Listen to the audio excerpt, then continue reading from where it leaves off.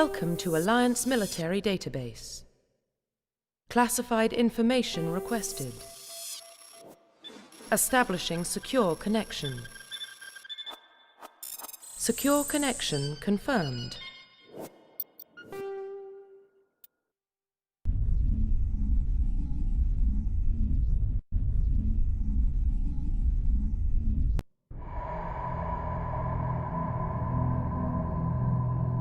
Well, what about Shepard? He grew up in the colonies. He knows how tough life can be out there. His parents were killed when slavers attacked Mindwar. He saw his whole unit die on a cruise. He could have some serious emotional scars. Every soldier has scars. Shepard's a survivor. Is that the kind of person we want protecting the galaxy? That's the only kind of person who can protect the galaxy. I'll make the call.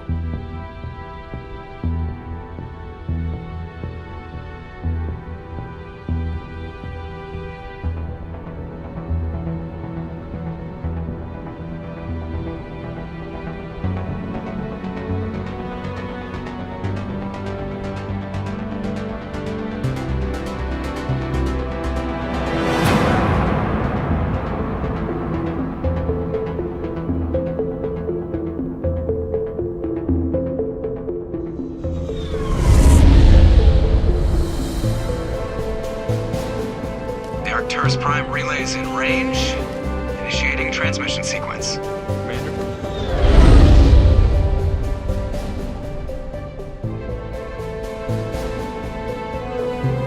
We are connected. Calculating transit mass and destination. The relay is hot. Acquiring approach vector.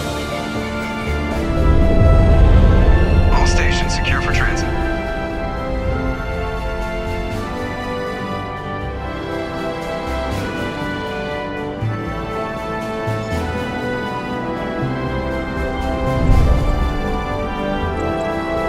Green. Approach run has begun.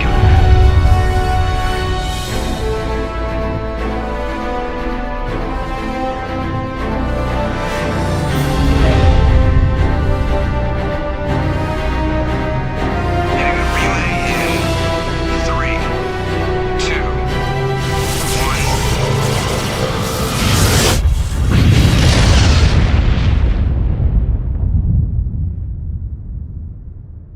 Thrusters, check. Navigation, check. Internal emissions sync engaged. All systems online. Drift, just under 1500K. 1500 is good. Your captain will be pleased. I hate that guy. Nihilus gave you a compliment. So you hate him.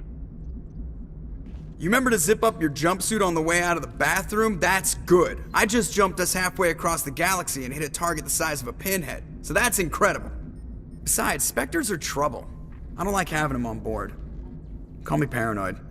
You're paranoid. The Council helped fund this project. They have a right to send someone to keep an eye on their investment. Yeah, that is the official story. But only an idiot believes the official story. You always expect the worst. Well, bad feelings are an occupational hazard. But we don't go anywhere unless there's a good reason, so what are we doing here? Joker, status report. Just cleared the mass relay, Captain. Stealth systems engaged. Everything looks solid. Good. Find a comm buoy and link us into the network. I want mission reports relayed back to Alliance Brass before we reach Eden Prime. Aye, aye, Captain. Better brace yourself, sir. I think Nihilus is headed your way. He's already here, Lieutenant. Tell Commander Shepard to meet me in the comm room for a debriefing. You get that, Commander? Great. You pissed the captain off, and now I'm going to pay for it.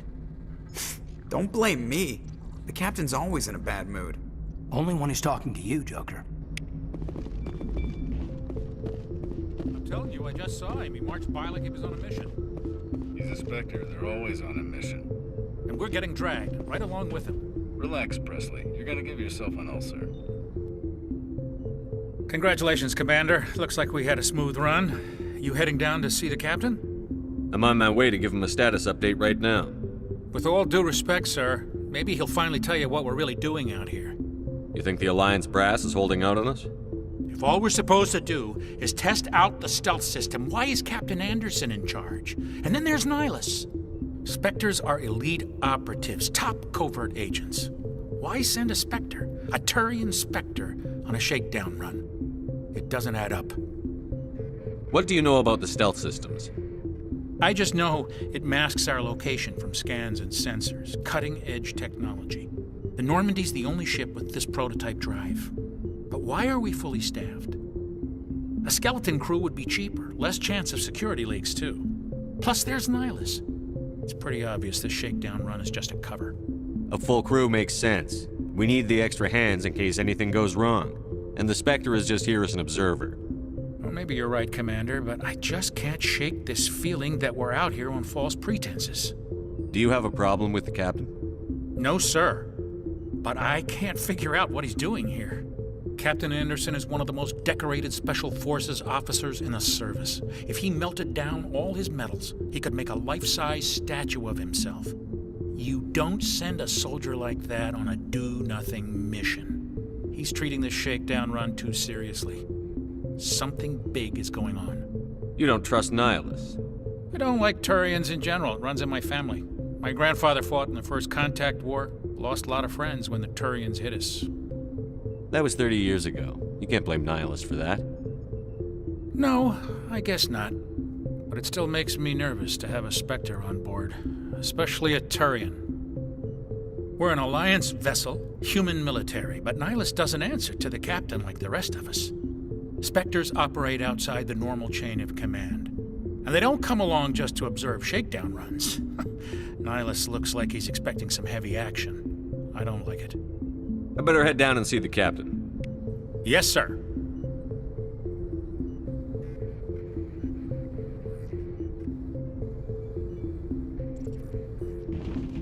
I grew up on Eden Prime, Doc. It's not the kind of place Spectres visit. There's something Nihilus isn't telling us about this mission. That's crazy. The captain's in charge here. He wouldn't take orders from a Spectre. Not his choice, Doc. Spectres don't answer to anyone. They can do whatever they want, kill anyone who gets in their way. Oh, you watch too many spy vids, Jenkins. What do you think, Commander? We won't be staying on Eden Prime too long, will we? I'm itching for some real action. I sincerely hope you're kidding, Corporal. Your real action usually ends with me patching up crew members in the infirmary. Only a fool goes looking for a fight, Corporal. Sorry, Commander, but this waiting's killing me. I've never been on a mission like this before, not one with a Spectre on board. Do your job, follow my orders, and there won't be any problems. Easy for you to say. You proved yourself on a cruise. Everybody knows what you can do. This is my big chance. I need to show the brass what I can do. This mission isn't about personal glory, Corporal. We have a job to do. Don't do anything stupid to mess it up. Don't worry, sir. I'm not gonna screw this up. What can you tell me about Nihilus? Turians are generally well respected by the other species. Their fleet has more patrols protecting Citadel space than any other. They don't always get on well with us, though. Some people find them too rigid. Others still blame them for the First Contact War. As for Nihilus, I haven't said more than 2 words to him. He usually only speaks to the captain. I hope we get a chance to see him in action. I heard Nihilus took down an entire enemy platoon all by himself. You're from Eden Prime, aren't you, Jenkins? What's it like? It's very peaceful, Commander. They've been real careful with development, so you don't have any city noise or pollution. My parents lived on the outskirts of the colony. At night, I used to climb this big hill and stare across the fields back at the lights from the main settlement. It was gorgeous. But when I got older, I realized it was a little too calm and quiet for me. That's why I joined the Alliance. Even Paradise gets boring after a while. What do you know about the Spectres? Only what I've heard. Spectre agents work directly for the Citadel Council. They usually work alone or in small groups. Spectres don't have any official power, though. Basically, they're a shadow organization with a mandate to preserve and protect galactic stability. Protect it at any cost. Don't forget that part. Spectres operate above the law. How do you control agents with unlimited power? I suppose the Council could revoke the Spectre status of an agent who got out of hand. At that point, Citadel Security Services would take over. Those C-Sec grunts wouldn't stand a chance. The Spectres were 20 ordinary soldiers.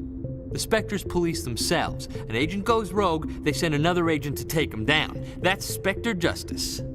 The Corporal's confusing romantic legends with reality, Commander. Why don't we have any of our own people in there? Spectres usually come from the Council races, like the Turians. We've been trying to get a human accepted into their ranks for years now. So far, it hasn't happened. Hey, Commander, you'd make a good Spectre. You're always getting dropped into impossible situations, forced to survive unbeatable odds, just like you on Akuz. 50 Marines died there, Jenkins. Sorry, Commander. I didn't mean to offend you. I respect what you did there. We all do. Let's not dwell on the past, Commander. Was there something else you needed? The captain's waiting for me. Goodbye, Commander.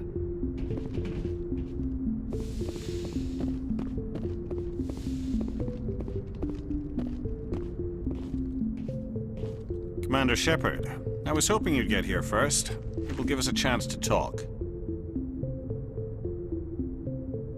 What about? I'm interested in this world we're going to, Eden Prime. I've heard it's quite beautiful. I've never been there. But you know of it. It's become something of a symbol for your people, hasn't it? Proof that humanity can not only establish colonies across the galaxy, but also protect them. But how safe is it really? If you've got something to say, just say it. Your people are still newcomers, Shepard. The galaxy can be a very dangerous place. Is the Alliance truly ready for this? I think it's about time we told the Commander what's really going on. This mission is far more than a simple shakedown run. I already figured that out. We're making a covert pickup on Eden Prime. That's why we needed the stealth systems operational. What's the payload, Captain? A research team on Eden Prime unearthed some kind of beacon during an excavation. It was Prothean. I thought the Protheans vanished 50,000 years ago. Their legacy still remains. The mass relays, the Citadel, our ship drives. It's all based on Prothean technology. This is big, Shepard. The last time humanity made a discovery like this, it jumped our technology forward 200 years. But Eden Prime doesn't have the facilities to handle something like this. We need to bring the beacon back to the Citadel for proper study. Obviously, this goes beyond mere human interests, Commander. This discovery could affect every species in Council space. Are we expecting trouble? I'm always expecting trouble. There's more, Shepard. Nihilus isn't just here for the beacon. He's also here to evaluate you. Guess that explains why I bump into him every time I turn around. The Alliance has been pushing for this for a long time. Humanity wants a larger role in shaping interstellar policy. We want more say with the Citadel Council. The Spectres represent the Council's power and authority. If they accept a human into their ranks, it shows how far the Alliance has come. Not many could have survived what you went through on Akuz. You showed a remarkable will to live, a particularly useful talent. That's why I put your name forward as a candidate for the Spectres. Why would a Turian want a human in the Spectres? Not all Turians resent humanity. Some of us see the potential of your species. We see what you have to offer to the rest of the galaxy, and to the Spectres. We are an elite group. It's rare to find an individual with the skills we seek. I don't care that you're human, Shepard. I only care that you can do the job. Just tell me what I have to do. I need to see your skills for myself, Commander. Eden Prime will be the first of several missions together. You'll be in charge of the ground team. Secure the beacon and get it onto the ship ASAP. Nihilus will accompany you to observe the mission. Just give the word, Captain. We should be getting close to Eden. Captain, we got a problem. What's wrong, Joker? Transmission from Eden Prime, sir. You better see this. Bring it up on screen.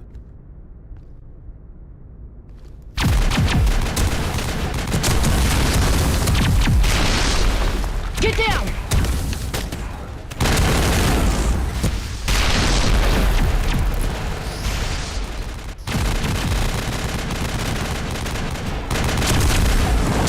We are under attack, taking heavy casualties. I repeat, heavy casualties. We can't get evac. They came out of nowhere. We need...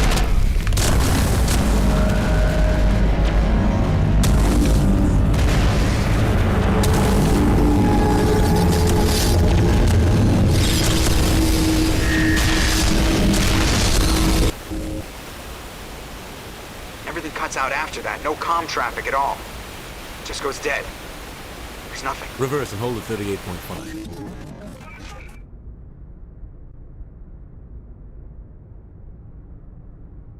Status report. 17 minutes out, Captain. No other Alliance ships in the area. Take us in, Joker, fast and quiet. This mission just got a lot more complicated.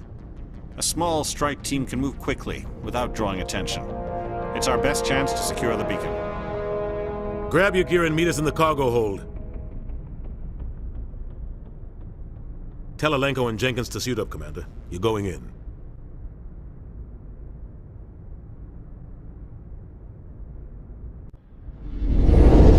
Engaging stealth systems. Somebody was doing some serious digging here, Captain. Your team's the muscle in this operation, Commander. Go in heavy and head straight for the dig site. What about survivors, Captain? Helping survivors is a secondary objective. The beacon's your top priority. Approaching drop point 1. Nihilus, you're coming with us? I move faster on my own. Nihilus will scout out ahead. He'll feed you status reports throughout the mission. Otherwise, I want radio silence. We've got his back, Captain. The mission's yours now, Shepard. Good luck! We are approaching drop point 2.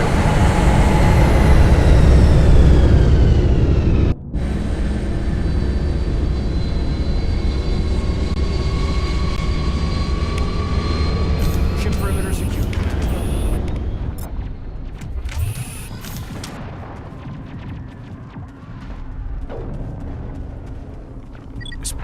What the hell are those? Gas bags. Don't worry, they're ours. Oh God, what happened here?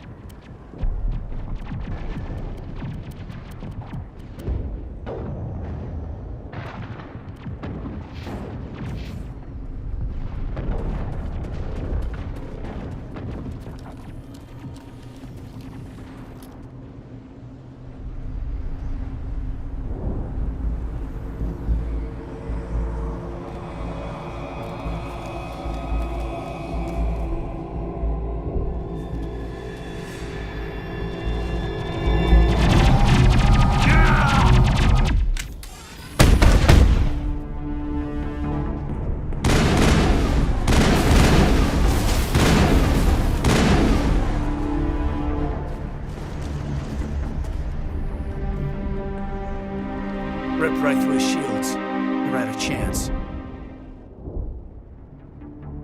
Leave him. We need to finish the mission. Aye, aye, sir.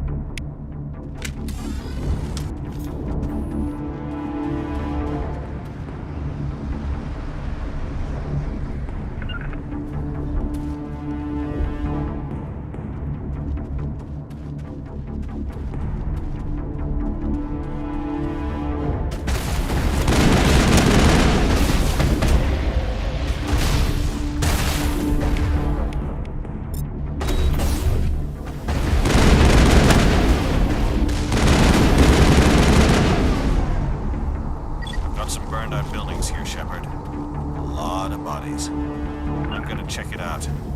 I'll try to catch up with you at the dig site.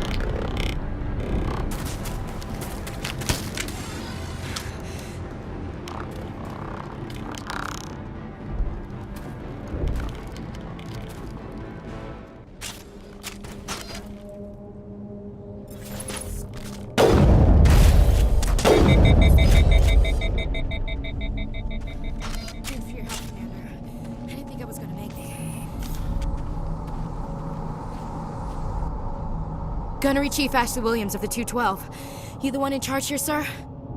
Give me a status report, Williams. Oh, man. We were patrolling the perimeter when the attack hit. We tried to get off a distress call, but they cut off our communications. I've been fighting for my life ever since. Where's the rest of your squad? We tried to double back to the beacon, but we walked into an ambush. I don't think any of the others... I think I'm the only one left. You just left the rest of your unit behind to die? We held our position as long as we could. The Geth overwhelmed us. The Geth haven't been seen outside the Veil in nearly 200 years. Why are they here now? They must have come for the beacon. The dig site is close, just over that rise. It might still be there. You're coming with us, Williams. We need that beacon. Aye, aye, sir. It's time for payback. Move out.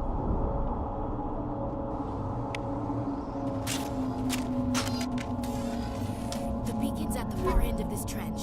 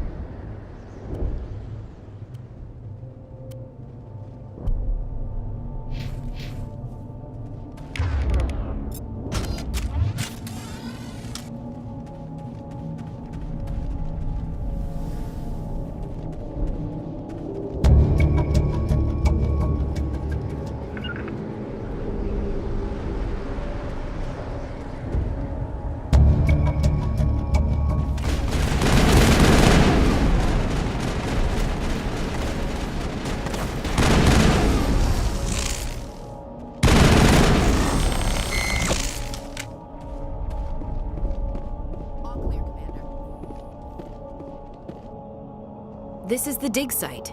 The beacon was right here. It must have been moved. By who? Our side or the Geth? Hard to say.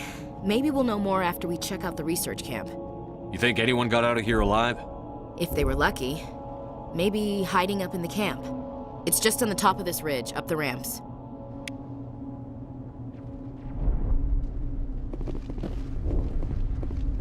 Change of plans, Shepard. There's a small spaceport up ahead.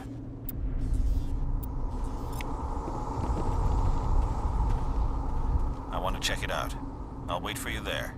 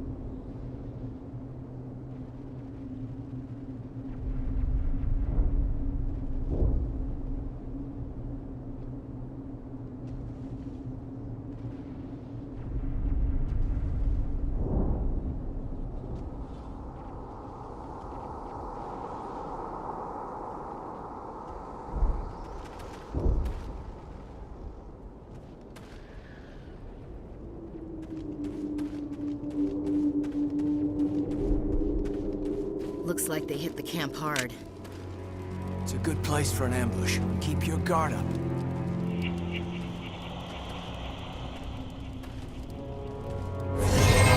Oh God, they're still alive. What did the Geth do to them?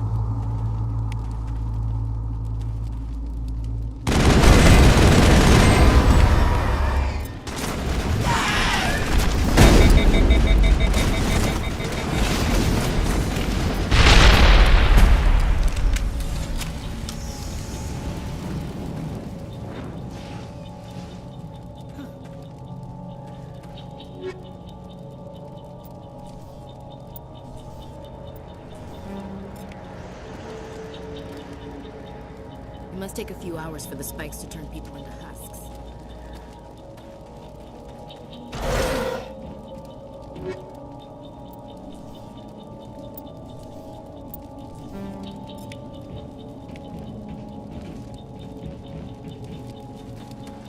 that door. It's closed. Security lock's engaged. Humans. Thank the Maker. Hurry! Close the door before they come back. Don't worry. We'll protect you. Thank you. I think we'll be okay now. It looks like everyone's gone. You're Dr. Warren, the one in charge of the excavation. Do you know what happened to the beacon? It was moved to the spaceport this morning. Manuel and I stayed behind to help pack up the camp. When the attack came, the Marines held them off long enough for us to hide. They gave their lives to save us. No one is saved. The age of humanity is ended. Soon, only ruin and corpses will remain. What's wrong with your assistant? Manuel has a brilliant mind, but he's always been a bit unstable. Genius and madness are two sides of the same coin. Is it madness to see the future? To see the destruction rushing towards us? To understand there is no escape? No hope? No. I am not mad. I'm the only sane one left. I gave him an extra dose of his meds after the attack. Say goodnight, Manuel. You cannot silence the truth. My voice must be heard. Oh my God! What did you do? That might have been a little extreme, Commander. You can't just go around whacking people in the head. Just a little bump on the head. Let him sleep it off. I suppose you're right. By the time he wakes up, the meds will have kicked in. Williams, take us to the spaceport. Good luck, Commander.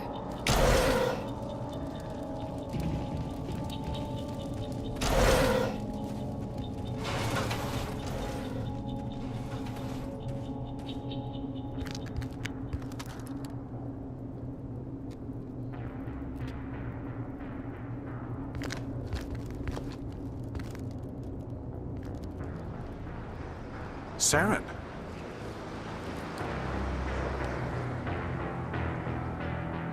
Nihilus. This isn't your mission, Saren. What are you doing here? The Council thought you could use some help on this one. I wasn't expecting to find the Geth here. The situation's bad. Don't worry.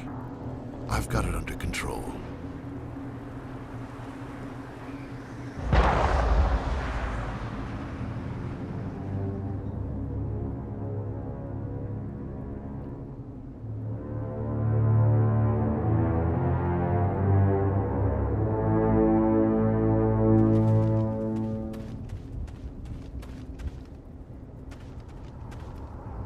What is that? Off in the distance.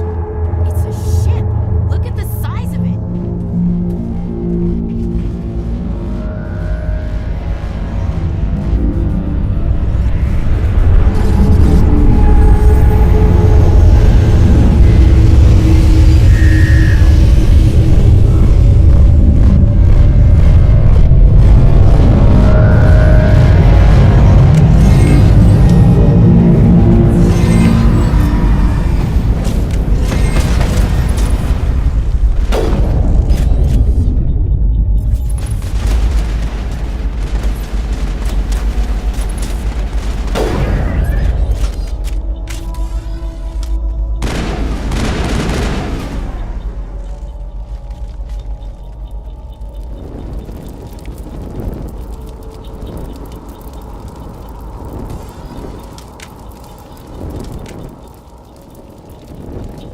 Everybody stay calm out there.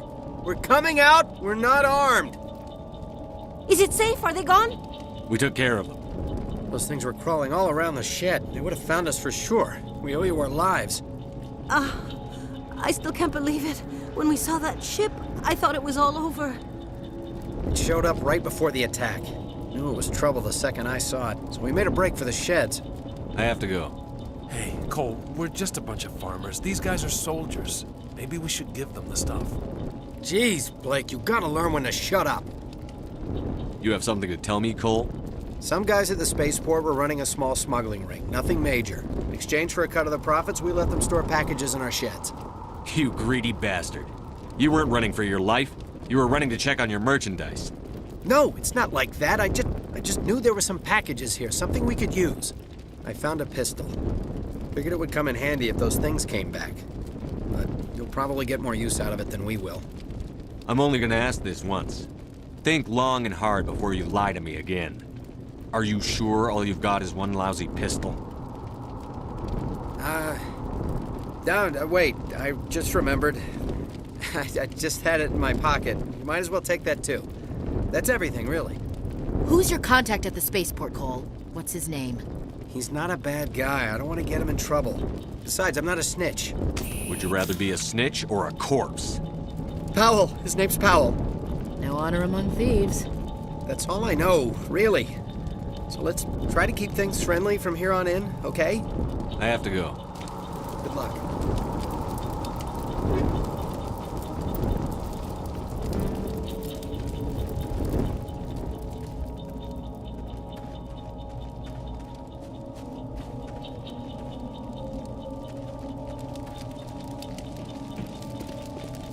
Commander, it's Nihilus.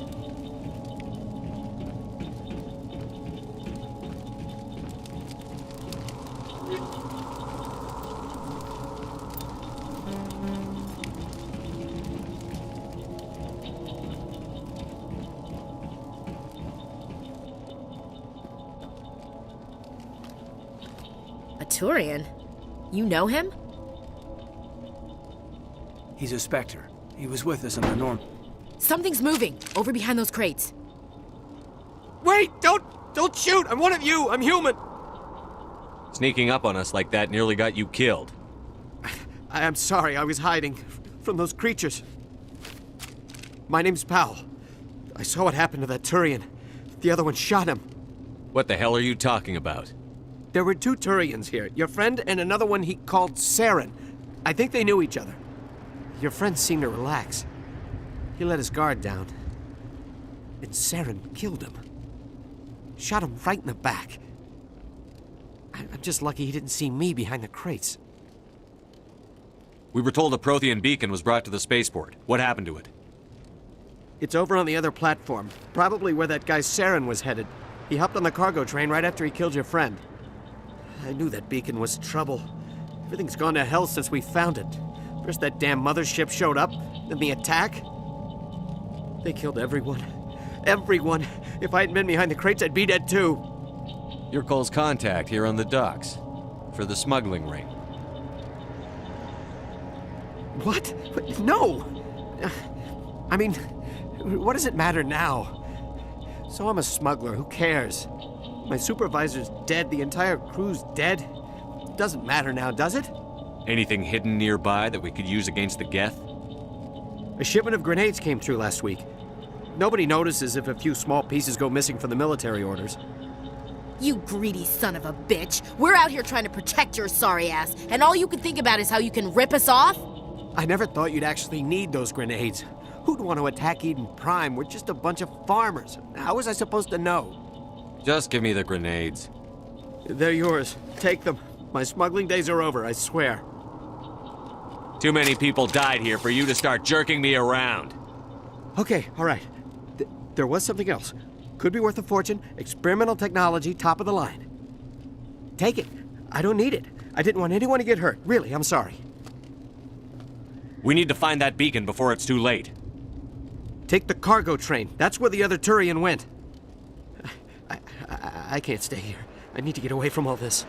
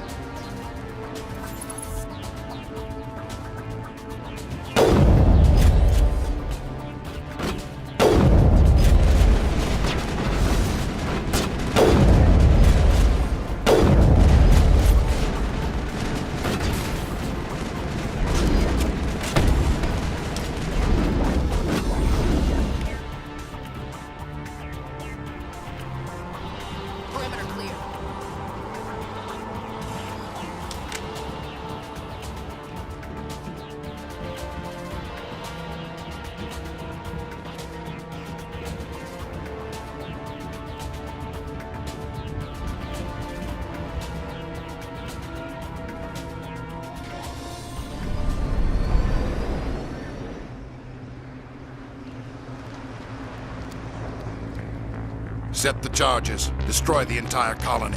Leave no evidence that we were here.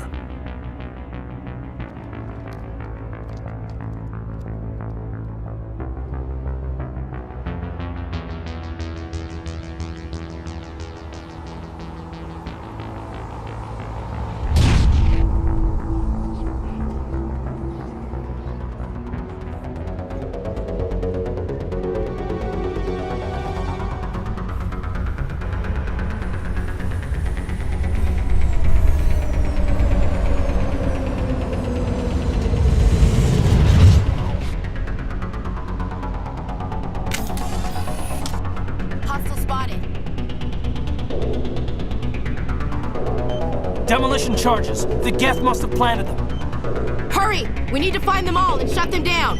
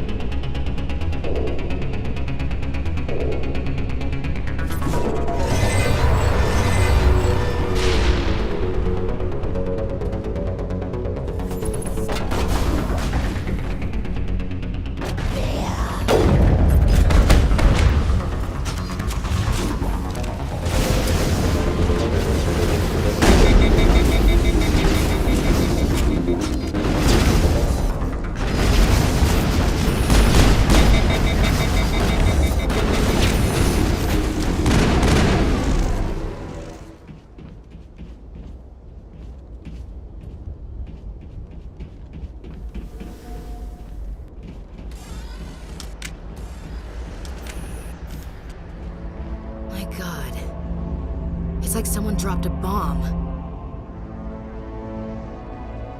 That must be where the Geth ship landed.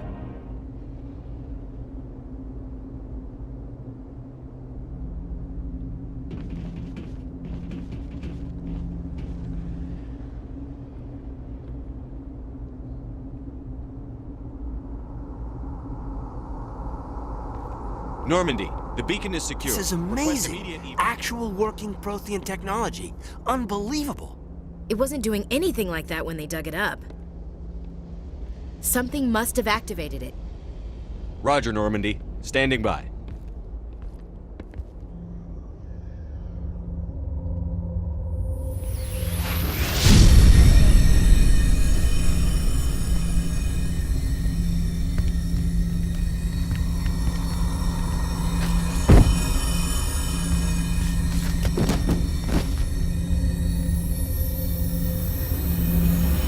Shepard! No, don't touch him! It's too dangerous!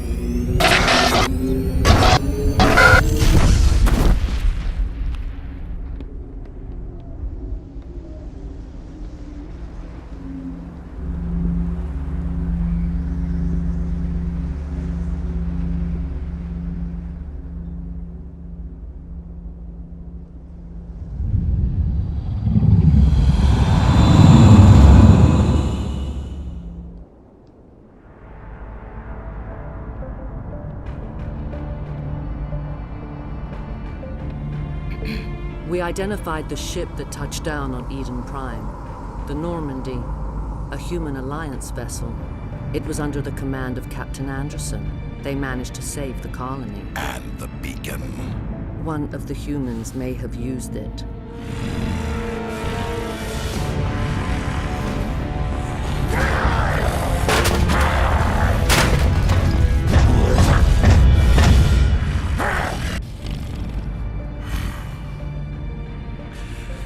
This human must be eliminated.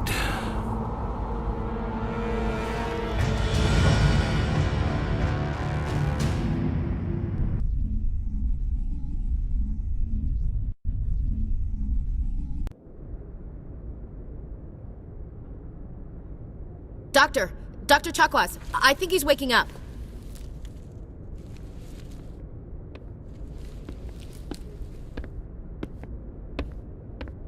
You had us worried there, Shepard. How are you feeling? Like the morning after shore leave. How long was I out? About 15 hours. Something happened down there with the beacon, I think. It's my fault. I must have triggered some kind of security field when I approached it. You had to push me out of the way. Where's the beacon now? What happened to it? The beacon exploded. A system overload, maybe. The blast knocked you cold. The lieutenant and I carried you back here to the ship. What's the damage, Doctor? Physically, you're fine. But I detected some unusual brain activity. Abnormal beta waves. I also noticed an increase in your rapid eye movement. Signs typically associated with intense dreaming.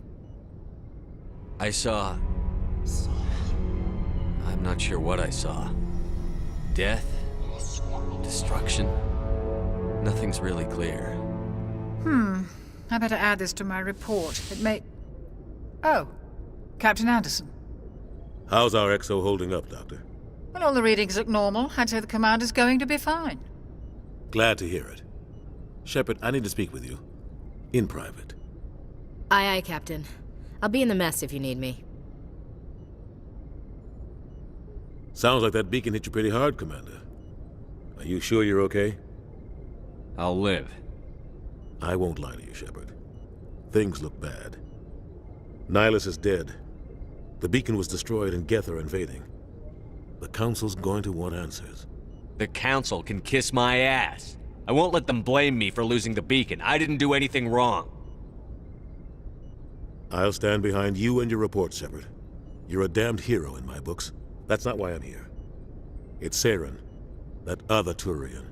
Saren's a Spectre, one of the best, a living legend. But if he's working with the Geth, it means he's gone rogue.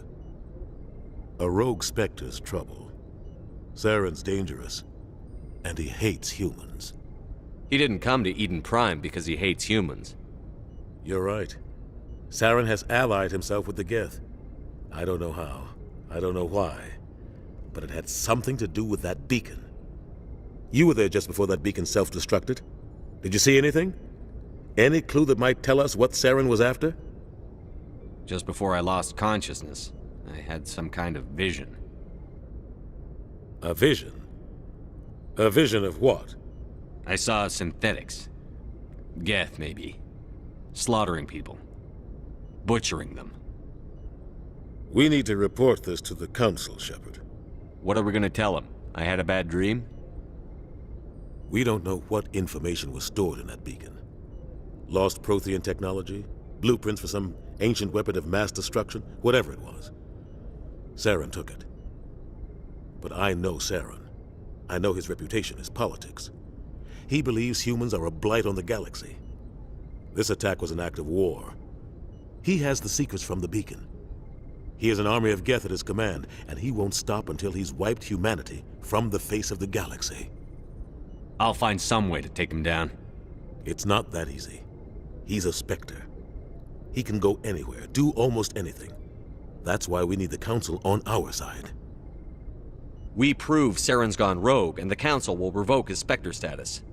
I'll contact the Ambassador and see if he can get us an audience with the Council. He'll want to see us as soon as we reach the Citadel. We should be getting close. Head up to the bridge and tell Joker to bring us into dock.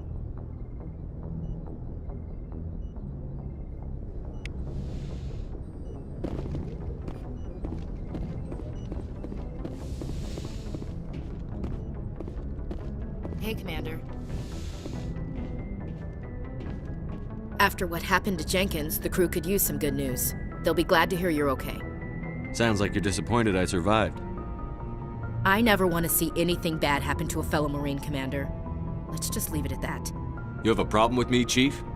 You questioned my competence through the entire mission. We just lost a man. I didn't know you or your capabilities. It was a bad time to integrate you into the team. That's fair. Guess I overreacted. I just get a little defensive when someone thinks I can't hold my own. Things were pretty rough down there. Are you okay? I've seen friends die before. Comes with being a Marine. But to see my whole unit wiped out, and you never get used to seeing dead civilians. But things would have been a lot worse if you hadn't shown up. Dead Marines, dead colonists. And in the end, we still didn't get that beacon. You saved a lot of lives, Commander. It might be hard to keep that in perspective with what happened to Jenkins. Thanks, Williams. I needed to hear that. I think you're gonna fit in here just fine. Thanks, Commander.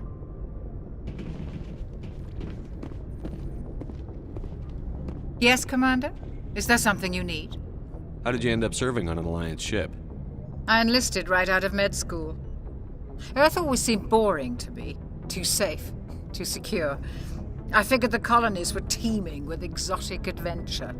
I wanted to travel the stars, tending the wounds of tough soldiers with piercing eyes and sensitive souls. Turns out military life isn't quite as romantic as I'd imagined. But humanity needs the Alliance if we want to keep expanding through the Traverse, and the Alliance always needs good doctors. So I stayed on to do my part. Ever think you made the wrong choice? Sometimes I think about opening a private practice back on Earth, or maybe taking a position at one of the new med centers out in the colonies. But there's something special about working on soldiers. If I left the Alliance now, I'd feel like I was abandoning them. What do you know about Captain Anderson? I've served with him for a few tours now. He knows when to let things slide and when to crack the whip. The crew knows he's seen pretty much anything they'll ever run into. And he cares about the people under his command. How well do you know the lieutenant? I'd never worked with him before this mission. But he has an impressive service record, over a dozen special commendations. Tends to keep to himself, though. Maybe because of the headaches. It's not easy being an L2. What does that have to do with it? Well, most biotics now use the L3 implants. Lieutenant Alenko was wired with the old L2 configuration. Sometimes there are complications. What kind of complications? Severe mental disabilities, insanity, crippling physical pain. There's a long list of horrific side effects. Caden's lucky. He just gets migraines. I should go. Goodbye, Commander.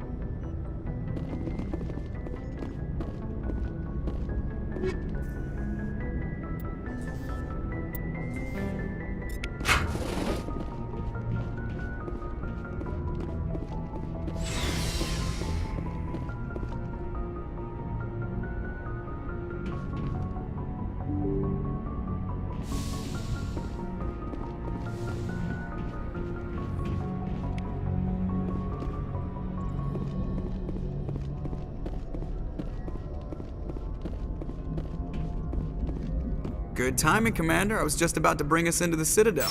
See that taxpayer money at work.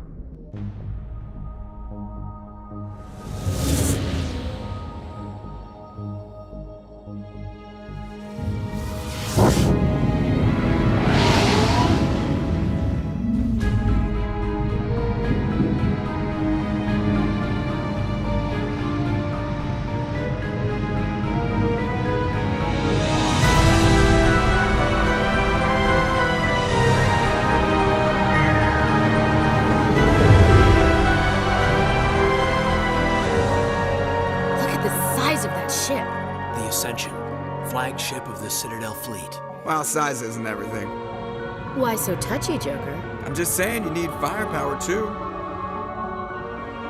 Look at that monster. Its main gun could rip through the barriers in any ship in the Alliance fleet.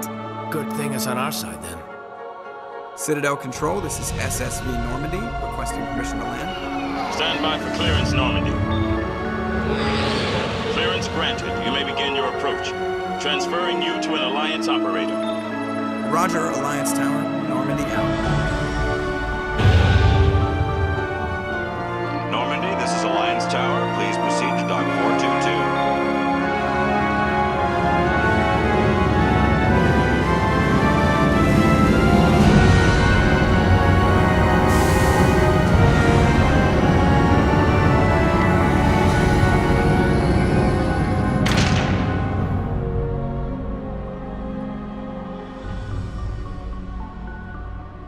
This is an outrage! The Council would step in if the Geth attacked a Turian colony? The Turians don't found colonies on the borders of the Terminus systems, Ambassador. Humanity was well aware of the risks when you went into the Traverse. What about Saren? You can't just ignore a rogue Spectre. I demand action! You don't get to make demands of the Council, Ambassador. Citadel Security is investigating your charges against Saren. We will discuss the CSEC findings at the hearing, not before. Captain Anderson, I see you brought half your crew with you. Just the ground team from Eden Prime, in case you had any questions. I have the mission reports. I assume they're accurate? They are. Sounds like you convinced the Council to give us an audience. They were not happy about it. Saren's their top agent. They don't like him being accused of treason. I'm not gonna sit on my ass just because the Council doesn't want to do anything. If they won't stop Saren, I will. Settle down, Commander. You've already done more than enough to jeopardize your candidacy for the Spectres. The mission on Eden Prime was a chance to prove you could get the job done. Instead, Nihilus ended up dead and the beacon was destroyed. That's Saren's fault, not his. Then we better hope the CSEC investigation turns up evidence to support our accusations. Otherwise, the Council might use this as an excuse to keep you out of the Spectres. Come with me, Captain. I want to go over a few things before the hearing. Shepard, you and the others can meet us at the Citadel Tower, top level. I'll make sure you have clearance to get in. And that's why I hate politicians.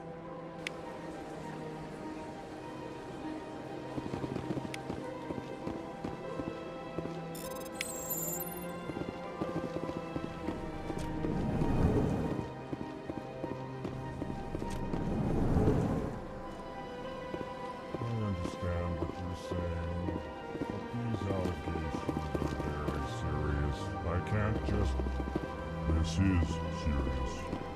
My reputation is at stake. I spoke with the consort in confidence, and her alone, and she betrayed that confidence. All right. I will look into it for you. In the meantime, do not do anything rash. Pleased greeting. Human, it is always good to see your kind. I am Ambassador Kalen. Genuine query. Is there something I can do for you this day? Why do you explain what you're about to say? Our people communicate less through words and more through scent and slight movements. Plainly, we discovered our vocal expression was not enough to convey the feelings of our conversations to other species. Why do you bother, Kalen? These Earth Clan don't really care about our ways. Remorseful response, Din. You don't truly believe that, and if you do, I am very sorry for you. Tell me more about your species. Genuine enthusiasm. I delight in telling the history of my people. It is agreeable to share our culture with others. Tell me about the history and origins of the Elcor. The Elcor were just beginning to explore Council space when the Asari first made contact with us. With their help, we discovered the relay closest to our system, and from there the Citadel. Proudly, within one lifetime we established a regular route to the Citadel, and quickly became one of the more active species living on this great station. I'd like to know more about the culture of the Elcor. Frankly, we Elcor prefer the safety and familiarity of our own colonies to the confines of space travel. Our society is built on small, tight-knit groups, though we are always welcoming to outsiders. Our government tends to be very stable. Our people are not very comfortable with sudden changes. What do you do here? Modestly, I work to bring the problems and the requests of the Elcor groups to the attention of the Council. Ha! They only give us these positions to keep us quiet. The Council doesn't care about our races. Chastising rebuke. Your tone is inappropriate, Din. This human is not to blame for your malcontent or your misconceived suspicions. Goodbye, Ambassador. Sincere farewell. Good day to you, human. Enjoy your time on the Citadel. EarthClan, you are in the wrong place, I think. Your ambassador is next door in the large office. Chastising remark. Don't be so rude, Din. At least introduce yourself. I am Din Korlak, Volus ambassador. Is there something I can do for you, EarthClan? You seem to have a bit of a chip on your shoulder, Din.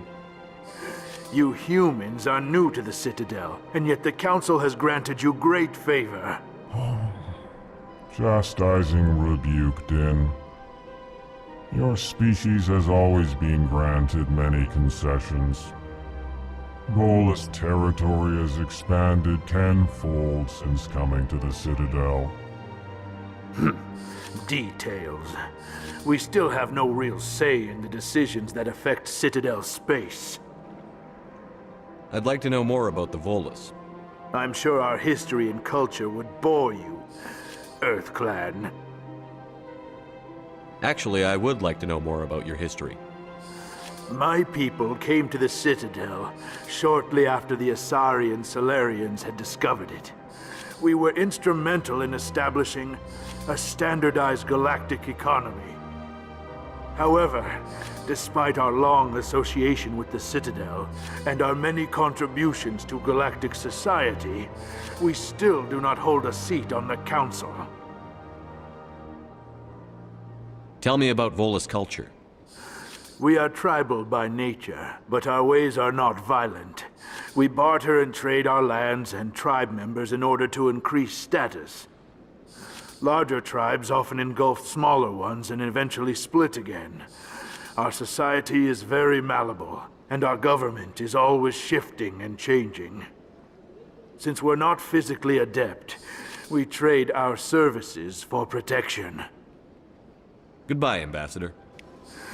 Yes, yes. Good day, EarthClan.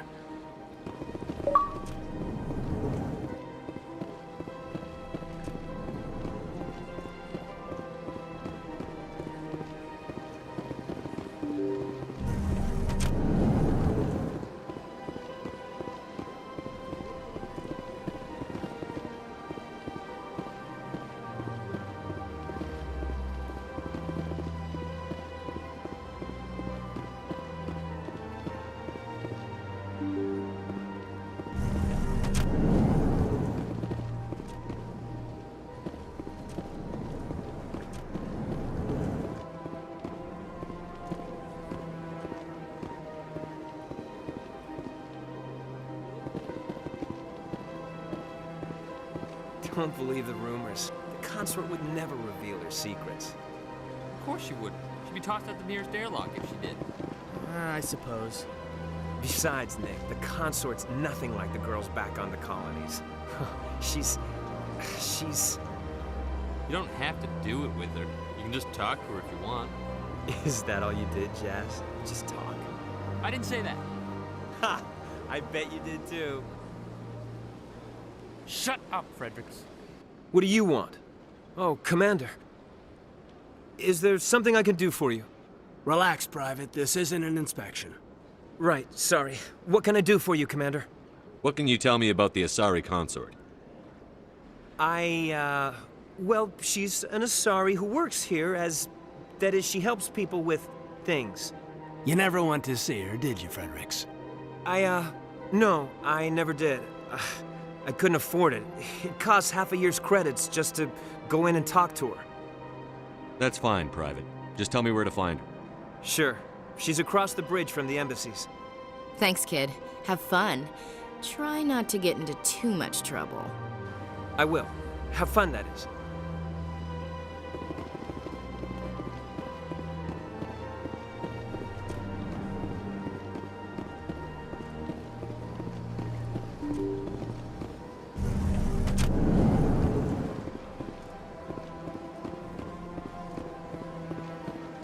Welcome to the Presidium. Allow me to be your guide. Greetings and welcome to the Presidium. My name is Avina, and I am pleased to be your virtual guide throughout this level of the Citadel space station. What does that mean? I am a fully interactive virtual intelligence, programmed to provide spontaneous guidance at predetermined locations of interest throughout this level of the Citadel. I may also be contacted through any of the Presidium VI terminals, should you require assistance. Give me the tour. You are standing at Presidium Tourism Terminal 1. On either side of this lobby are the embassies of the various Citadel races, along with CSEC headquarters. On the far end of this level, you can see the Citadel Tower, where the Council meets regularly to discuss matters of interstellar importance. Goodbye. Goodbye, and thank you for using Avina. Please enjoy your visit to the Citadel.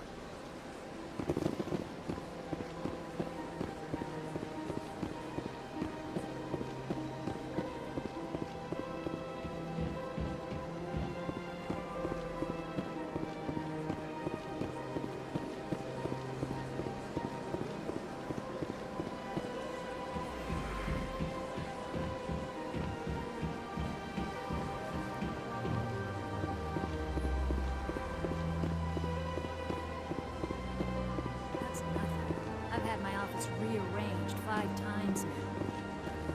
5 times? Why? What do they want? How should I know? It's not like Keepers offer an explanation for what they're doing. Yet, everyone just lets them go on doing whatever it is they do. What choice do we have? If you try to stop them, they just shut down and another one replaces it. Just strange that we know so little about them. Not to mention frustrating.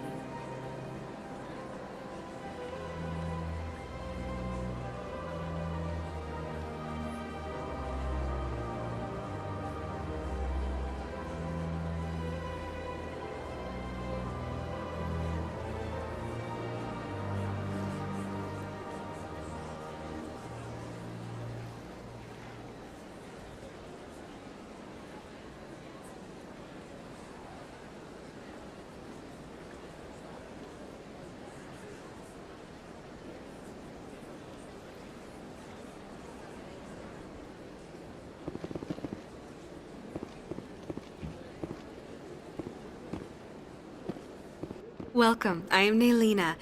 I don't recognize you as one of our expected clients today. Would you like me to see when the consort will be able to meet with you? Can't I just go in? I'm afraid not. Yeah, you must understand there are many who seek the consort services. But if you wish to leave your name, she'll make every effort to meet with you. I think I'm done here. Oh, well, I hope you'll return again in the future. We always enjoy seeing new clients. Naylina. Yes, Shaira? Send the commander up to see me. I wish to speak with him. Yes, of course, mistress.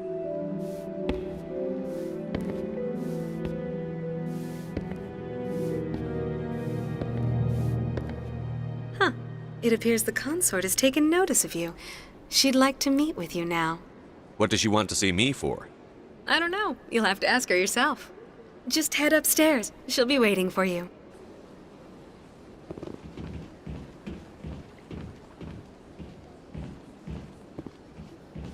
I have to admit I'm a little nervous. That's understandable. Many are a little unsure what to expect their first time. Don't get me wrong. I've only heard good things about the consort. It's just... The unknown forces us out of our comfort zone. It forces us to... Exactly. That's just what I was thinking. That is close enough, Commander. I've heard a great many things about you since your arrival here in our citadel. I don't like people spying on me. I apologize, Commander. I make it my business to know when important people arrive on the station. Many of them become clients. But that is not why I asked you here. I have a certain problem that could use your expertise. Tell me about this problem you're having. I have a friend, Septimus, a retired Turian general. I won't discuss the details, but he wanted me to be more than I could be. We had a falling out. Now he spends his days in Cora's den, drinking and spreading lies about me. If you would speak to him as a fellow soldier, I believe he will listen to you and let the matter be. What happened between you? I respect his privacy too much to go into the details. If he wishes to tell you what happened, that is his prerogative. I don't make any promises, but I'll see what I can do. Thank you, Commander. That is all I can ask. Appeal to his sense of honor. Remind him of his position as a general. If you can convince him to stop spreading lies about me, I would be very grateful. Now I must ask you to take your leave. I have many clients waiting to see me.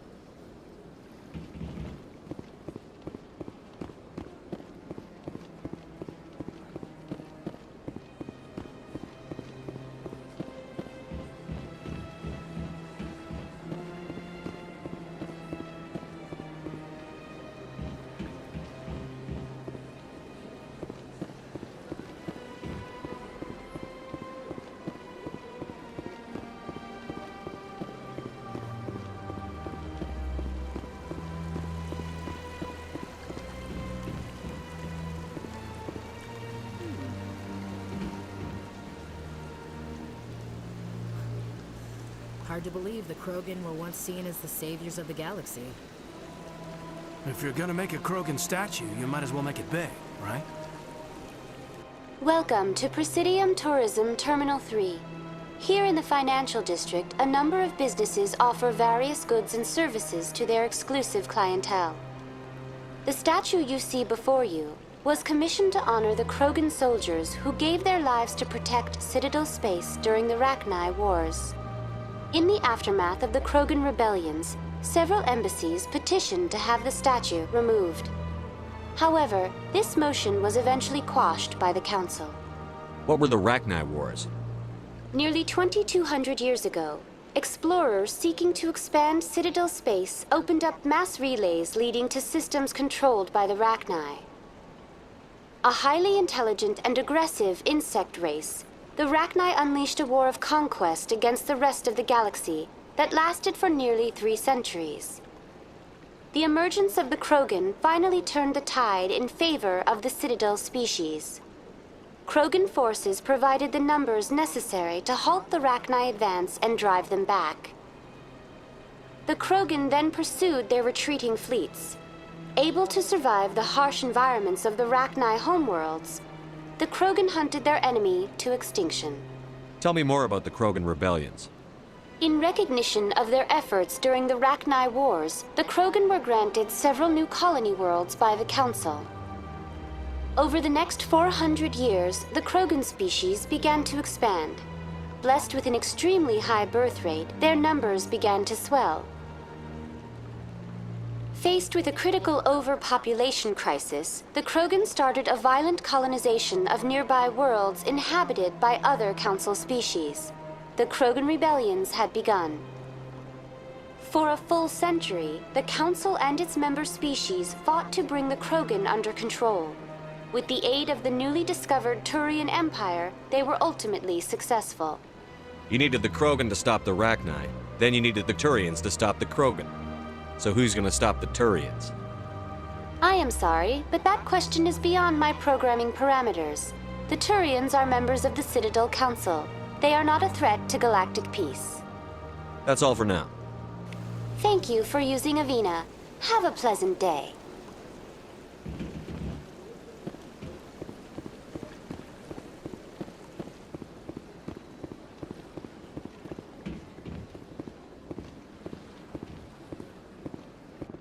Ah, human. This one is greatly pleased to see you here in my decadent emporium. Who are you? This one's face name is Delaninder, though many in this place simply refer to it as Delan.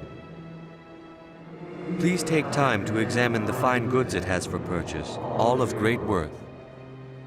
Why do you refer to yourself as this one and it? For the same reason that humans are so inquisitive. It is part of our culture. Specifically, Hanar only refer to themselves in the first person with family or intimates. And we rarely do so with other species. It is just our way. Who are you? I think I'll be going. Return soon. This one receives new shipments regularly.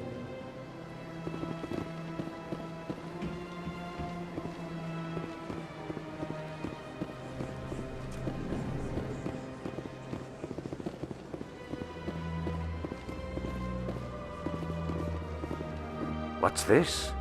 One of the Earth Clan. Ah, a very famous one, yes? You are the one called Shepherd. The tale of how you survived the great tragedy on Akuz is truly remarkable. I am amazed each time I hear it. You've got me at a disadvantage here. Forgive me, Earth Clan. My name is Barla Vaughn. My job makes it necessary for me to keep informed. I am a financial advisor to many important clients here on the Citadel. When someone as important as yourself arrives on the station, I take notice. Tell me more about your job. Galactic finance is incredibly complex. A mix of laws and regulations from dozens of interstellar economies. I'm an expert in how all these economies interact.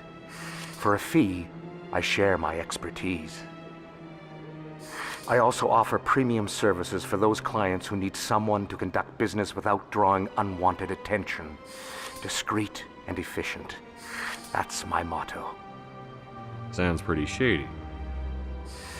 Everything I do falls completely within the bounds of interstellar commerce law. Even so, many of my clients would prefer their transactions remain undisclosed. For example, suppose a Hanar ambassador was petitioning the council to reduce tariffs on Hanar goods. How would it look if he had money invested in a Hanar exporting company? Even if his true motives were to help his people, he would be accused of advancing the petition for his own personal gain. I can keep his personal finances private. I should go. Goodbye, Commander.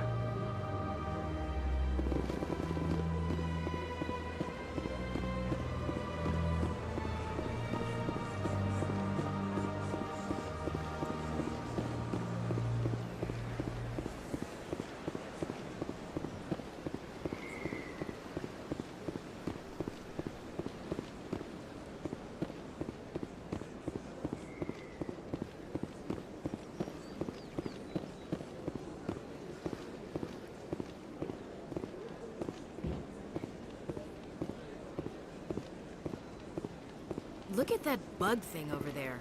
What's it doing? Please do not disturb the keepers. Welcome to Presidium Tourism Terminal 2. You are standing near the base of the Citadel Tower, one of the Presidium's most recognizable and important structures. Behind me is the spectacular Relay Monument, a scale model representation of a Prothean mass relay. To your left is one of the keepers, the enigmatic caretakers of the Citadel, working on a control panel. You may see keepers involved in various tasks throughout all levels of the Citadel. We ask that you do not interfere with them in any way. The keepers are essential to the smooth operation of the Citadel. Obstructing their daily work will result in harsh penalties, including incarceration and rehabilitation. I'd like to know more about the Keepers. Little is known about these peaceful servants of the Citadel, though they are essential to the operation and maintenance of the entire station. Citadel regulations protect the Keepers against interference during the performance of their tasks. Failure to comply will result in harsh penalties. Keepers can be seen in all sections of the Citadel, but are typically found in and around the tower. Any particular reason there are so many Keepers in this area? The Keepers do not communicate with other species. It is assumed, however, that the tower houses the Citadel's primary control systems. Many of the station's systems, such as navigation and life support, function automatically. It is believed the Keepers operate those systems from inside the tower's inaccessible core. The Keepers also make frequent appearances in the council chamber itself, though they appear to be just passing through on their way to some other destination. Tell me about the Relay Monument. Discovered by the Asari who first arrived at the Citadel, the Relay Monument is one of the station's most interesting and controversial features. What is the meaning behind this striking piece of art? Is it a tribute to Prothean vanity? A reminder of their conquest of the galaxy through mass relay technology? Or perhaps it is a symbol of unity, a Prothean acknowledgement that the relays would eventually lead other species here to the Citadel. No one can say for sure, making the relay monument a favorite topic of discussion among academics and scholars. Tell me about the Citadel Tower. Housing both the council chambers and Citadel control, the tower is one of the most important buildings on the station. Access to these areas is restricted to those with the appropriate clearance. What happens in Citadel Control? Citadel Control handles all incoming and outbound transit. Every ship within 2,000 kilometers of the Citadel is under the jurisdiction of Citadel Control. At peak capacity, they are responsible for monitoring upwards of 1,000 vessels. I'd like to hear more about the Council Chambers. The business of the Council, which often has far-reaching effects on the galactic community, is conducted in a room at the apex of the Citadel Tower. The Council Chambers themselves are truly a magnificent sight to behold, though few get to experience the view in person. Typically, only the councilors, ambassadors, and high-ranking officials, along with various support staff, are allowed access. What if someone has business with the Council?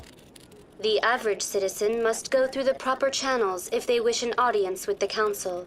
This is usually arranged through their respective ambassadors. Even then, few are given access to the actual Council chambers. In most cases, the ambassador acts on behalf of the citizen. That's all for now. Thank you for using Avina. Have a pleasant day.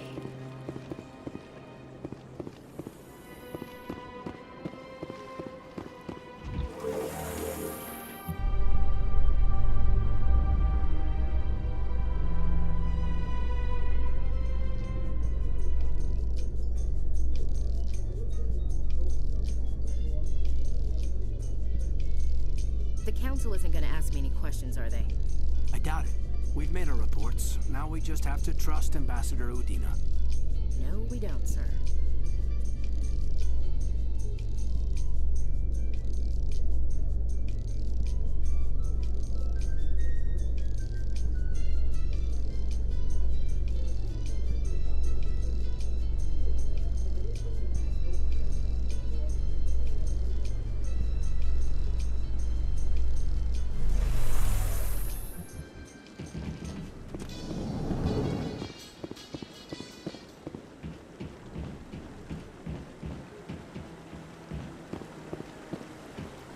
Saren's hiding something. Give me more time. Stall them. Stall the Council? Don't be ridiculous. Your investigation is over, Garrus.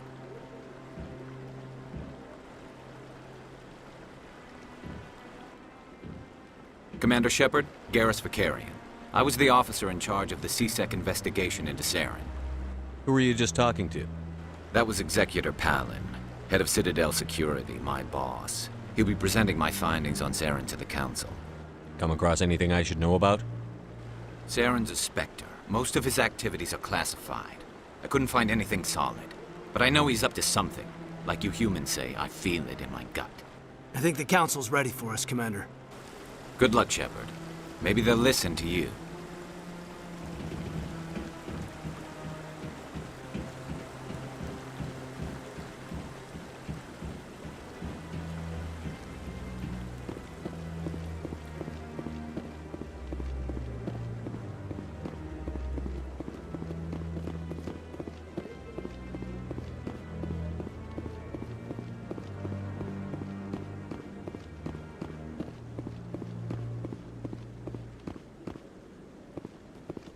The hearing's already started. Come on.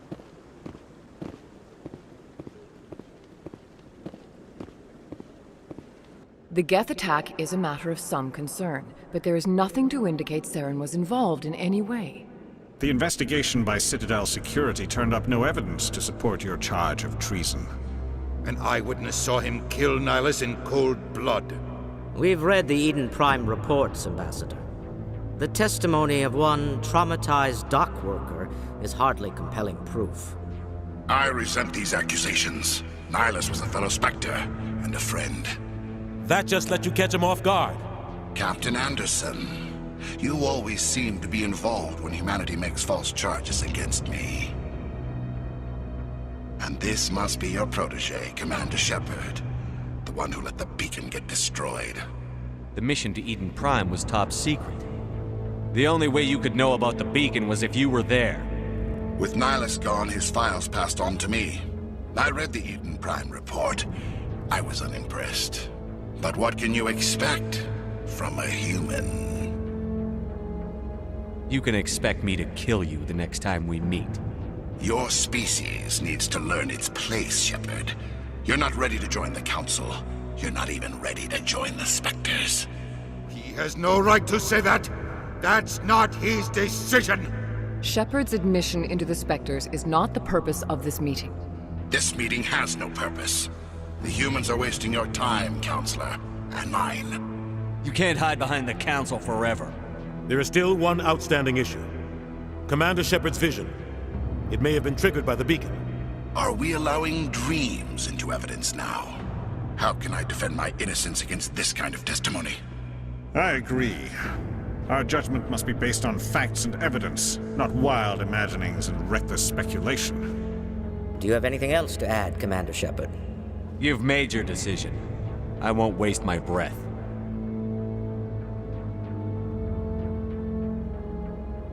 The Council has found no evidence of any connection between Saren and the Geth.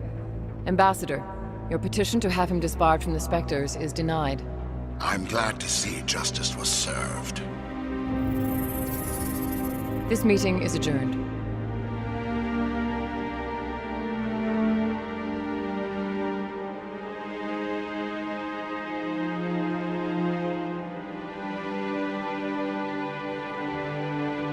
It was a mistake bringing you into that hearing, Captain. You and Saren have too much history. It made the Council question our motives. I know Saren. He's working with the Geth for one reason. To exterminate the entire human race. Every colony we have is at risk. Every world we control is in danger. Even Earth isn't safe. We need to deal with Saren ourselves. As a Spectre, he's virtually untouchable. We need to find some way to expose him. What about Garrus, that CSEC investigator? We saw him arguing with the Executor. That's right. He was asking for more time to finish his report. Seems like he was close to finding something on Saren. Any idea where we could find him? I have a contact in CSEC who can help us track Garrus down. His name is Harkin. Forget it. They suspended Harkin last month, drinking on the job. I won't waste my time with that loser. You won't have to. I don't want the Council using your past history with Saren as an excuse to ignore anything we turn up. Shepard will handle this. You can't just cut Captain Anderson out of this investigation. The Ambassador's right. I need to step aside. I need to take care of some business. Captain, meet me in my office later. Harkin's probably getting drunk at Cora's Den. It's a dingy little club in the lower section of the wards. I thought you said he was a drunken loser. Couldn't hurt to go talk to him. Just be careful. I wouldn't call him reliable. You and Saren have a history. What happened? About 20 years ago, I was part of a mission in the Skillian Verge. I was working with Saren to find and remove a known terrorist threat. Saren eliminated his target, but a lot of people died along the way, innocent people. And the official records just covered it all up. But I saw how he operates. No conscience, no hesitation. He'd kill 1,000 innocent civilians to end a war without a second thought. Our ambassador doesn't seem to get along with the Council. He's just frustrated. The Council's always preaching that we need to be part of the galactic community. But for them, it's a one-way street. They want us to expand and settle unstable regions like the Skillian Verge and the Attican Traverse. But when we run into trouble, they don't want to help us out. Everyone knows it's only a matter of time until we get a seat on the Council. The Ambassador just thinks it should happen sooner rather than later. And I agree. Who cares if we get a seat on the Council? What's the big deal? If the Council passes a ruling on an interstellar matter, we have to follow it. We don't have the fleets or political allies to defy them. Once we get a seat on the Council, We'll be able to influence those rulings, protect our own interests. No more jumping through hoops whenever we want something. Take this mess we're in now. If humanity had a seat on the Council, we'd just send the Citadel fleet out to take care of Saren and his Geth. Problem solved. You don't think much of Harkin. The guy joined CSEC about 20 years ago. He's been an embarrassment to our species ever since. Roughing up suspects in custody, bribery accusations, alcohol and drug use. The embassy used to step in when he got in trouble. But I guess enough was enough. The guy's a scumbag. He should have been cut loose a long time ago. He was one of the first human CSEC officers. Guess it would have looked bad if he got fired. A lot of backroom deals were worked out over the years to keep him on the force. Politics is a dirty business sometimes, but it looks like his time's run out. We've got enough humans in CSEC now to stop protecting him. Maybe there's another way to find evidence against Saren. You should talk to Barla Vaughn over in the financial district. Rumor has it he's an agent for the Shadow Broker. The Shadow Broker? An information dealer. Buys and sells secrets to the highest bidder. I've heard Barla Vaughn's one of the top representatives. He might know something about Saren, but his information won't come cheap. Tell me about Barla Vaughn. He specializes in moving large sums of money without leaving a paper trail. A financial genius, doesn't do anything illegal, but he knows all the loopholes. He's got an impressive client list. Ambassadors, diplomats, specters. That's probably why the Shadow Broker uses him. Tell me more about the Shadow Broker. He's a necessary evil of galactic politics. Buying and selling information is a part of the game, and the Shadow Broker just happens to be the best player on the field. Always sells to the highest bidder. Doesn't get involved in politics, doesn't pick sides. A simple system, but it works. He's not a threat to anyone, not directly. He's just a resource we can use, or she is. Or maybe they are. Nobody really knows. I want to know more about the Spectres. They're not your typical government agency. They tend to work alone, behind the scenes. They take care of problems the Council can't. It's not easy preserving peace across an entire galaxy. The Council prefers to use diplomacy and negotiation. But sometimes more extreme measures are needed. How do they decide who becomes a Spectre?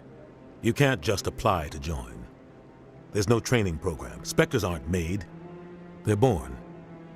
The Council's always looking for exceptional individuals. People who can get the job done, like you. They've been watching you for years. They see something in you. They want you on their side. Nihilus was supposed to give them a final recommendation, but with him gone, things are still up in the air. What's their command structure like? There is no command structure. Each Spectre answers directly to the Council. Sometimes they're sent on specific missions. Other times, they act on their own. They tend to operate outside the law, do whatever it takes to accomplish their goals. The Council just turns a blind eye. Spectres have a lot of power, Shepard. They sound like shadow operatives. Everything about them is classified. We don't even know how many there are. The latest Alliance estimate puts their numbers under 100. But the Council couldn't do its job without them. They're the Citadel's top agents, the last line of defense, the final option before open war. The entire galaxy respects and fears them. If a Spectre shows up, you know something big is about to happen. What happens when a Spectre goes rogue, like Saren? It doesn't happen often. The Council is careful when they select their candidates. But when something does go wrong, there's usually only one solution. Send another Spectre to bring the rogue agent down.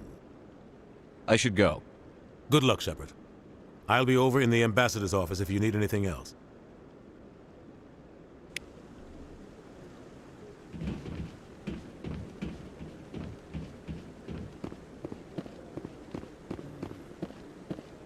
That guy's up to something. What guy? The one over by the Keeper. What? Oh, no, I wasn't. Never mind.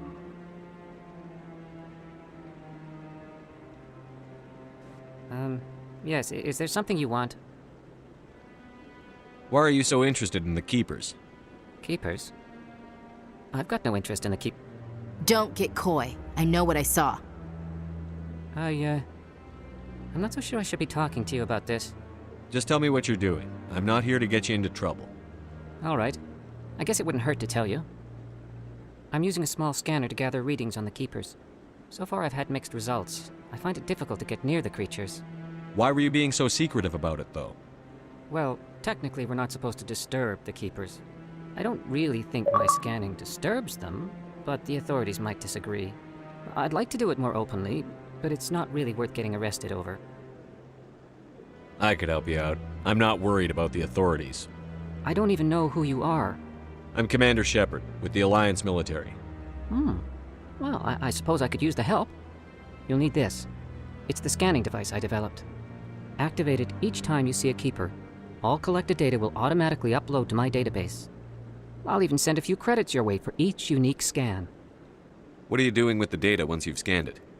Trying to learn whatever I can about the Keepers. We see them working everywhere, yet we know so little about them. I'm a scientist. I want to know what makes them tick. I should get going then. Yes, I have much work myself. So long, and good luck with the scanning.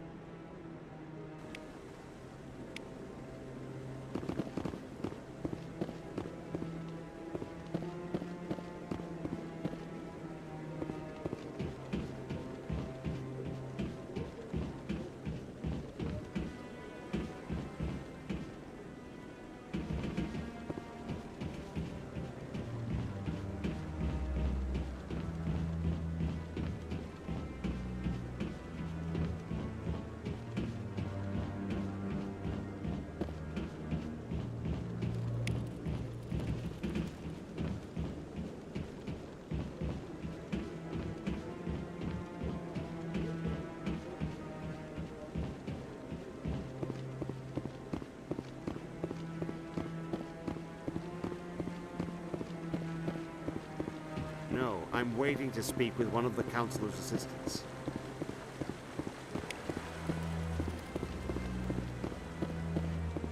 No, I just want to ask a couple of questions.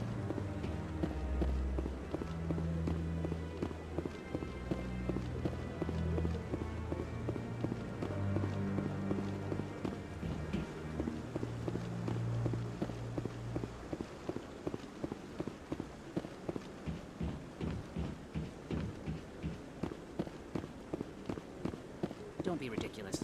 The Volus won't be joining the Council for years. I'm not so sure. The humans are making a strong push, and you can bet the Volus will be running with them.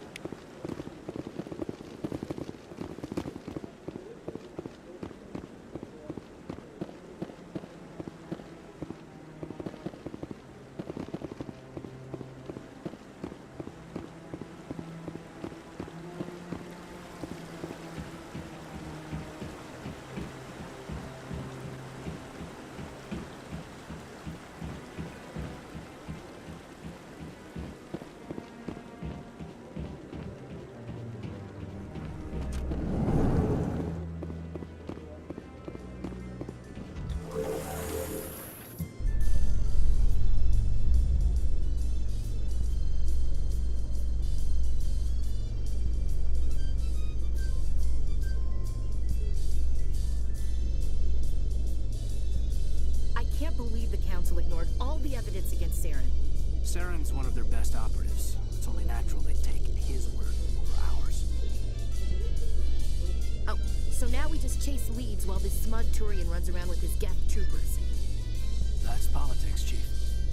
I hate politics.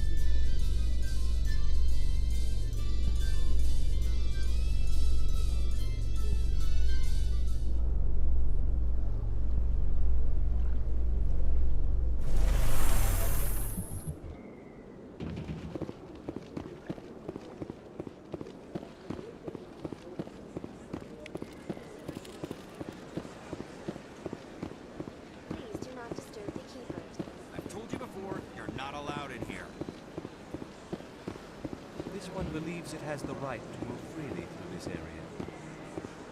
You're creating a public disturbance. It's against Citadel regulations. This one is unsure why the other would not wish word of the Enkindlers to be spread. That Hanar refuses to listen to reason. Why can't it act in an orderly and lawful manner? Are there laws being broken here? I am not unreasonable. The Hanar is free to spew its nonsense once it purchases an evangelical permit. What's the purpose behind the evangelical permits? Forcing religious evangelicals to register for a permit weeds out undesirables. It keeps the area safe. The Citadel is too important to become a battleground for a religious war. So if the Hanar gets a permit, it's allowed to preach? No. Registered evangelicals must follow regulations. There are specific areas where preaching is legal. Failure to follow the regulations results in the forfeiture of the license. Why don't you just arrest the Hanar? I could arrest the jelly, but my superior has requested that I find a solution that does not anger the Hanar. The Hanar become vocal when they feel their religious beliefs are being suppressed. If you'd like, I could talk to the Hanar for you. I have argued with the stubborn jelly all afternoon. You are certainly welcome to try. Do you desire to learn of the Enkindlers? Or has the Honorable CSEC officer enlisted assistance? Is this really how you want to represent the Enkindlers? The truth of the Enkindlers must be made known. They gave the Hanar language and gave the universe the mass relays. This one only wishes to spread the truth to any who will listen. There is no intent to cause trouble. Is this how the Enkindlers would want you to use this gift of consciousness? The Enkindlers would wish for their message to be spread to all sentient races. If the Protheans wanted you to force your message on the unwilling, they'd have said so. This one hears wisdom. Perhaps enthusiasm has clouded judgment in this matter. This one departs now, and will not intrude upon the Presidium again. I see the Hanar is left. Thank you. Happy to help. Here, for your assistance in this matter. Now, if you'll excuse me, I should report to my superiors.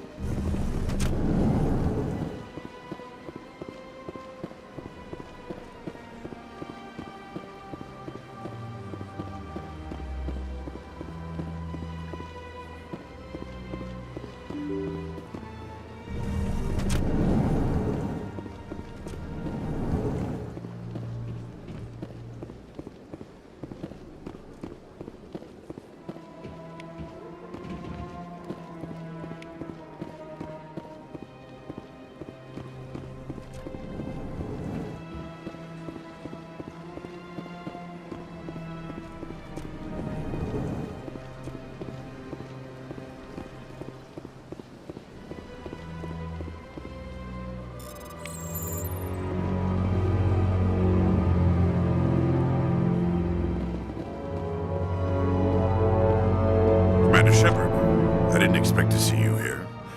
Did Ambassador Udina send you? I came on my own. I need information.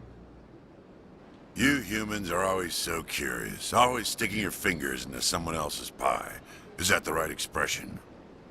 Never mind. Forget I asked. Was there something you needed, Commander? Tell me about your investigation into Saren. Sorry, Commander. I don't make a habit of giving out details about ongoing investigations. Then can you tell me what you know about Garrus? Garrus Vakarian? Good officer. Very good, in fact. But he needs to learn some patience. You'd think an officer of the law would be a bit more mindful of rules and regulations. Was there anything else? Tell me about CSEC. CSEC provides necessary police and security services throughout the Citadel. We're a civilian government agency, though many of our members have had military training. Of course, as the CSEC representative to the Council, I spend most of my time liaising between the two. I get the feeling you're not too fond of humans. No, I just don't trust your kind. Not yet. You humans are eager to take all the power you can get, and you're being given a lot. If the Council wants to make humanity their new favorite pet, that's their business. But I don't have to like it. The Council treats us like second-class citizens. We have to fight for everything we get. Good. Then fight for it. But don't expect the rest of us to just sit back and let you take it. I'm a busy man, Commander. Are we done here? What do you know about the Spectres? They're the right hand of the Council, or so they like to be called. More like the underhanded side of the Council. What do you have against the Spectres? I can't abide any organization that considers itself above the law. Especially when it's left up to each individual Spectre to decide when and how to bend the rules. Sometimes you have to bend the law to keep people safe. I've been with CSEC for 30 years. I've never had to break the law to do my job, not once. Yeah, right. You expect us to believe none of your officers are corrupt? There are over 200,000 CSEC agents. Some of them are going to be bad. But we don't turn a blind eye to corruption like the Spectres do. We do our best to find and punish any officer who breaks the law. Spectres? They'll never come under that kind of scrutiny. The galaxy needs people like that. People who do the dirty jobs. I agree. But they need to be held to a higher standard. They need to be accountable. Saren's out of control. We both know that. But because he's a Spectre, the Council doesn't want to do anything about it. Is that the kind of person this galaxy needs? But not all Spectres are like Saren. True. But the potential is always there. I'll be going now. Goodbye, Commander.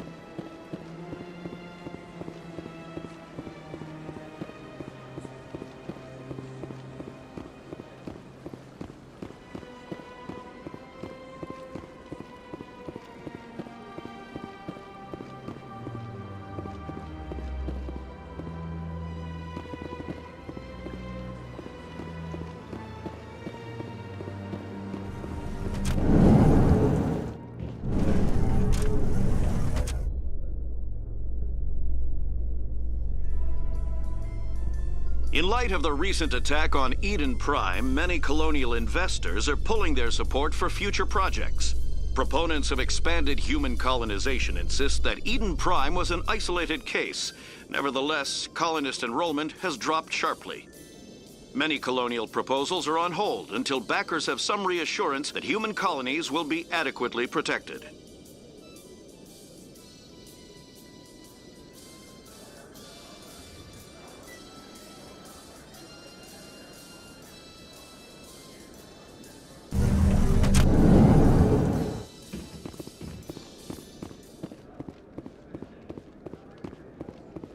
Do you really think we'll find him down here? He always stops in for a few games of Quasar before he makes his drop. Fist is gonna be pissed if we take down his supplier.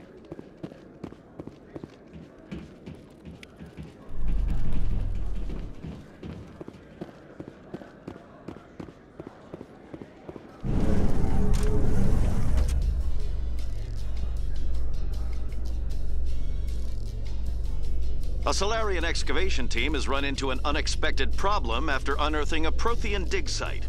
Hanar protesters have blockaded the dig site, claiming that artifacts of the Enkindlers, as the Hanar call them, should not be disturbed.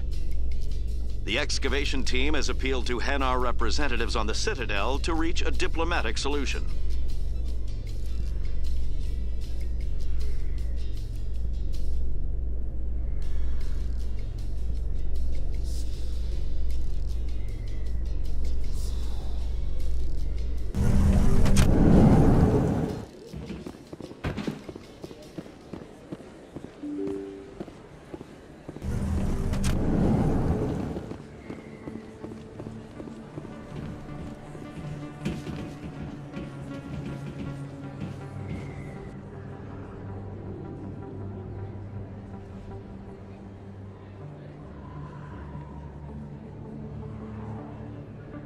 Big place.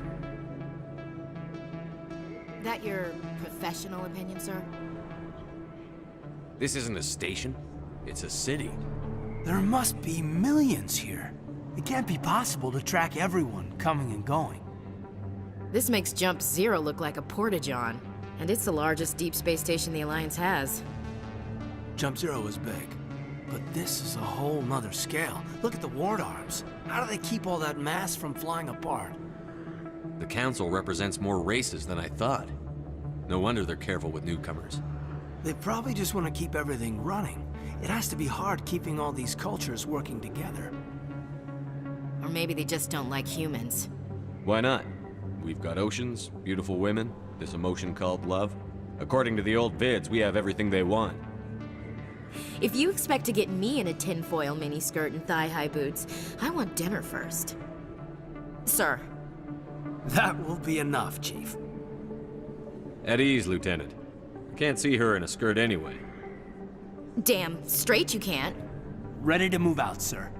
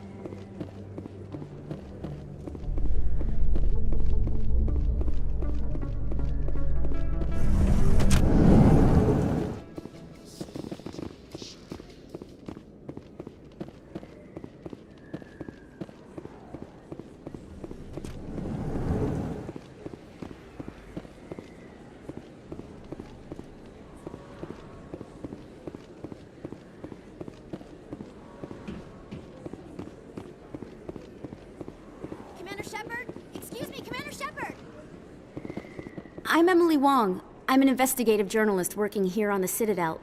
Could I have a moment of your time? What do you need? I've been hunting for evidence of corruption and organized crime on the Citadel, but there are places I can't go. I was hoping you might share anything you find during your own investigation. I can make it worth your time. How do you know I'm investigating anything here on the Citadel? I'm a good journalist, Commander Shepard. Word gets around. How do you know that my investigation is going to uncover anything you need? You wouldn't be investigating if it weren't big. And if it's big, it's something I'd like to hear about. You've got to have access to better sources. Why contact me? I'm using every source I can find, but I think I've got a better shot with you. According to your file, you survived back on Akuz when everyone else in your squad got killed. If anyone can find the worst elements of the Citadel and live to tell about it, it's you.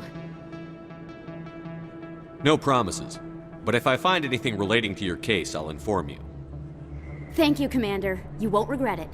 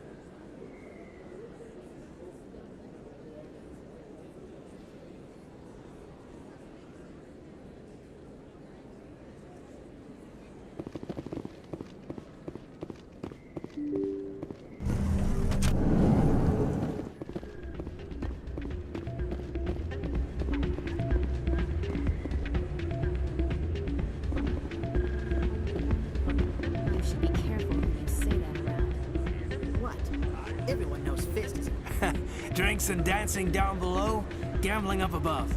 Good place to blow off some steam. If we weren't on duty, I'd have to show you some of my dance moves. Sir. It's out of my hands, Rita. I'd bring her back in a second, but she doesn't want to come. I know. I'll see if I can talk some sense into her next time I see her. Be careful. You know how stubborn your sister can be. The more you push and prod, the more she'll run away. Yeah, you're probably right. Thanks, Doran. Sorry, I'm kind of busy right now. So, what can I do for you? What were you discussing with the Volus? Who, Doran? Oh, I was just asking him about my sister. See, she worked for Doran before she left to... Ugh, sorry. I don't want to bore you with my problems. I'm interested to hear what you have to say. Well, okay. My sister Jenna left here to go work at Cora's Den. The problem is, she's working as an informant for CSEC. You know, eavesdropping on the people there. If they find out what she's doing, they'll kill her. I assume CSEC is protecting her? They can't watch her all the time. I don't know. Sometimes I think she stays there just to spite me. Do you know who her contact at CSEC is? No. It's all very secret. Last time I asked an officer, he told me to stay out of it, for Jenna's safety. Maybe I could help her understand just how dangerous Cora's Den is. Would you? That'd be great. Just don't tell her I sent you. Well, I should get back to work before I get in trouble. Thanks.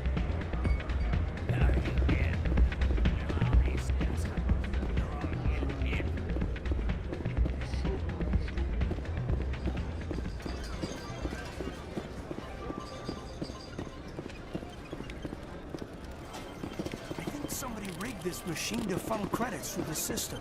Trace the signal.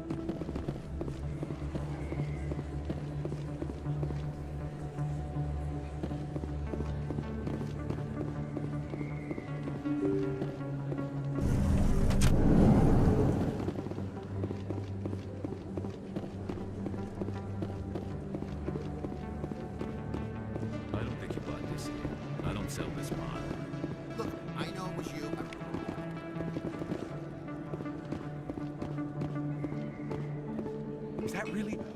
Wow, it's you. You're Commander Shepard, the hero of Eden Prime. I am so honored to meet you. Nice to meet you. And you are? My name is Conrad. Conrad Werner. They say you killed more than 100 Geth on Eden Prime. They say a lot of things. I was too busy killing them to count. Hey, I know you're probably busy, but do you have time for a quick autograph?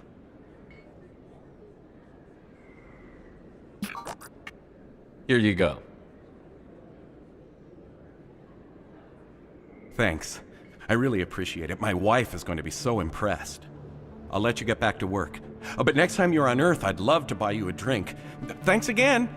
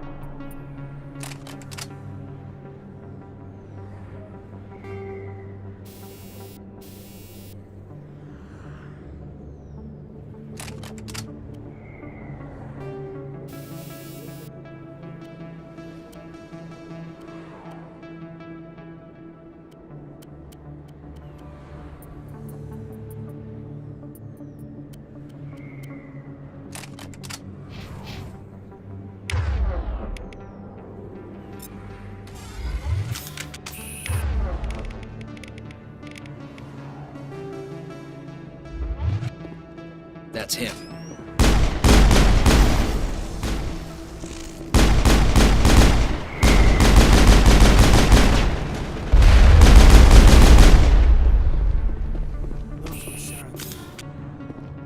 Negative contacts, Commander.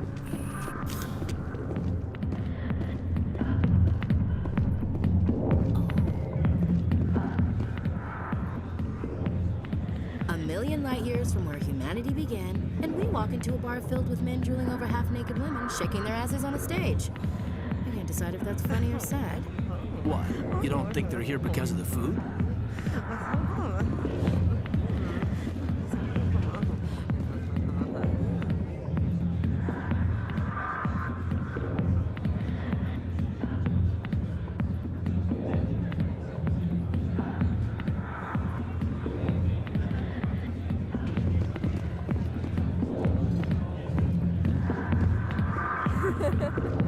Hi, I'll be with you in just a sec.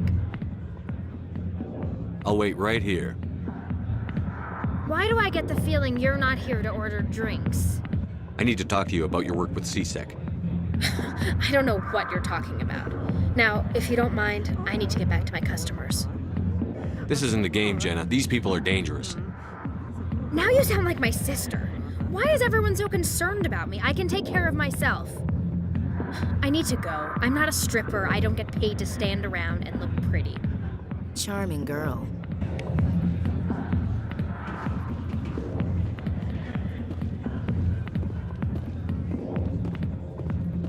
Commander. What do you want? I'm here on Shaira's behalf. Your lies are hurting her. Good! Her lies have been killing me for days. I've seen a lot of horrible things in my days, and there's only one woman in this damn galaxy that helps me forget it. So if you feel that way, then why spread lies about her? 'Cause she rejected me! Me! Septimus Oraka, General of the Turian Fleet! Some general. What kind of example are you to your troops? The troops can kiss my leathery backside. All I wanted was to retire and be with her. Look, kid, I appreciate what you're trying to do, but don't waste your time. Never let the enemy see your weakness. You know that, General. Enemies? The one place I always felt at peace was with her. But now, so you think it's that easy? Just straighten up and act like a general? I don't think it could hurt. Huh. Maybe you're right, Commander. Shaira's worth the effort, even if she won't have me back. Now get up and get moving, General. All right. I'll go to her. After I've had a cold shower or two. Say, you're a bright kid. Would you be interested in earning a few extra credits? What do you want me to do? There's an L-Corps diplomat out there who believes Shaira gave up his secrets. Why does he think that? Because I told him. Look, I just need you to convince him of the truth. Why can't you tell him yourself? Well, the last time he saw me, I was disparaging his ancestors and shouting his secrets in public. Take this datapad. It shows where I got my info. It will exonerate Shaira and convince the L-Corps. Who am I taking it to, and where is he? His name is Zoltan. He's an L-Corps diplomat. He's over in the embassies complaining about Shaira. Well, here's to soldiers acting like soldiers. Thanks, Commander. You know, you might make a good general yourself one day. Hard to imagine a general like that getting so upset about a woman. That's because you don't understand women, kid. Back off, Rex. Fist told us to take you down if you showed up. What are you waiting for? I'm standing right here. This is Fist's only chance. If he's smart, he'll take it. He's not coming out, Rex. End of story. This story is just beginning. Out of my way, humans. I have no quarrel with you. What was that all about? Who knows? Let's just try not to get caught in the middle.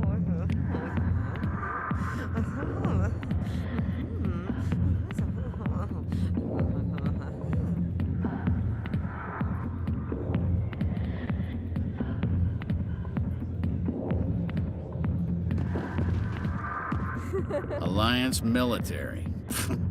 I could have been a Marine, you know. Instead, I joined the goddamn Citadel security. Biggest mistake of my life. Harkin, right? I was told you could help me find someone. A Turian CSEC officer named Garrus. Garrus? You must be one of Captain Anderson's crew. Poor bastard, still trying to bring Saren down, eh? I know where Garrus is, but you gotta tell me something first. Did the captain let you in on his big secret? I just need to know where Garrus is. But it's all related, don't you see? The captain used to be a Spectre. Didn't know that, did you? It was all very hush-hush. The first human ever given that honor, and then he blew it.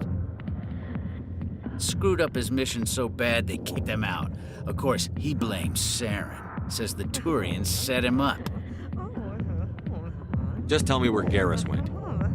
Garrus was sniffing around Dr. Michelle's office. She runs the med clinic on the other side of the wards. Last I heard, he was going back there. I'm out of here. Yeah, good. Go. Let me drink in peace.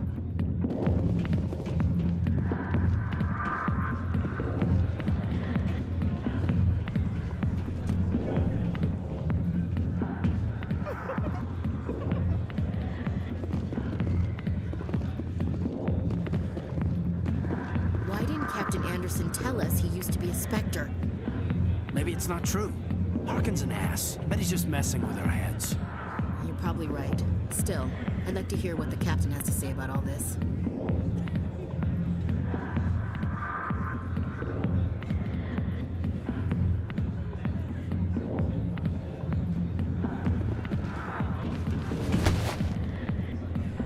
If you've got questions about Jenna, meet me at CSEC Academy. Are you talking to me? Push off. I never did nothing to you. Damn newcomers. Think they can run the place. What was that about? I guess we'd better go find out.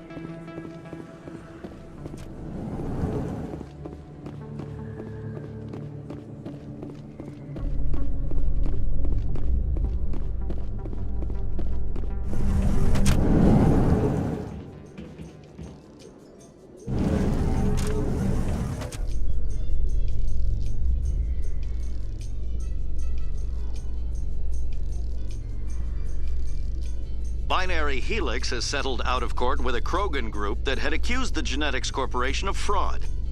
The Krogan group had contracted Binary Helix to perform studies with a long-range goal of curing their genetic sterilization. The group later sued for a return of investment money when the study produced no viable results.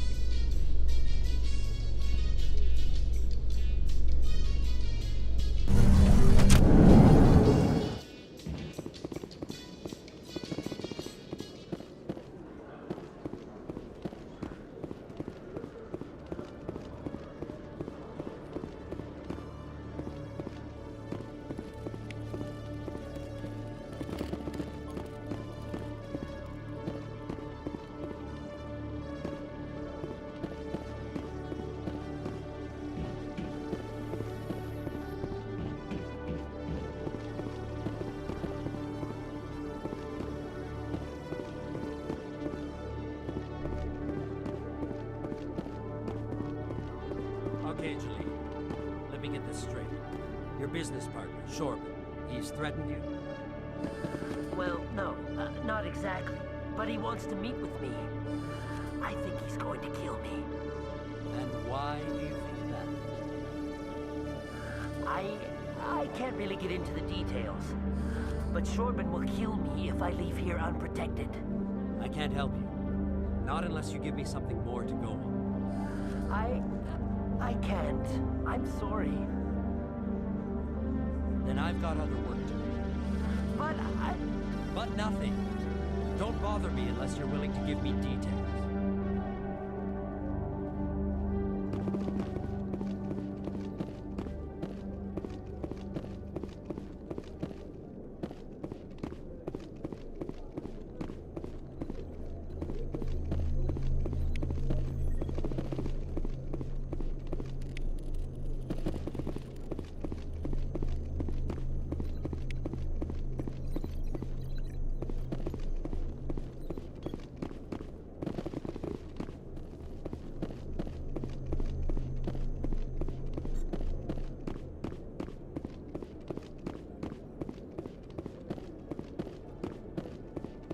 Detective Chelik, come into my office. I want to discuss this in private. No offense, Commander, but what the hell were you thinking? Excuse me? You could have blown Jenna's cover. We were there to help her. I gathered that. It might seem cold letting her take all the risk, but we're keeping a close eye on her. But you're still using her. This job isn't easy and it's usually unpleasant. I'll take help anywhere I can find it. But since you're so concerned with her safety, maybe there's a way we can help each other. Always playing the angles, Detective? As part of the job. Now are you gonna help me or not? You're a smart guy, Chelik. Figure out another way. I do have several contingencies. She's just my option A. I'll cut her loose, even get her out of Cora's den, no strings attached. But that still leaves my case unsolved. I could still use your help. I'll help you, but I need some details. I'm trying to track down an illegal arms producer. I just need some of their product. Thanks to Jenna's intel, I've learned there's a seller here on the Citadel. Meet our man named Jax, pick up the mods, and bring them back here. That'll give me everything I need. Why are you so concerned about these mods? We have access to some of the most sophisticated weaponry there is. It's what gives us our edge. What do you suppose happens when we lose that edge? These give criminals an advantage we can't afford to let them keep. Where can I find this Jax? Jax is down in the lower level of the markets. I'll send word through our channels that you're the buyer. Good luck, Commander.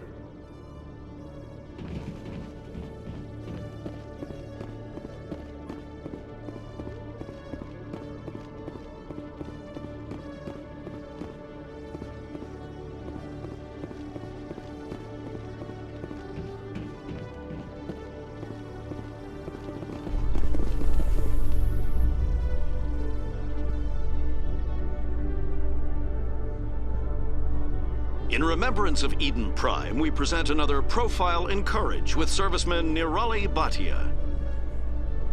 A devoted wife and talented chef, serviceman Bhatia joined the Alliance military under the Deferred Education Plan. After finishing her service, Bhatia planned to open a restaurant. Instead, she gave her life protecting the colonists of Eden Prime. For more Profiles in Courage, or to explore opportunities in the military, please visit the Alliance Military on the extranet. Keyword, Courage.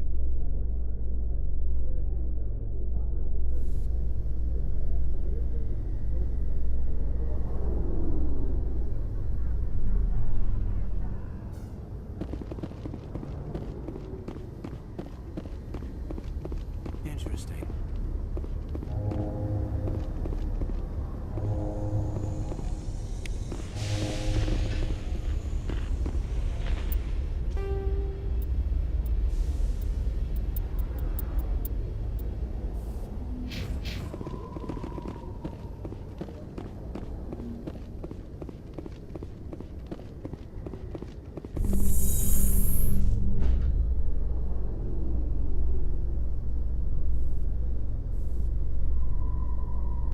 So, Williams, are you happy you signed on with Commander Shepard?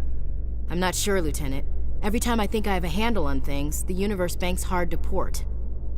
Well, don't let anybody know. A big gun and a confident attitude will get you through a lot in life.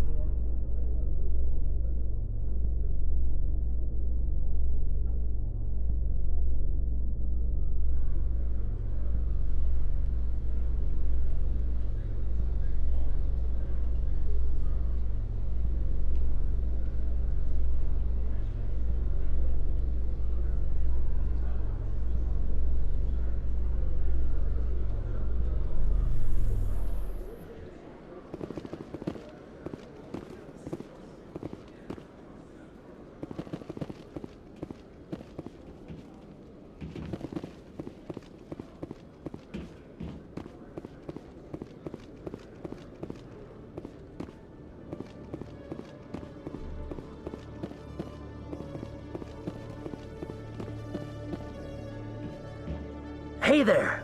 Oh, you're not C-Sec, are you? Did you want something? What were you trying to explain to the officer before? My colleague is trying to kill me, and I thought we were friends. How do you know he wants you dead? He's changed. He won't talk to me at work anymore, and he started following me. Yesterday, he followed me all the way home, just waiting for a chance. I don't care what anyone thinks. He wants me gone. I know it. Is there something I can do? Talk to your friend, maybe? Would you? That's all I want. Someone to talk to him. Tell him to leave me alone. He thinks he can just push me around, but you'll show him, won't you? Just tell me where he is and I'll go find him. Oh, right. Well, he wanted to meet with me down in the wards near the markets. He said he just wanted to talk, but I know better. His name's Shorban. He's a Solarian. You shouldn't have any trouble. He's just a scientist. Shorban? That's the guy who asked us to scan the Keepers. The Keepers? Well, even more reason to go after him. That's against regulations. I better look into this right away. Find out what he's up to. Anything's possible with Shorban these days. Well, good luck.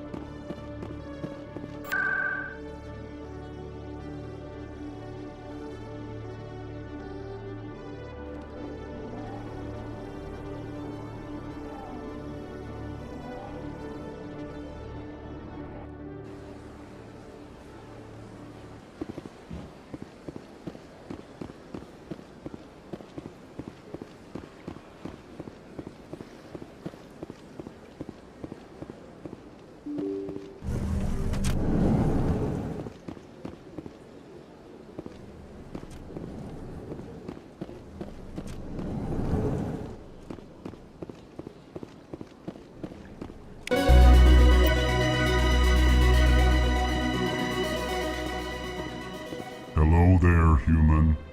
Sincere apology, but I am here on business and cannot be distracted right now. I've come to talk to you about your little problem. Curious, what do you know about the consort and her relationship to me? It was a Turian named Septimus who found out your secret. Unbelieving, I know this Septimus, and he could not learn my secrets. The only way he could learn them is from the Asari consort. Not true. Look at this. Confused. This is difficult to fathom. If the Turian could learn this on his own, dismayed, anyone can discover my secret. Septimus is a powerful man, and it wasn't easy for him to find. Relieved. I suppose you are correct, human. Thank you for this information. Startled realization. I must speak with the consort. She will be most displeased with my actions. Anxious request. Please, human, if you will excuse me, I must go now. I'm sure she'll forgive you. It was an honest mistake. Doubtful. Perhaps you are right, human. I can only hope so. Thankful. That was a great thing you did, Commander. Approving.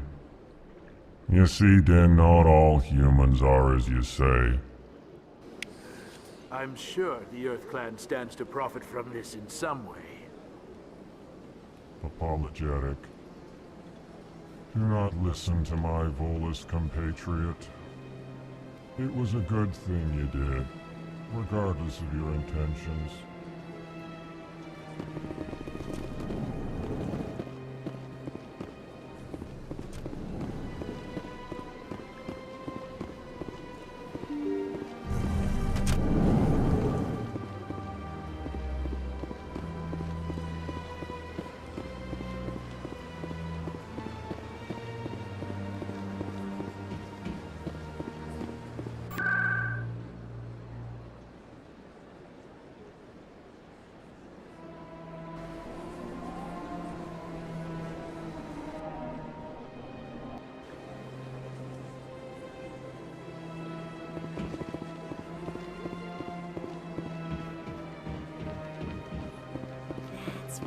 was a long time ago, though. I barely remember.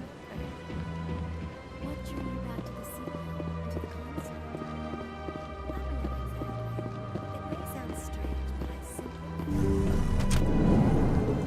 That's not strange. Many of us have felt the same. Commander, I recently received a lovely note from Septimus. Thank you for speaking with him. Even the Alcor diplomat has withdrawn his campaign against me. I'm glad I could help. You are too kind, Commander, but I would not expect you to help me out of the kindness of your heart. I also have one more thing to give you, if you are interested. I'd be honored. I offer a gift of words, an affirmation of who you are and who you will become. I see the sadness behind your eyes. It tells a story that makes me want to weep. Pain and loss, but it drives you, makes you strong. That strength is what kept you alive when everyone around you was dying. You alone survived. You will continue to survive. This may be who you are, but it is not who you will become. It only forms the basis for your future greatness. Remember these words when doubt descends, Commander. You have quite a gift, Shaira. Thank you. Not everyone appreciates it as you do. Never underestimate the power of words. Here, Commander. In light of your efforts with the Alcor ambassador, I would like you to have this small trinket. What is it? A small mystery. I have never learned its use or purpose, but I sense it is time for me to pass it on. And now I must ask you to leave. I have done everything I can for you. Remember my words, Commander Shepard. They will give you strength.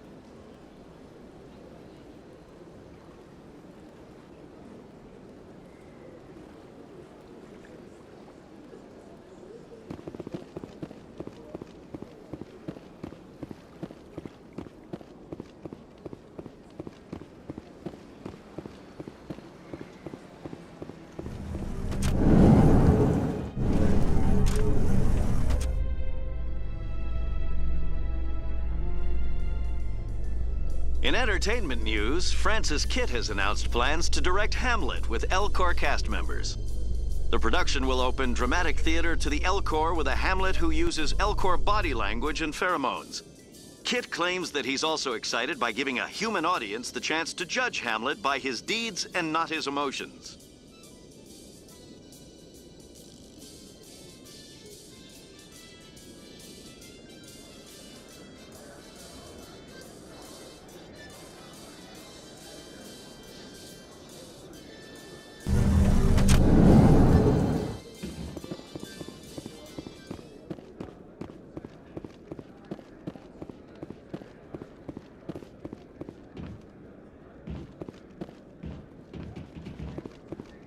Looks like whoever it was bounced the signal off a hidden relay. I'll trace the new signal.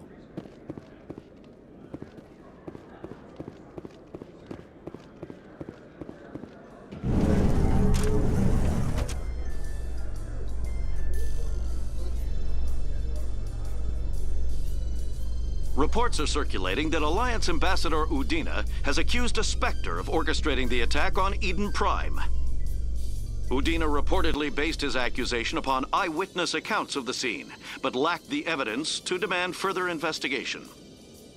When asked to comment, a council spokesperson would only state that the investigation of the attacks upon Eden Prime was currently ongoing.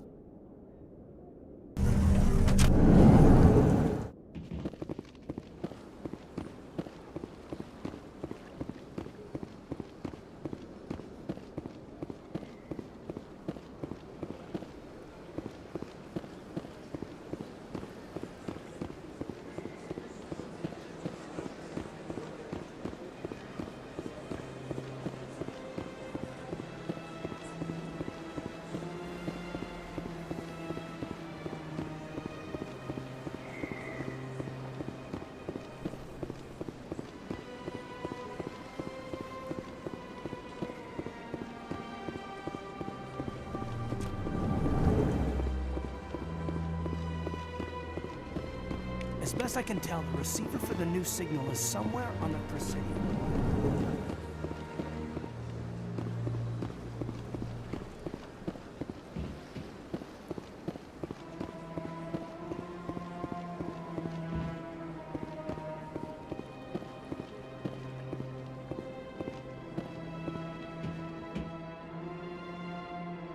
This must be the signal's endpoint.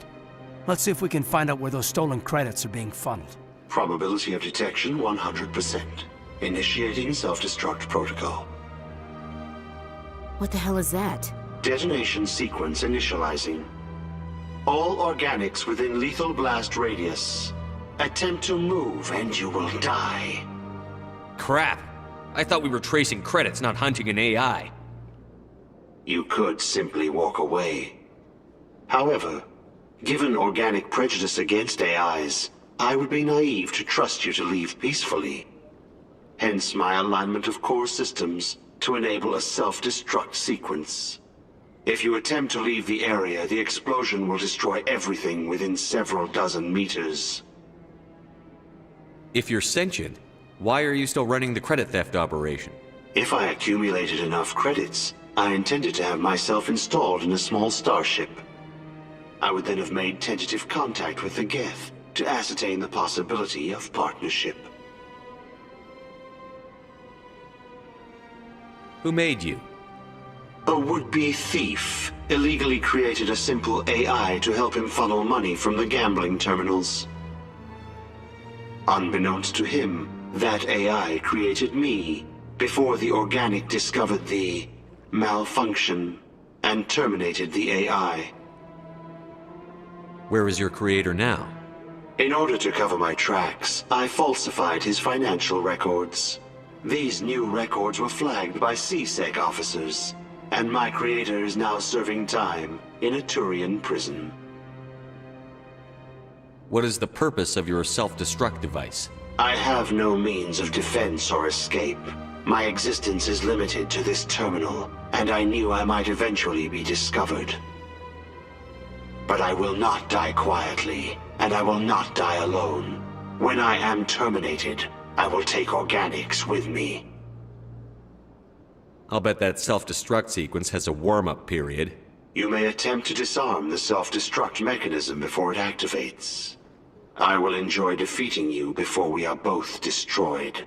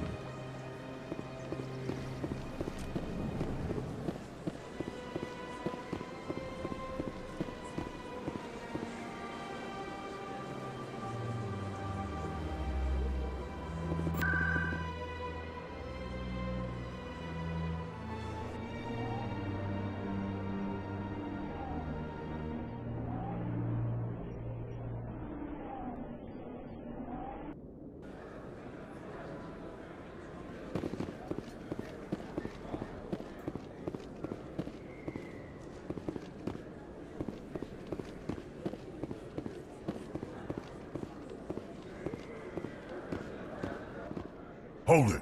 That's close enough, Army. You got my payment? I didn't come here to look. Show him the merchandise. Yeah, that looks right. Damn straight it is. These mods are the best on the market. Now hand over my credits.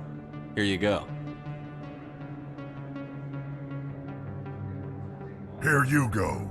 Enjoy it. Come on, boys.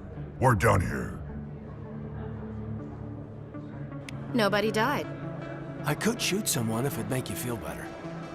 Nah, I'm good.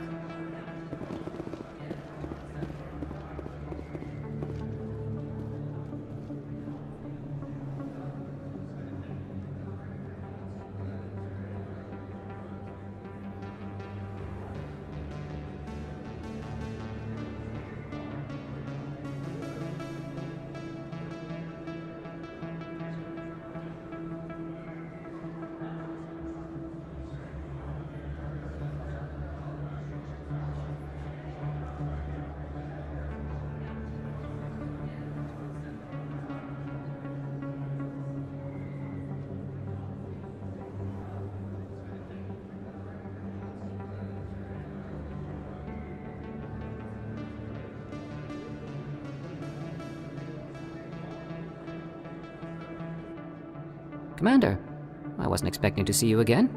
Is there something you want? You can start by telling me the truth, Shorban. I'm not sure what you're referring to. My experiments are... Quit stalling. Jalid told us what you've been up to. You spoke with Jalid? Then you know about the data?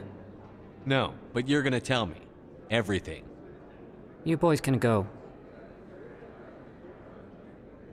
Looks like my plans have changed.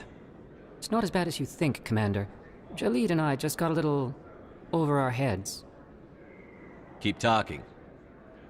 The company we work for developed an experimental procedure for use in medical scanners. Jalid and I saw even more potential, so we stole the plans and secretly developed a tool to scan the Keepers. Can you imagine? A tool that can actually get readings from the Keepers? What's so special about that? The Keepers are almost impossible to scan, and you can't capture them or get samples. They just self-destruct. After centuries here, we still don't know anything about them. Don't you see? We were the first to scan them, ever. You've seen it yourself, Commander. You know we can do it. Why are you trying to kill your partner? I'm not trying to kill him. Jalid's job was to disseminate our initial findings. But he decided to keep the data for himself. Maybe to sell it. I don't know. So you're just trying to get back what Jalid already stole?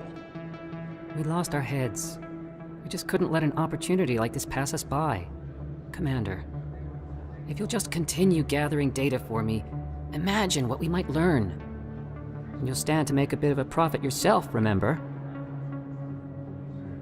I suppose a little scanning here and there won't hurt anyone? Very good. Maybe if you wouldn't mind speaking with Jalid. The data you're gathering for me is useless if Jalid won't help me analyze it. If I have time, I'll talk to him. Thank you. And happy scanning, Commander.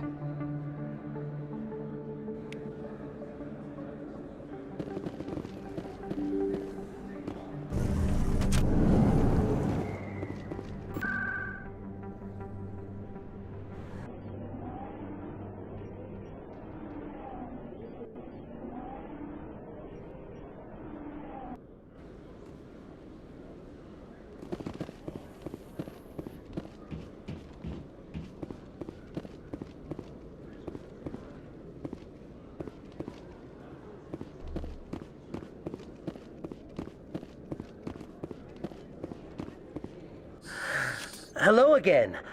Did you have any luck finding Shorban? I found out you've been lying to me, Jalid. Lying? Why would I lie to you?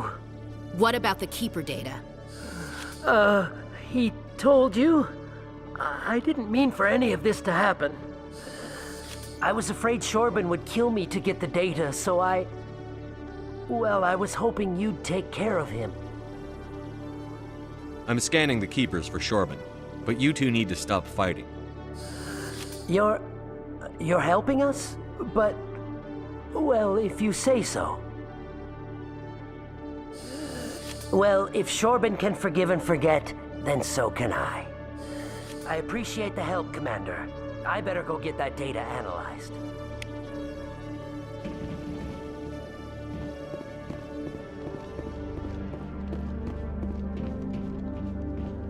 Commander, I hear you have something for me. Here's your shipment, Chelik. Excellent. This is everything I need.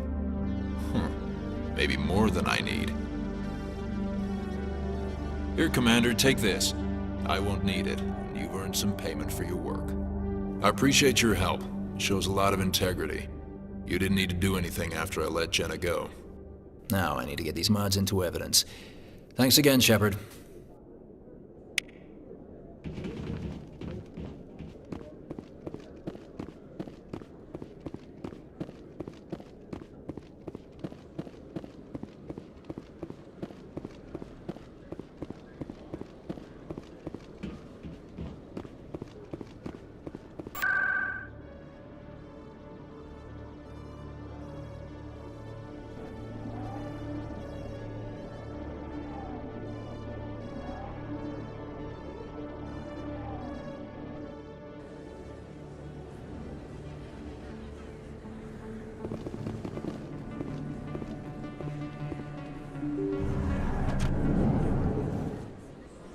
I didn't tell anyone, I swear! That was smart, Doc.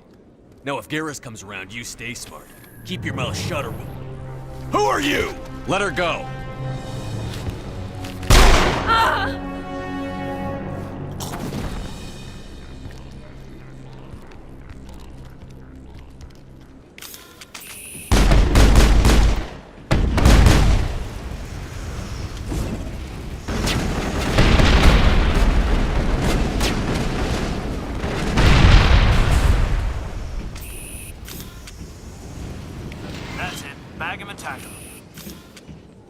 Perfect timing, Shepard. Gave me a clear shot at that bastard. What were you thinking? You could have hit the hostage. There wasn't time to think. I just reacted. I didn't mean to... Dr. Michelle, are you hurt? No, I'm okay. Thanks to you. All of you. Why were they threatening you? Who do they work for? They work for Feast. They wanted to shut me up, keep me from telling Garrus about the Quarian. What Quarian? A few days ago, a Quarian came by my office. She'd been shot, but she wouldn't tell me who did it. I could tell she was scared, probably on the run. She asked me about the Shadow Broker. She wanted to trade information in exchange for a safe place to hide. Where is she now? I put her in contact with Fist. He's an agent for the Shadow Broker. Not anymore. Now he works for Saren. And the Shadow Broker isn't too happy about it. Fist betrayed the Shadow Broker? That's stupid, even for him. Saren must have made him quite the offer. That Quarian must have something Saren wants. Something worth crossing the Shadow Broker to get. She must have something that proves he's a traitor. Did the Quarian mention anything about Saren? Or the Geth? She did. The information she was going to trade. She said it had something to do with the Geth. She must be able to link Saren to the Geth. There is no way the Council can ignore this. Time we paid Fist a visit. This is your show, Shepard. But I want to bring Saren down as much as you do. I'm coming with you. You're a Turian. Why do you want to bring him down? I couldn't find the proof I needed in my investigation, but I knew what was really going on. Saren is a traitor to the Council and a disgrace to my people. Welcome aboard, Garrus. You know, we aren't the only ones going after Fist. The Shadow Broker hired a Krogan bounty hunter named Rex to take him out. Yeah, we saw him in the bar. We can handle this on our own. Let's go.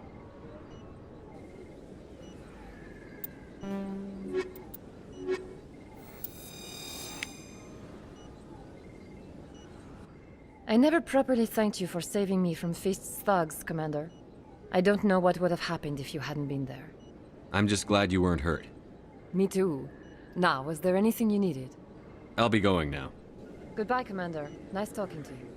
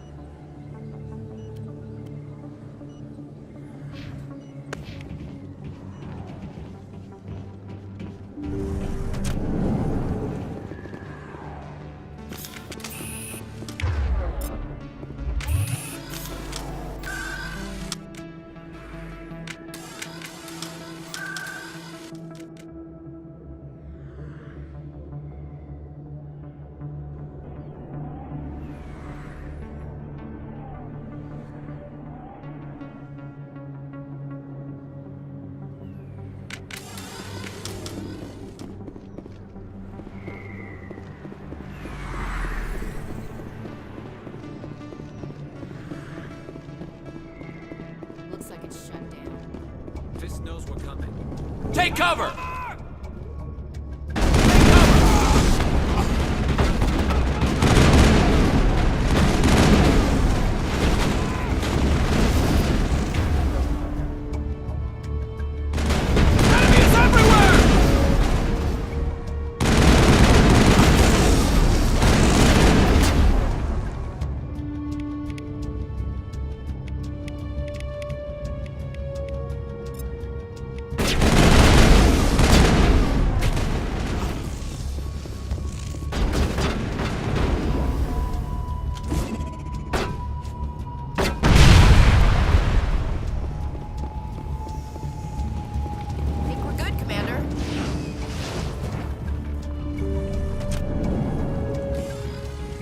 Stop right there. Don't come any closer.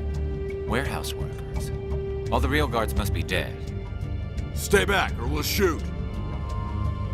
I just killed 50 bodyguards to get in here. What do you think I'll do to you?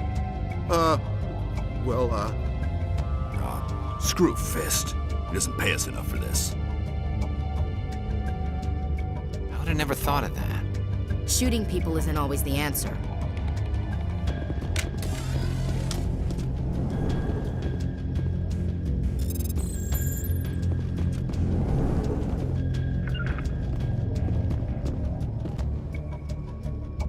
Take cover!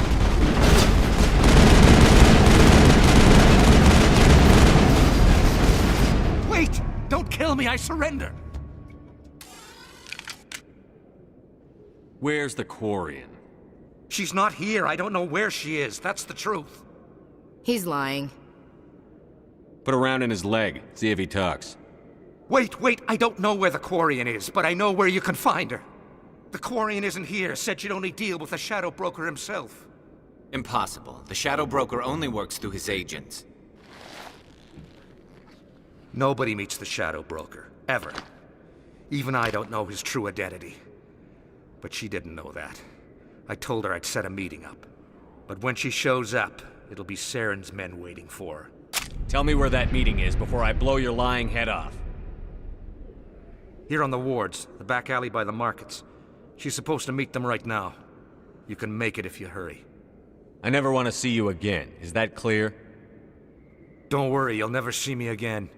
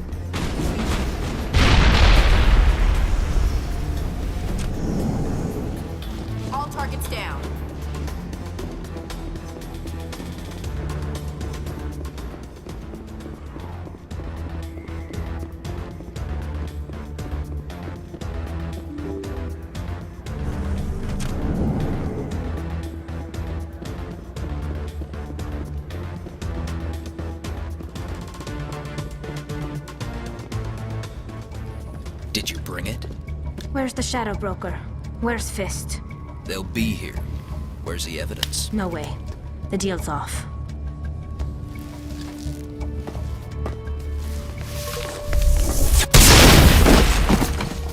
Enemy contact.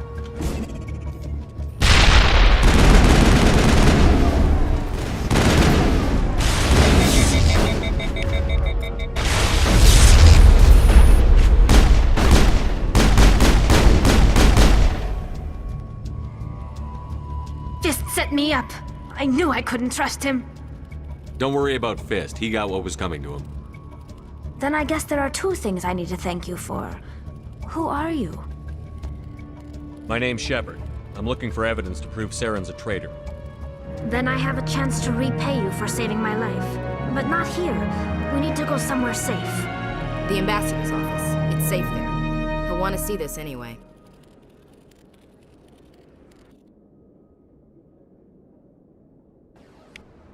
You're not making my life easy, Shepard. Firefights in the wards, an all-out assault on Korra's den. Do you know how many... Who's this? A Quarian? What are you up to, Shepard? This Quarian can help us bring down Saren. I would have told you that if you hadn't jumped down my throat. I apologize, Commander. This whole thing with Saren has me a bit on edge. Maybe we should just start at the beginning, Miss... My name is Tali. Tali Zora Naraya. We don't see many Quarians here. Why did you leave the flotilla? I was on my pilgrimage, my rite of passage into adulthood. I've never heard of this before. It is a tradition among my people. When we reach maturity, we leave the ships of our parents and our people behind. Alone, we search the stars, only returning to the flotilla once we have discovered something of value. In this way, we prove ourselves worthy of adulthood. What kinds of things do you look for? It could be resources like food or fuel, or some type of useful technology, or even knowledge that will make life easier on the flotilla. Through our pilgrimage, we prove that we will contribute to the community, rather than being a burden on our limited resources. What kind of evidence did you find? How did you get it?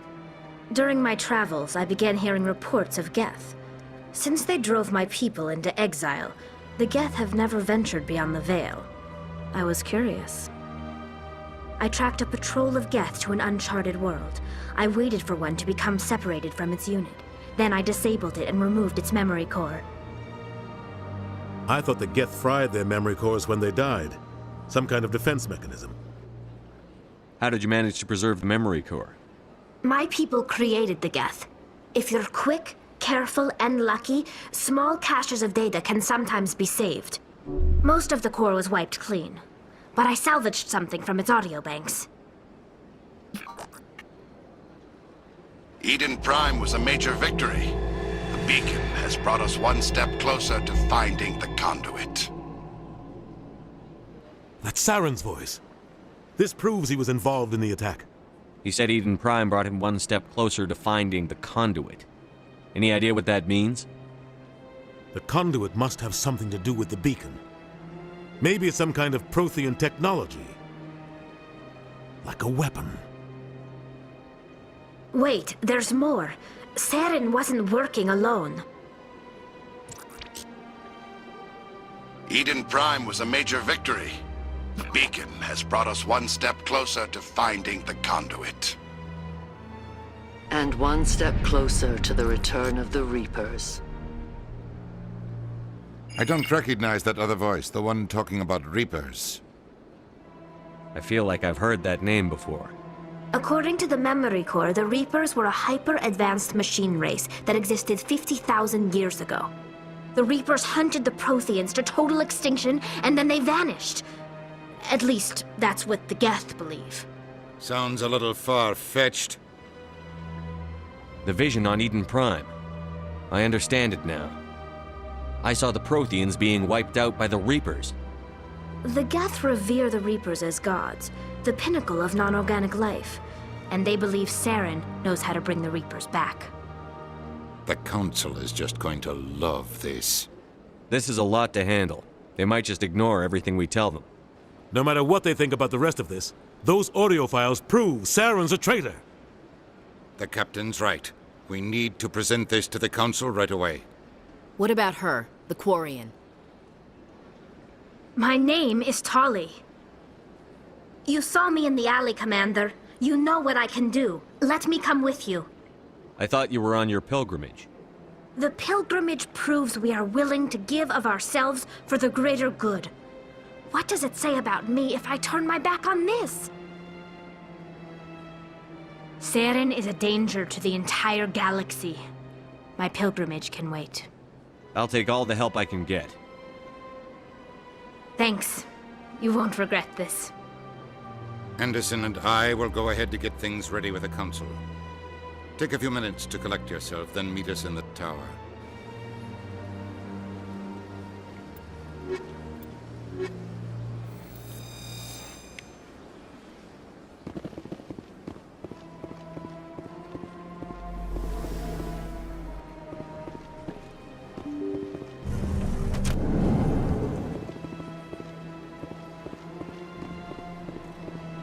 Excuse me, Commander Shepard. Could you spare a moment of your time? Commander Shepard, my name is Samesh Bhatia. Forgive the intrusion, but I have nowhere else to turn. What do you need? My wife was a Marine. She was in the 212 on Eden Prime. Wait, the 212? Your wife was Serviceman Nirali Bhatia. I'm Gunnery Chief Ashley Williams. I served in her unit. Chief Williams, it is a pleasure. Nirali spoke of you with great respect. I'm so sorry for your loss, Mr. Bhatia. Nirali was a good woman. What can we do for you? I've requested that my wife's body be returned to me for cremation, but the military has refused my request. Why did they refuse your request? There's got to be some reason. I don't know. All I know is that they have declared it impossible for my wife to be returned to me. We'll look into it. The man in charge of my case is Mr. Bosker. When I last saw him, he was in the expensive bar over there. Thank you for your time. I just want to give my wife a proper funeral, and the respect she deserves.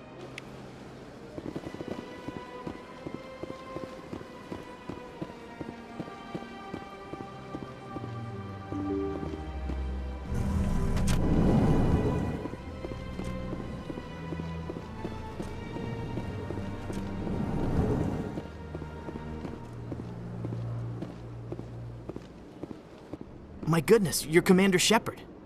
Your activities made for quite a briefing in the Diplomatic Corps. Is there something I can do to assist you? I'm here on behalf of Samesh Bhatia for his wife, Nirali. Serviceman Nirali Bhatia died on Eden Prime, as Mr. Bhatia no doubt told you.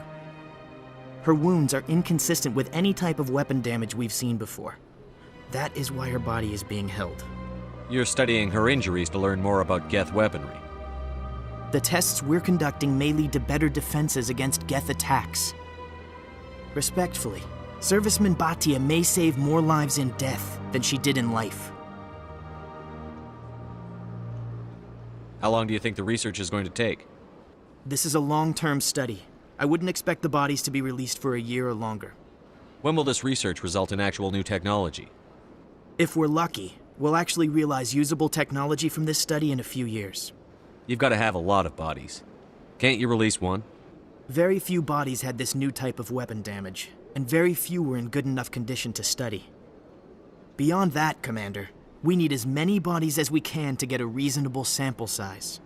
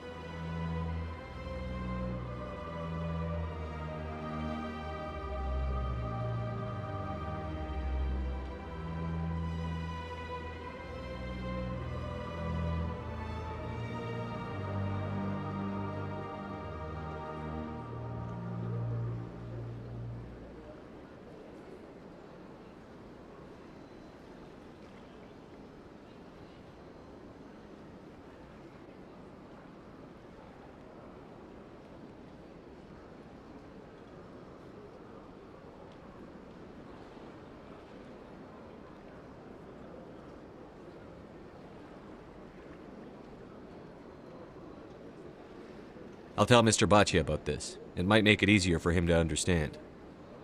Thank you, I appreciate that. Please let me know if you have any other questions.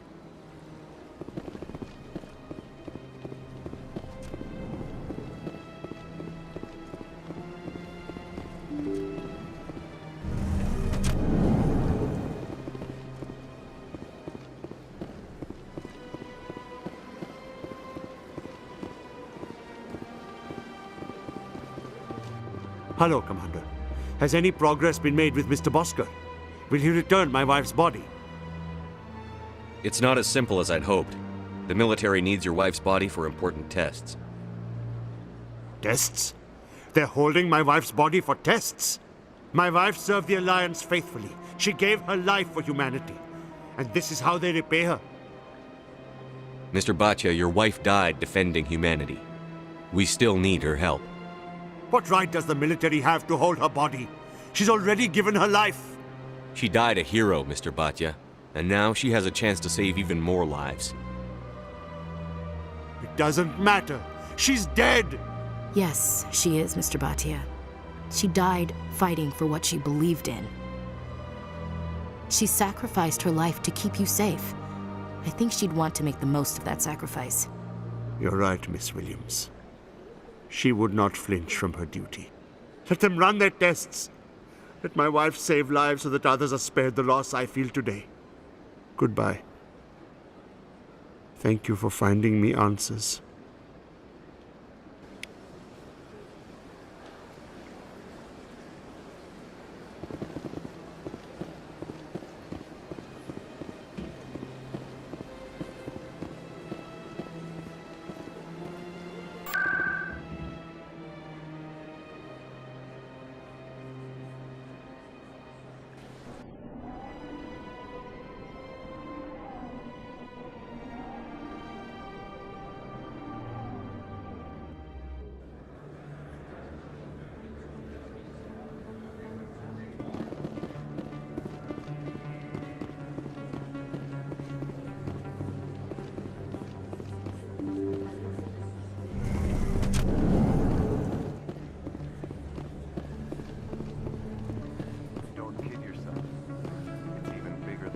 Word on the street is that you've been busy. Congratulations on taking down Fist.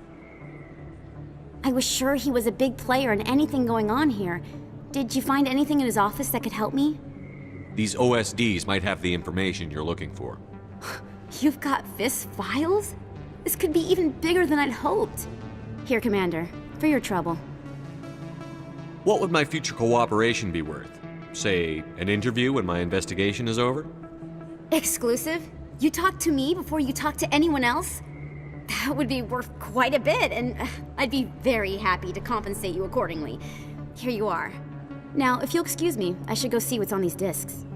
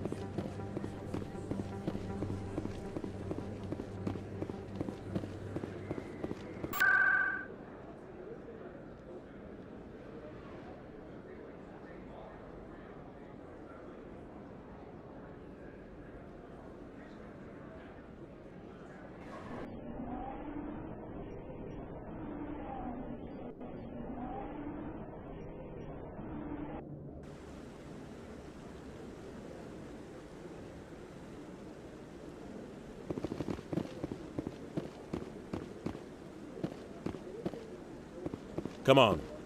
Udina's presenting the Quarian's evidence to the Council.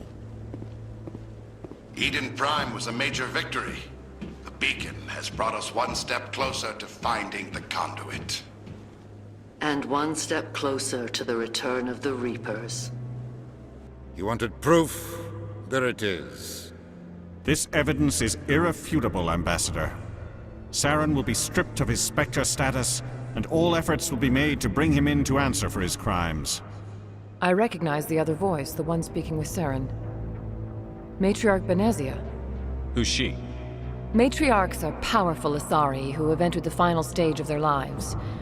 Revered for their wisdom and experience, they serve as guides and mentors to my people.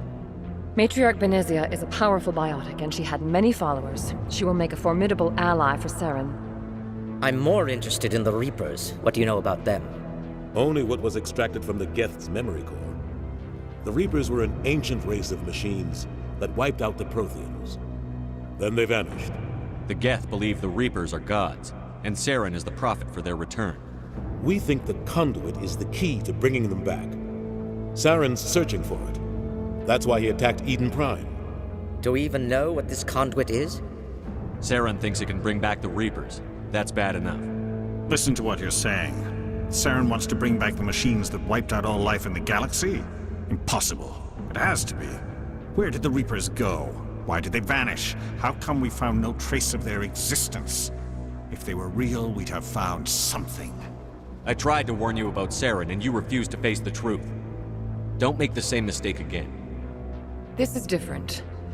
You proved Saren betrayed the Council. We all agree he's using the Geth to search for the conduit, but we don't really know why. The Reapers are obviously just a myth, Commander. A convenient lie to cover Saren's true purpose. A legend he is using to bend the Geth to his will. 50,000 years ago, the Reapers wiped out all galactic civilization. If Saren finds the conduit, it will happen again. Saren is a rogue agent on the run for his life. He no longer has the rights or resources of a Spectre. The Council has stripped him of his position. That is not good enough. You know he's hiding somewhere in the Traverse. Send your fleet in! A fleet cannot track down one man. A Citadel fleet could secure the entire region, keep the Geth from attacking any more of our colonies. Or it could trigger a war with the Terminus systems.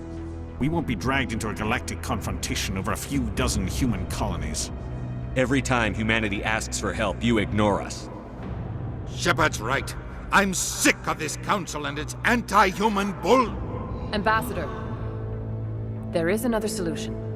A way to stop Saren that does not require fleets or armies. No, it's too soon. Humanity is not ready for the responsibilities that come with joining the Spectres. It was a Turian Spectre who betrayed this council, and it was a human who exposed him. I've earned this.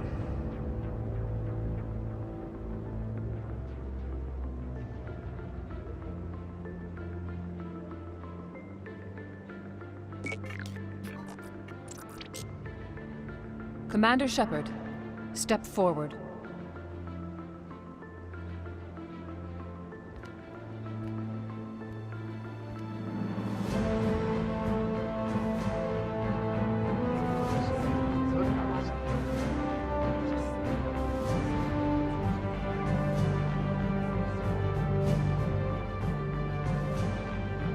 It is the decision of the Council that you be granted all the powers and privileges of the Special Tactics and Reconnaissance branch of the Citadel. Spectres are not trained, but chosen.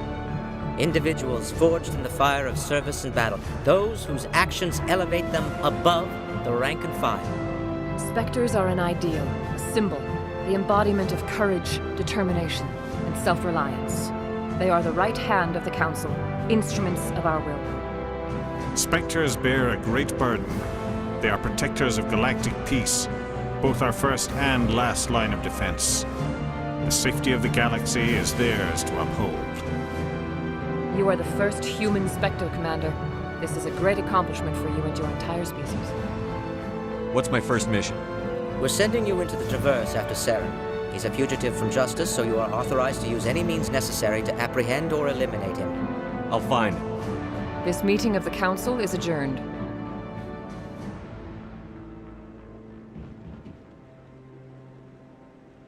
Congratulations, Commander. We've got a lot of work to do, Shepard. You're going to need a ship, a crew, supplies. You'll get access to special equipment and training now. You should go down to the C-Sec Academy and speak to the Spectre Requisitions Officer. Anderson, come with me. I'll need your help to set all this up.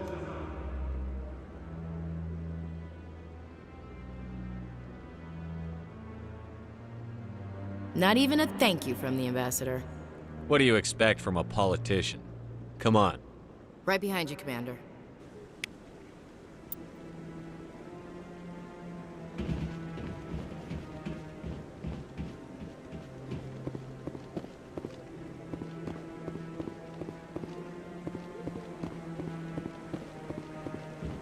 No, I'm waiting to speak with one of the Councilor's assistants. Congratulations on becoming the first human Spectre, Commander. I'm certain you'll be up to the challenge. I appreciate that. My name is Admiral Kahoku. It's about time the Alliance got one of our own in with the Spectres. We need people like you to deal with our problems. Is something wrong, Admiral? I'm getting stonewalled by bureaucratic assholes. Nothing new. Maybe you can help me, Shepard. One of my recon teams was investigating some strange activity out in the Traverse. We lost contact yesterday. Now I can't get clearance to check it out. Suddenly it's a restricted area. But that doesn't apply to you, Shepard. Spectres can go anywhere they want. You could find out why my team dropped out of contact. I'll find them, Admiral. I appreciate that, Commander. I was running out of options. I'm gonna stay here and see if I can find anything out through official channels. Won't hold my breath, though. I'll upload the info on where my team was last seen to your ship. Maybe you can get some answers.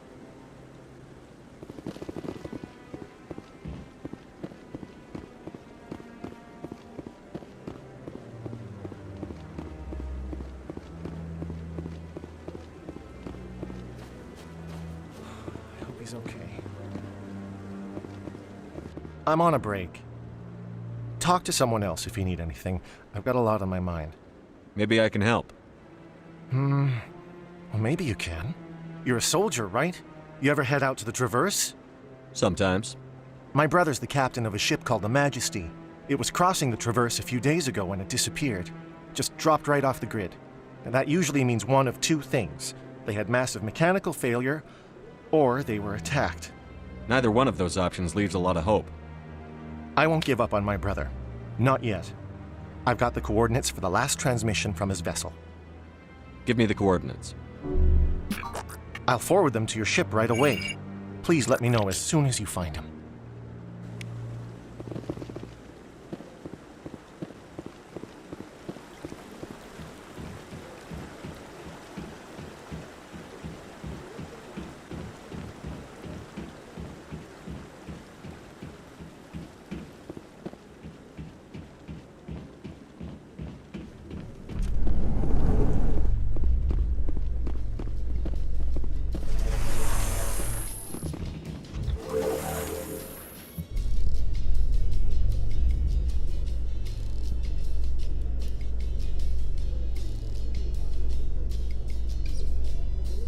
How you holding up, Lieutenant? Not too bad. No headaches worth mentioning lately. Maybe I'm getting used to the strain. Maybe you've just got a good stress release. I know that knocking the Geth on their synthetic asses gets rid of my headaches.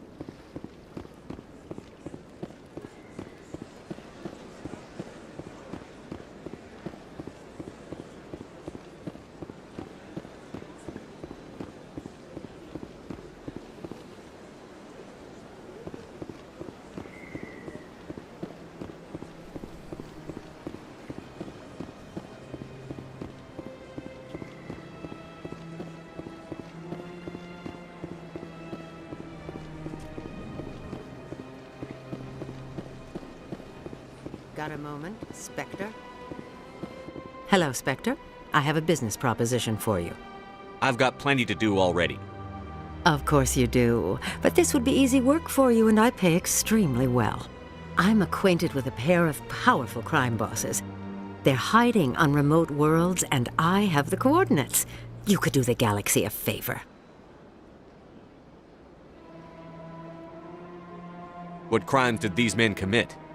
They're red sand dealers who make victims of their customers. Those who can no longer pay are sold to Batarians as slaves.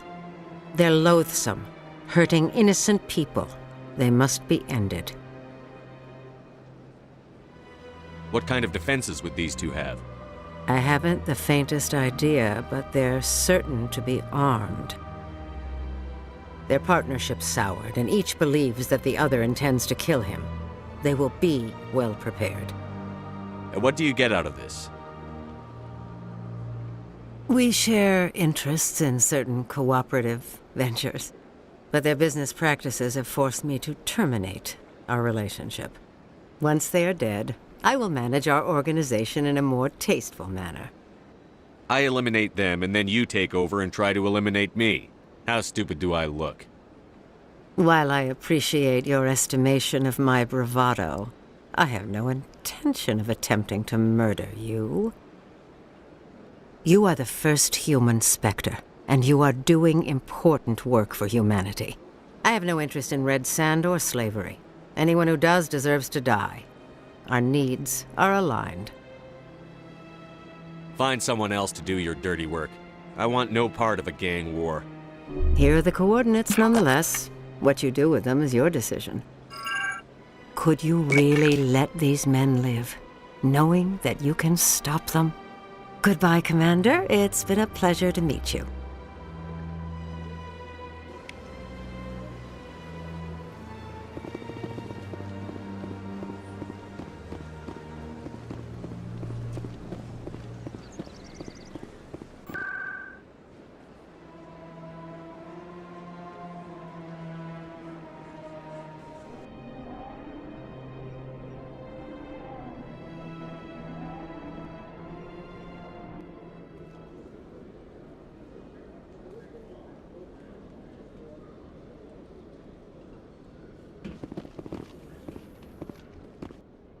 You, human.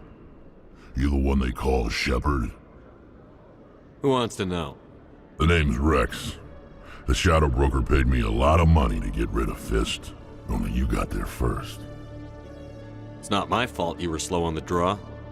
When I get paid to do a job, I finish it. Alone.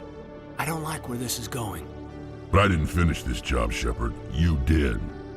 So the payment is yours. You're going to pay me for getting rid of Fist? I won't take credit for someone else's work. I transferred the payment into your account. I like the way you handled Fist. Now I hear you're going after Saren. I was thinking I should come along. You're a bounty hunter. What do you get out of going after Saren? I'm not in this for the money. I want to be where the action is. There's a storm coming, and you and Saren are right in the middle of it. Why me?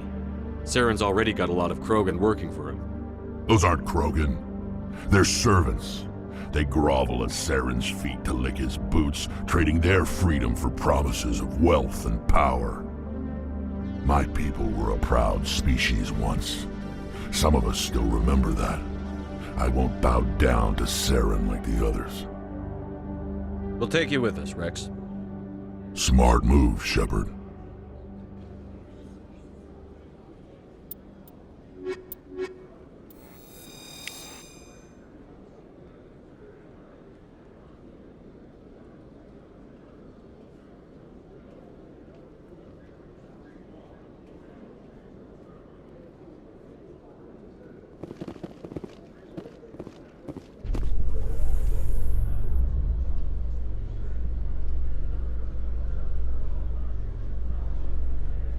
Those Asari commandos are impressive.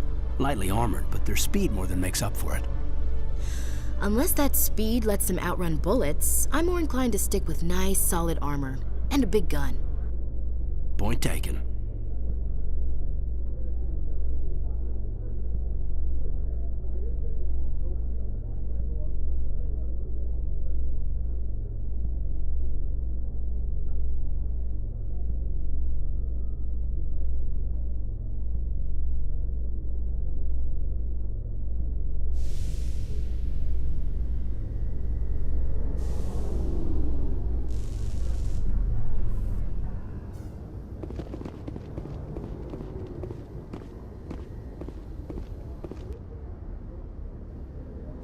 I've got big news for you, Shepard. Captain Anderson is stepping down as commanding officer of the Normandy. The ship is yours now. She's quick and quiet, and you know the crew.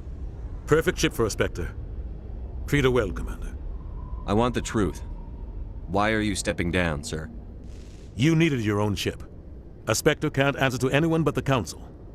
And it's time for me to step down. Come clean with me, Captain. You owe me that much. I was in your shoes 20 years ago, Shepard. They were considering me for the Spectres. What happened? I failed. I couldn't make the cut.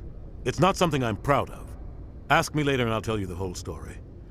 For now, all you need to know is, I was sent on a mission with Saren, and he made sure the Council rejected me. I had my shot. It came and went. Now you have a chance to make up for my mistakes. What kind of leads do we have? Saren's gone. Don't even try to find him. But we know what he's after. The conduit. He's got his Geth scouring the Traverse looking for clues. We had reports of Geth in the Pharos system shortly before our colony there dropped out of contact, and there have been sightings around Noveria. Find out what Saren was after on Pharos and Noveria. Maybe you can figure out where the conduit is before he does. The Reapers are the real threat. I'm with the Council on this one, Shepard. I'm not sure they even exist. But if they do exist, the conduit's the key to bringing them back. Stop Saren from getting the conduit, and we stop the Reapers from returning. I'll stop him. We have one more lead. Matriarch Benezia, the other voice in that recording. She has a daughter, a scientist who specializes in the Protheans. We don't know if she's involved, but it might be a good idea to try and find her. See what she knows. Her name's Liara, Dr. Liara Tassoni. We have reports she was exploring an archaeological dig on one of the uncharted worlds in the Artemis Tau cluster. The colonists on Pharos might still be alive. It's your decision, Commander. You're a Spectre now. You don't answer to us. But your actions still reflect on humanity as a whole. You make a mess and I get stuck cleaning it up. I'll do whatever it takes to stop Saren. Not exactly the answer I was looking for, Shepard. Remember, you were a human long before you were a Spectre. I have a meeting to get to. Captain Anderson can answer any questions you might have. Yes, Commander? How are you holding up? Honestly, this isn't how I pictured my career coming to an end. Pushing papers really isn't my thing. But you're the one who can stop Saren. I believe in you, Shepard. If that means I have to step aside, so be it. Tell me what happened with you and Saren 20 years ago. It's close to 20 years ago now. Ambassador Goyle was our representative here on the Citadel. Like Udina, she wanted to get a human into the Spectres. She chose me. The Council sent Saren to keep an eye on me and evaluate my performance, just like they sent Nihilus to keep tabs on you. I think I deserve the whole story. We had intel on a rogue scientist being funded by Batarian interests. He was trying to set up a facility to develop illegal AI technology out in the Verge. Alliance intel had done all the work, but the Council wanted a Spectre involved. We compromised. I was assigned to help Saren in his investigation. We tracked the scientist to a refining facility on Kamala. He was hidden away somewhere inside, protected by an army of Batarian mercenaries. The plan was simple. Sneak into the plant, capture the scientist, sneak back out. Quick, quiet, and a minimum of bloodshed. I'm guessing things didn't go as planned. Saren and I split up to cover more ground. Then about halfway through the mission, there was a massive explosion in the refinery core. Officially, it was ruled an accident, but I think Saren detonated it on purpose to draw off the enemy guards. How many casualties? The explosion tore the refinery to shreds. The whole place was on fire. Black chemical clouds poured out into the atmosphere. Nobody inside survived. There was a camp for the workers and their families nearby. Between the fires and the toxic fumes, the final death count was over 500. Mostly civilians. Saren didn't care. The target was eliminated, mission accomplished. And I ended up taking the blame. That ended all talk of me joining the Spectres. Saren caused the explosion. How'd he pin it on you? In his report, Saren accused me of blowing his cover. He said it was my fault the guards were ready for us. He claimed that's why it turned into a massacre. Saren's report was all the proof the Council needed to kill my chances of becoming a Spectre. Why'd you let him get away with it? Who do you think the Council was going to listen to? Me? Or their best agent?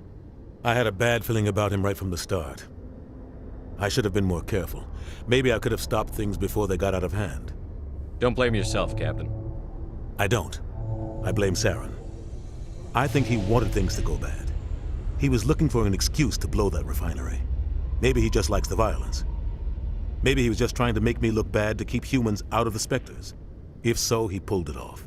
The only thing I care about is stopping Saren. You're right, Commander. It's no good living in the past. I should go. I'll be here if you need anything.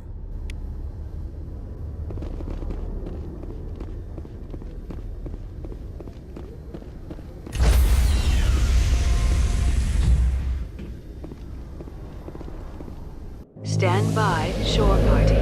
Decontamination in progress.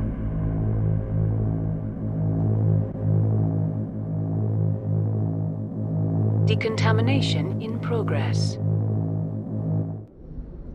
I heard what happened to Captain Anderson. Survives 100 battles and then gets taken down by backroom politics. Just watch your back, Commander. Things go bad on this mission, you're next on their chopping block. Captain Anderson should be the one in charge. It's like I'm stealing the ship from him. Yeah, the captain got screwed. But it's not like you could have stopped it. Nobody's blaming you. Everyone on this ship's behind you, Commander. 100%. Intercom's open. If you got anything you want to say to the crew, now's the time. Listen up, Normandy. This is your commander speaking. We have our orders. Find Saren before he finds the conduit. And I refuse to let anything get in the way of that mission. The Council wants to ignore this. That's no surprise. They've never helped us in the past. No reason they'd start now. But we don't need their help. We can do this on our own. Wherever Saren goes, we'll follow. Wherever he searches for the conduit, we'll be there. We will hunt him to the very ends of the galaxy and bring him down. This is the most important mission any of us have ever been on. The fate of an entire galaxy is at stake. We will stop Saren, no matter what the cost. Well said, Commander. Captain will be proud. Fancy speeches won't stop Saren from finding the conduit. If we really want to make the captain proud, we better get this bird in the air. Yes, sir.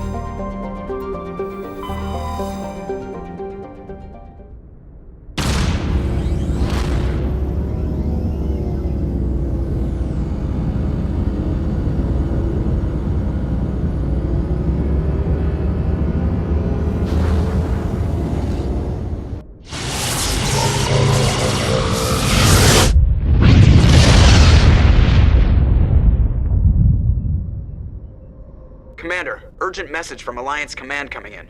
I'll patch it through. Shepard, this is Admiral Hackett from Alliance Command. We've got a situation here, and you're the only one that can handle it. How come every time there's a problem, you end up running to me? You're a Spectre, Shepard. And this isn't some run-of-the-mill mission. There's an Alliance training ground where we test weapons and technology in live-fire simulations. One of the VIs we use to simulate enemy tactics in the drills is no longer responding to our override commands. It's gone rogue. Are you telling me this computer is thinking on its own? We're not stupid, Shepard. This is a virtual intelligence, not a true AI. It's not self-aware, and it can't access any external systems. We didn't do anything illegal here. Virtual intelligence support is critical to our military success. VIs process thousands of status reports and react in nanoseconds. No human can do that. We need you to fight your way through the training ground of the VI core and manually disable it. Can't you disable it remotely? Our fail-safes aren't responding. The VI operates on a closed network. It can't affect any external systems, but we don't have any direct access to its processes. We could bomb it from orbit, but the damage to the facility would be catastrophic.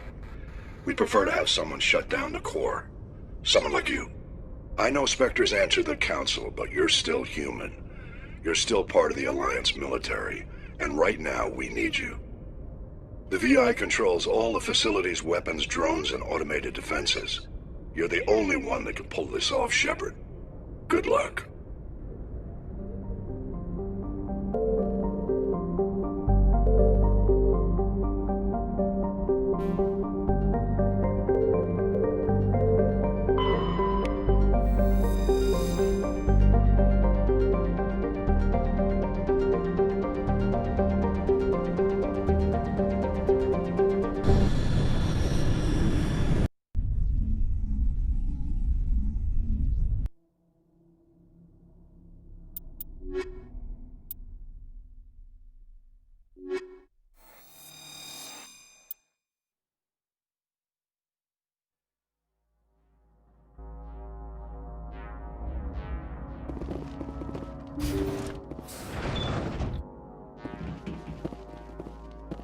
Guess nobody's home.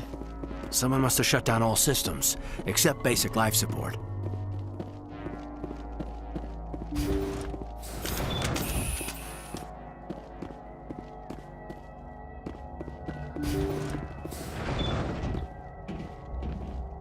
Hear that? We're not alone.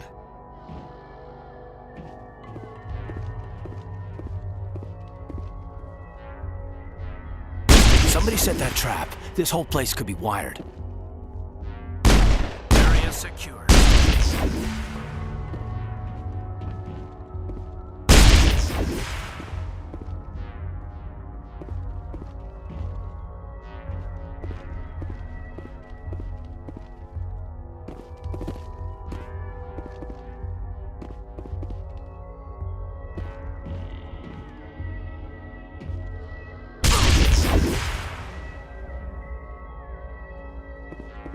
Negative contacts, Commander.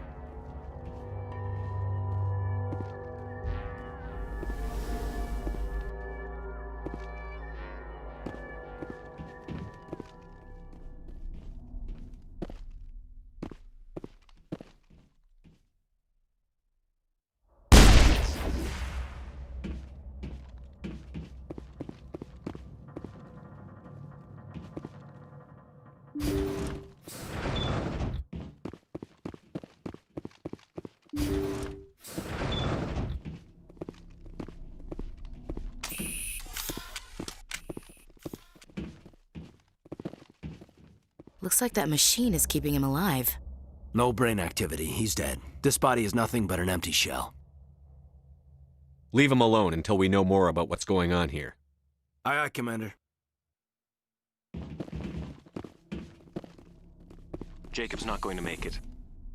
His brain was deprived of oxygen for too long. There's nothing any of us can do for him now except let him die with dignity. It's what he would want. I'm more worried about Julia now.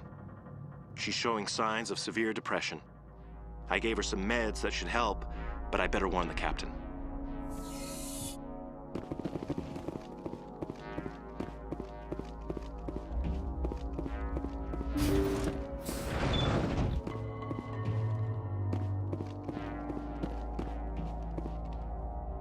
They say Jacob's gone. They say his brain isn't functioning anymore, and they want to shut off his machines. But Jacob's the only thing in the world that matters to me. I don't know how to help him, and it's tearing me up inside. I just feel so helpless, so damn angry. Dr. Smith gave me some meds to calm down, but I didn't take them. I can't. Not until I figure out a way to help Jacob. I won't give up on him. I won't!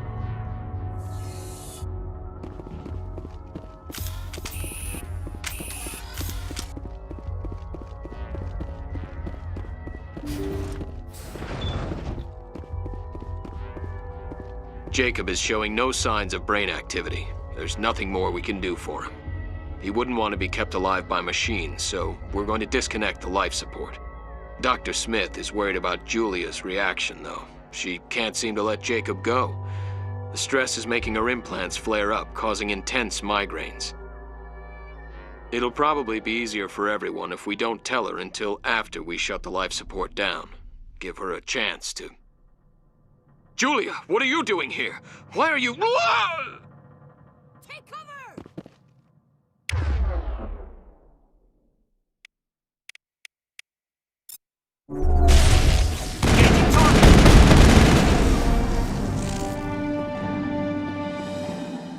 I think we're good, Commander.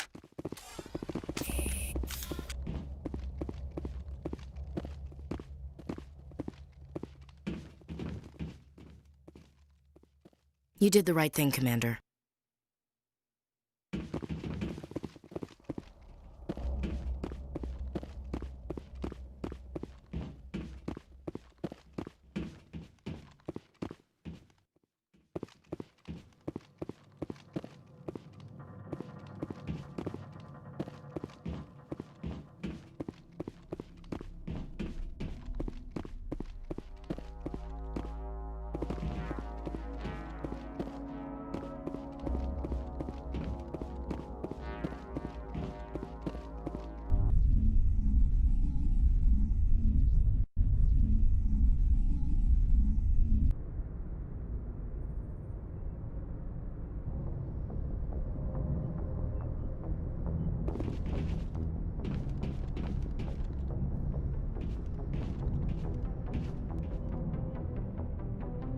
If anyone has to take over for Captain Anderson, I'm glad it's you. I'm not sure about having non-humans on our ship, though. We're all on the same team here, Presley. With all due respect, sir, that's what they said about Nihilus. Look how that turned out. Speak freely, Presley. I want to know if you have a problem with non-humans. It's not that, Commander. Humanity has always handled its own problems. Saren attacked one of our colonies. We should be the ones to stop him. We don't need their help. This is bigger than humanity. Saren's a threat to every species in the galaxy, and I'll welcome anyone who wants to help me bring him down. I guess so. Maybe I'm just stuck in the old ways of thinking. But don't worry, Commander. This won't be a problem. Carry on, Presley. Yes, sir.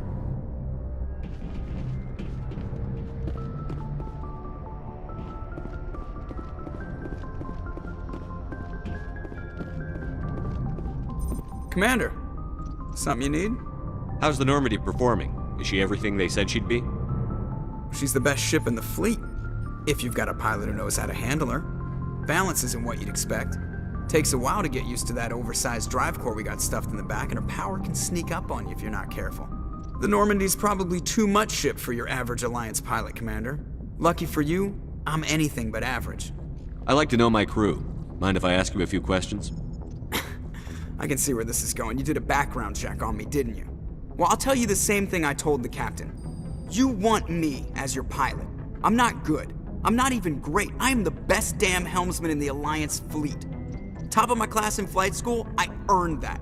All those commendations in my file, I earned every single one. Those weren't given to me as charity for my disease. What are you talking about? Are you sick? You mean you didn't know? Oh, crap. Okay, I've got Vrolik syndrome, brittle bone disease. The bones in my legs never develop properly. They're basically hollow, too much force and they'll shatter.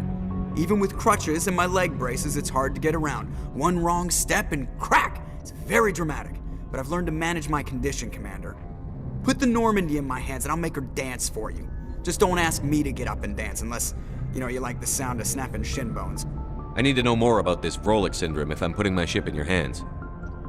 Yeah, of course you do. It's an extremely rare condition. Nobody knows exactly what causes it. Genetic, maybe. It's treatable, but there's no cure. I classify my case as moderate to severe. I was born with over a dozen fractures, hip, thighs, ankles. My bones were already breaking in the womb. 100 years ago, I wouldn't have survived past my first year. Lucky for me, modern medical science has turned me into a productive member of society. You're not gonna break a bone trying to fly the ship, are you? I don't fly with my feet, Commander, so I'm fine as long as I'm in this chair. I gotta be real careful when I get up to take a piss, though. I can do my job as well as anyone on the ship. Better, actually. So don't worry about it. I'm not trying to make you uncomfortable. Let's talk about something else. Whatever you want, Commander. Why does everyone call you Joker? It's a lot shorter than saying Alliance Flight Lieutenant Jeff Moreau. Plus, I love to make little children laugh. I was just thinking how much you remind me of Santa Claus. Look, I didn't pick the name. One of the instructors in flight school used to bug me about never smiling. She started calling me Joker, and it stuck. Why didn't you ever smile? Hey, I worked my ass off in flight school, Commander. The world's not gonna hand you anything if you go around grinning like an idiot. By the end of the year, I was the best pilot in the academy, even better than the instructors, and everybody knew it. They'd all got their asses kicked by the sickly kid with the creaky little legs. One guess who was smiling at graduation? How'd you end up joining the Alliance? Look, if you're looking for an inspirational tale of the crippled kid overcoming impossible odds, you're gonna be disappointed. My mother was a civilian contractor working for the Alliance. I basically grew up on the Arcturus station back when they were building up the fleets. Spend all that time around Alliance ships, there's a good chance you'll end up going to the Academy. I have to go. All right, see ya.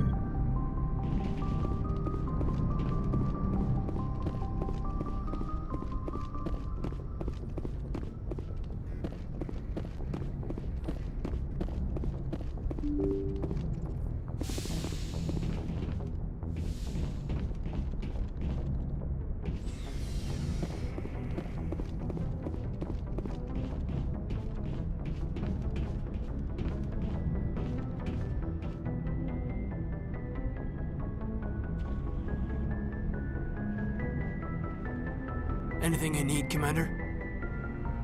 Just trying to get a sense of where the crew's at. Thoughts? I've wasted enough of your time for now, Commander. We'll have time for personal debriefings later. What's your opinion on the last mission? I don't see how we could have done things any better. At least not without getting to Eden Prime sooner. And we were on the scene faster than any other Alliance ship could have been. We'll talk another time, Lieutenant. Commander?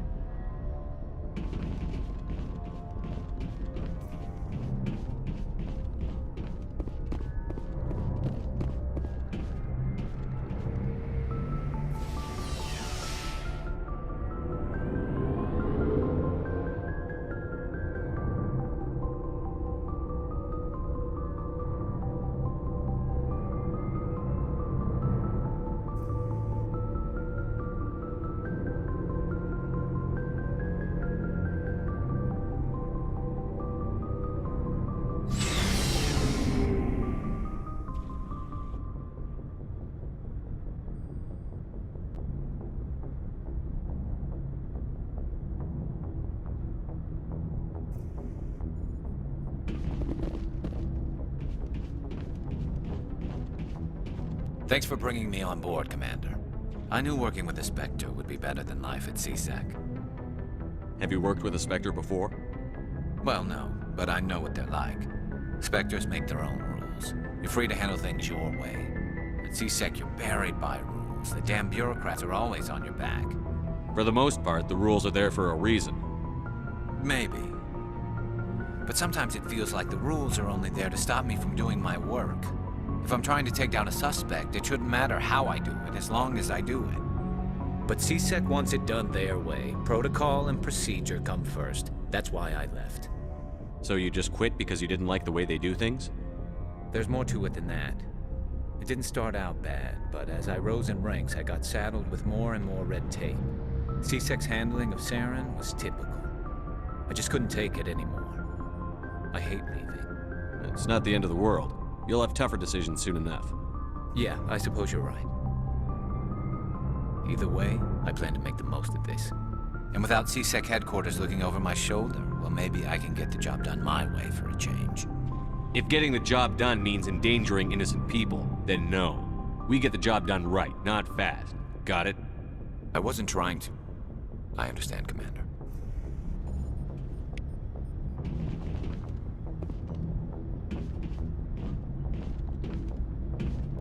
Nice ship you've got, Shepard.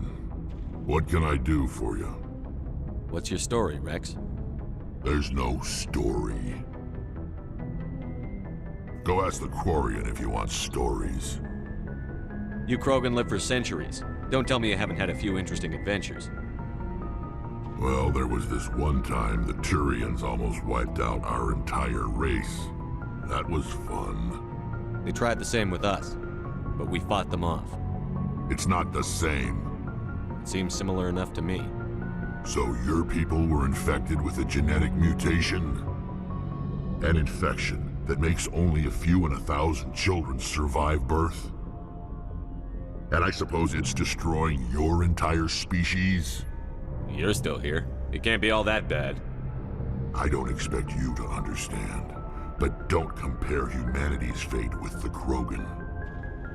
I was just making conversation. I wasn't trying to upset you. Your ignorance doesn't upset me, Shepard. As for the Krogan, I gave up on them long ago. The genophage infected us, but it's not what's killing us. Are your people really dying? We're sure not getting any stronger. We're too spread out. None of us are interested in staying in our own system. Lots of species have left their homes and prospered. But they go to colonize new worlds. We're not settlers. We're warriors. We want to fight. So we leave. Hire ourselves out. And most of us never go back. What can you tell me about the genophage? Ask the Solarians if you want details. They made it. All I know, it makes breeding nearly impossible. Thousands die in stillbirth, and most never get that far. Every Krogan is infected, every one, and no one's rushing to find a cure. Why don't the Krogan try to find a cure? When was the last time you saw a Krogan scientist? You ask a Krogan, would he rather find a cure for the genophage or fight for credits? He'll choose fighting every time. It's just who we are, Shepard. I can't change that. Nobody can. So long, Rex. Shepard.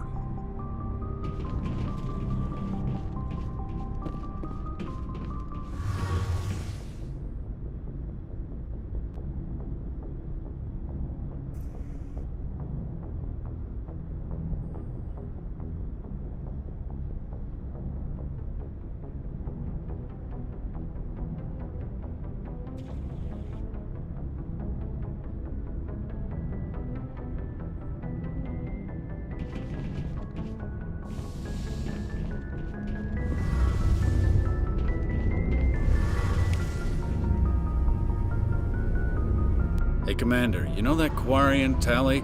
She's been spending all her time down here asking me about our engines. I'll tell her to leave you alone. What? No, she's amazing. I wish my guys were half as smart as she is. Give her a month on board and she'll know more about our engines than I do. She's got a real knack for technology, that one. I can see why you wanted her to come along. I figured she'd be a real asset to the team. You got an eye for Tally, Commander, but I'm guessing that's not why you came down here. Fill me in on the IES stealth systems. How does it work exactly? You can't hide a ship out in space. They emit too much heat and radiation. Too easy for sensors to pick them up, unless you find a way to capture those emissions. So our stealth systems trap the energy we give off in storage sinks built into the ship itself. No emissions to give away our location. Eventually the sinks have to be vented. More than a few hours silent running and they overheat. Cook us inside our own hull. There's no way for anyone to detect us? A visual scan can still pick us up. Anyone looking out a window can see us plain as day. But you have to be pretty close to get an actual visual out in space. Most vessels rely on scanners. As long as the stealth systems are engaged, they can't see us. Not unless we accelerate to FTL speeds. Why doesn't it work with faster-than-light travel? Cranking up to FTL blue shifts our emissions, pushes them into frequencies too high to capture in the sinks. As soon as we make the jump, it's like setting off a flare. Sensors can pick up our location whenever we enter or exit FTL flight, but for short-range missions, our stealth systems are amazing, and we've got the only one. I want to know more about the Normandy. She's the best ship I've ever served on, probably the fastest vessel ever designed, and she's the only one using the new Tantalus drive core. What's so special about the Tantalus drive core? Proportionally, it's about twice the size of any other vessel. Not only are we faster, but we can run at FTL speeds longer before we have to discharge the core. Where else have you served, Adams? If you name a class of Alliance ship, I've probably served on it. Everything from dreadnoughts and carriers right down to frigates like the Normandy. My last assignment was on the Tokyo, only a cruiser, but she was a good ship. Couldn't hold a candle to the Normandy, though. Carry on, Adams. Aye, aye, Commander. Your ship's amazing, Shepard. I've never seen a drive core like this before. I can't believe you were able to fit it into a ship this small. I'm starting to understand why you humans have been so successful. I had no idea Alliance vessels were so advanced. The Normandy's a prototype. Cutting-edge technology. A month ago, I was patching a makeshift fuel line into a converted tug ship in the flotilla. Now, I'm sitting on board one of the most advanced vessels in Citadel space. I have to thank you again for bringing me along. Traveling on a vessel like this is a dream come true for me. I had no idea you found ship technology so interesting. It comes with being a Quarian. The migrant fleet is the key to the survival of my people. Ships are our most valuable resource. But we don't have anything like this. We make do with cast-offs and second-hand equipment. We just try to keep them running for as long as we can. Some of the fleet's larger vessels date all the way back to our original flight from the Geth. I can't believe your fleet's still using ships that are 3 centuries old. They're constantly being repaired, modified, and refitted. They aren't pretty, but they work, mostly. We've tried to make ourselves as independent as possible on the flotilla, grow our own food, mine, and process our own fuel. But some things we just can't make on our own. A patch to maintain the hull integrity requires raw materials we just don't have. That's why our pilgrimages are so important. I want to know more about the pilgrimage. When my people reach maturity, we leave our birth ships and seek acceptance with a new crew. It's necessary to maintain genetic diversity among the fleet. But no ship wants to accept someone who will be a burden on them. So, to prove our worth, we embark on a pilgrimage. We set out alone, leaving the flotilla and our families behind us. We only return once we have found something of value we can bring back to the fleet. This is presented as a gift to the captain of the respective ship we wish to join. If the gift is accepted, we are welcomed into the crew. I can't believe they just send you off alone. It's not like they just cast us out. Before we leave, we are given lessons in how to survive outside the flotilla, and given gifts to help us on our journey. We also receive implants to fight off sickness and disease. Generations of living in an isolated and highly controlled environment have left our immune systems weaker than most. By the time we leave the fleet, we are well equipped for the pilgrimage. This is a rite of passage for all Quarians. If it were dangerous, our numbers would suffer.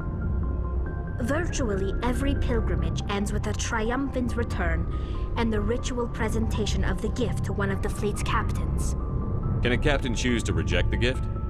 That doesn't happen often. Most captains are eager to increase the size of their crew. It increases their own standing in our society.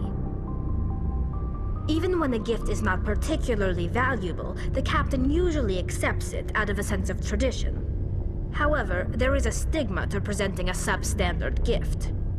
It's not the best way to make a good impression on a new community. Most pilgrims don't return until they find something worthwhile. I want to talk about something else. Like what? Tell me about your people. Our lives aren't easy. Resources are scarce, and we are constantly on the move. Everything we do must in some way contribute to the continuation of the migrant fleet. There are 17 million Quarians in the flotilla, and each of us relies on the others for survival. The bonds among my people are strong. Unfortunately, we have had to surrender many of the freedoms and civil liberties other species take for granted. What kind of freedoms? Well, it's illegal for parents to have more than one child. If our population grows too much, it would strain our resources to their breaking point. Of course, we also can't allow our numbers to become too few. If our population is in decline, the rule against single births is temporarily repealed. In extreme cases of population decline, incentives are even offered to encourage multiple births, though the Conclave hasn't had to take such measures in nearly a century. That's your government. The Conclave is our civilian branch of government. Each ship can elect a representative to serve on the Conclave and make decisions that affect the fleet as a whole. On matters that affect an individual ship, however, the captain has the final say. It's a tradition that dates back to the early days, when the fleet was governed by martial law. Fortunately, most captains nowadays are smart enough to have an elected council from their crew to give them advice and guidance. So the ultimate power rests with elected officials. In practice, the Conclave and the respective council for each ship tend to set the rules that govern our daily lives. But in theory, we are still under military jurisdiction. The 5 top-ranking military officials in the fleet serve on the Admiralty Board. These 5 have the power to overrule any decision by the Conclave in case of emergency. To do so requires unanimous agreement among the Admiralty, and they can only do this once. After that, the entire board must resign their posts. It's a safeguard that served us well. In nearly 3 centuries, the Admiralty Board has only overruled the Conclave 4 times. I want to know more about the Geth. I doubt I can tell you anything you don't already know. It's been almost 3 centuries since they drove my people into exile.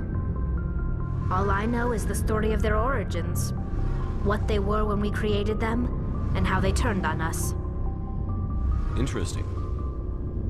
The Geth were originally created to serve as an automated manual labor force. Initially, their intelligence was as limited as any VI. Over time, we made small modifications to their programming to allow them to perform more varied and complex tasks, bringing them closer and closer to true AI status. You had to know it would blow up in your face. The changes were so insignificant, so gradual, that we were able to control them. Or so we thought. But one thing we underestimated was the power of the neural network. A million Geth thinking simultaneously created an inherently unstable matrix. So, the Geth share brain power? Many of the Geth's logic systems were designed to work in concert with other nearby Geth. Basically, the more of them you have in a group, the smarter they are. So there's some sort of group consciousness? No, nothing like that. They cannot share sensory data or information. Their programming cannot handle that much simultaneous input. Each Geth maintains an individual awareness and identity. The neural network only operates on a process-based level. It's basically the synthetic equivalent of a subconscious. But when they're in close proximity, they can coordinate low-level functional processes, freeing up more capacity for original or independent thought. What made them rebel? As we built more and more Geth, their effective intelligence became more sophisticated, more abstract. One day, a Geth began to ask its Quarian overseer questions about the nature of its existence. Am I alive? Why am I here? What is my purpose? As you can imagine, this caused a near panic among my people. What did you do? It was inevitable the newly sentient Geth would rebel against their situation. We knew they would rise up against us, so we acted first. A general order went out across all Quarian-controlled systems to permanently deactivate all Geth. The Geth responded to this order violently. You didn't really think they'd just let you destroy them without a fight, did you? The hope was that most of the Geth would still be little more than machines, incapable of organized resistance. But they had progressed much further than anyone anticipated. The war was long and bloody. Millions upon millions of Quarians died at their hands. In the end, we were forced to flee our own homeworld. We feared the Geth would pursue us, but they never came beyond the Veil. Now we drift through space, exile searching for a way to reclaim what was once ours. It's hard to feel sorry for you. Your ancestors tried to wipe out another species. We made a mistake when we created the Geth in the first place, but we did not make a mistake when we went to war against them. If we had not acted, they would have wiped us out. They're a synthetic life form. They have no use for organics. None. Why do you think they cut themselves off from the rest of the galaxy? Why do you think they've killed every organic being who's ever tried to contact them? They didn't kill Saren. What does that tell you? The Geth are not innocent victims in all this. They're the enemy. They want to destroy us. Not just the Quarians. All organic life. That's why they've joined up with Saren. And that's why we have to stop him. I should go. See you later.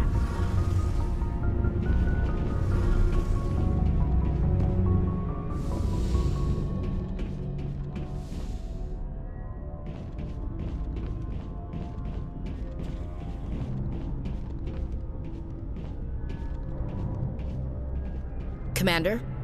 What's your opinion on the last mission? Kinda wish you'd got there sooner, Commander. No offense, I appreciate the rescue. I just wish... You wish we'd been able to save the rest of your unit? Yes, sir. If I had been more alert, we wouldn't have been cut down by an ambush. The answer seems plain enough to me. Be more alert. Aye, aye, Commander. I'll make sure it doesn't happen again. Do you have a few minutes to talk one-on-one? I'm sorry, Commander. I need to get my duty squared away. I wouldn't mind talking more later, though. Dismissed, Chief. Sir.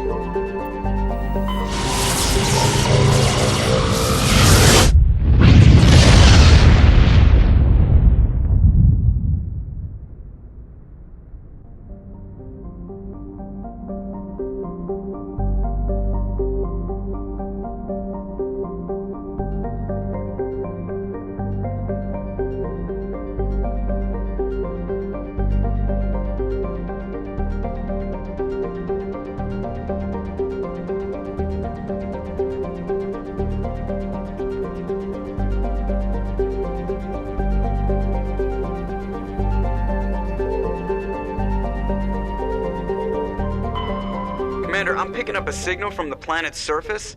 It looks like an automated distress beacon.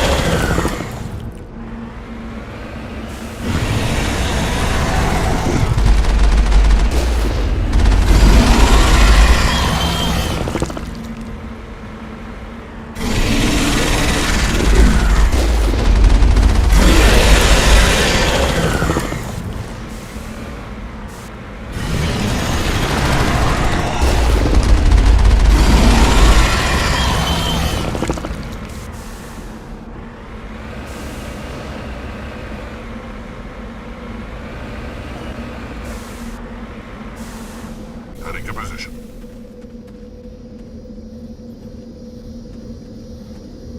Alliance soldiers.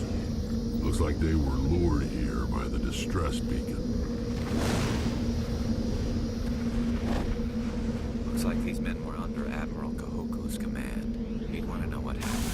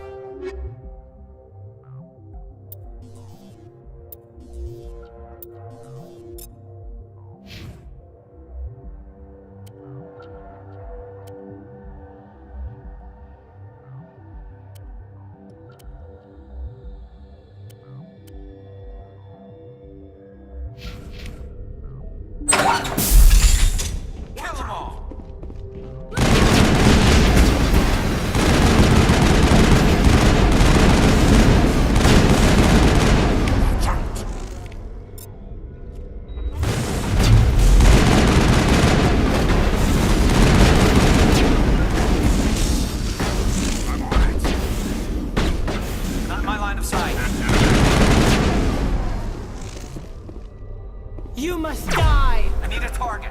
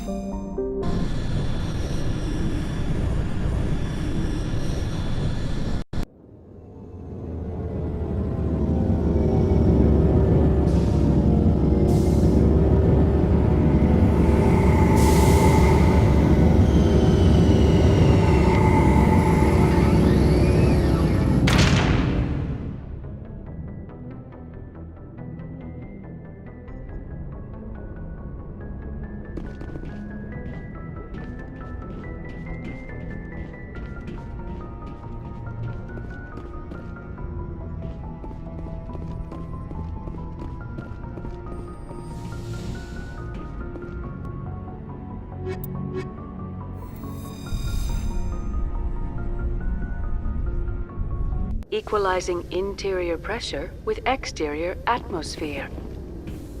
Logged. The commanding officer is ashore. Exo Presley has the deck.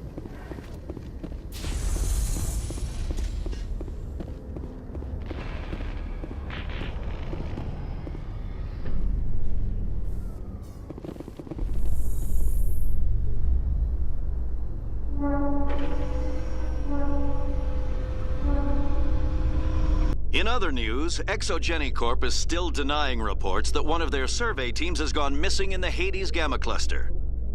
When asked why communication with the survey team was suddenly cut off last week, company officials refused to comment.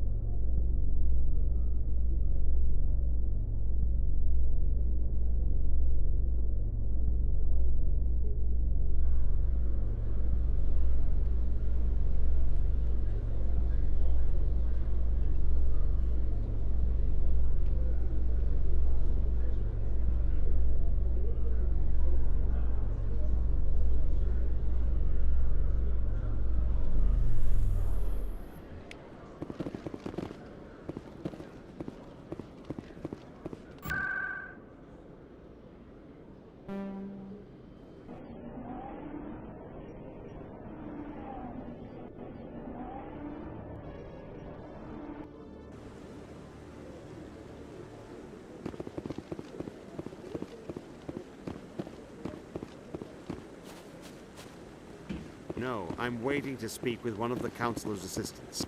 Commander, any word on my missing men? I'm not sure how to tell you this, Admiral. Your men were killed by a thresher maw. A thresher maw? That's not... My men wouldn't just stumble into a thresher nest. Not the entire unit. Somebody lured them there with an Alliance distress beacon. Placed it perfectly so they'd land right beside the thresher nest. Damn it. I had a bad feeling about this ever since my team disappeared. An Alliance beacon used as bait, my unit wiped out, and nobody seems to know anything about it. Commander, I appreciate what you did. Now I need to do my part. The families of those Marines deserve to know why they died. I hope you find what you're after, Admiral. I will, Shepard. I'll let you know when I find anything out.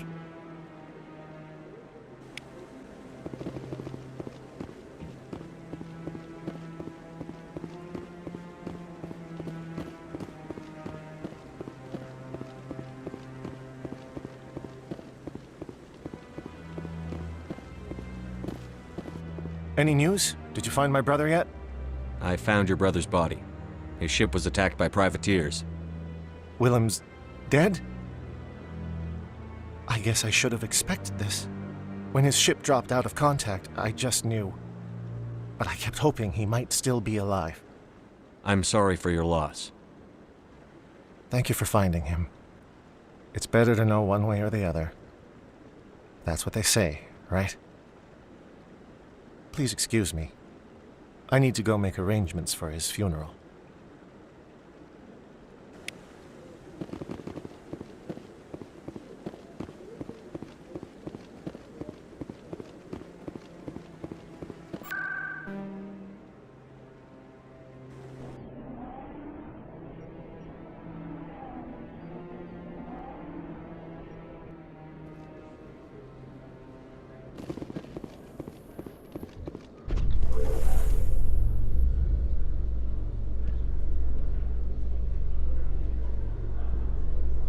Coming up in a report later today, Emily Wong investigates corruption on the Citadel and uncovers a full-blown crime syndicate.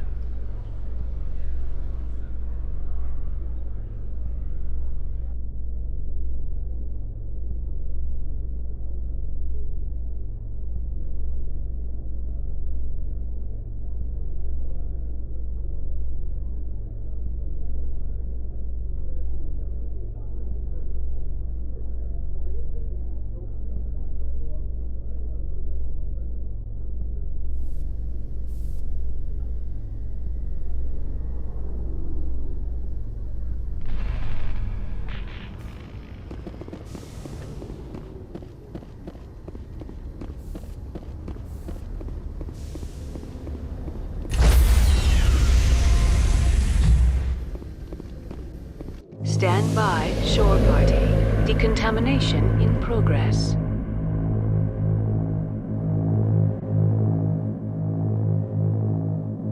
Decontamination in progress. Logged. The commanding officer is aboard. XO Presley stands relieved.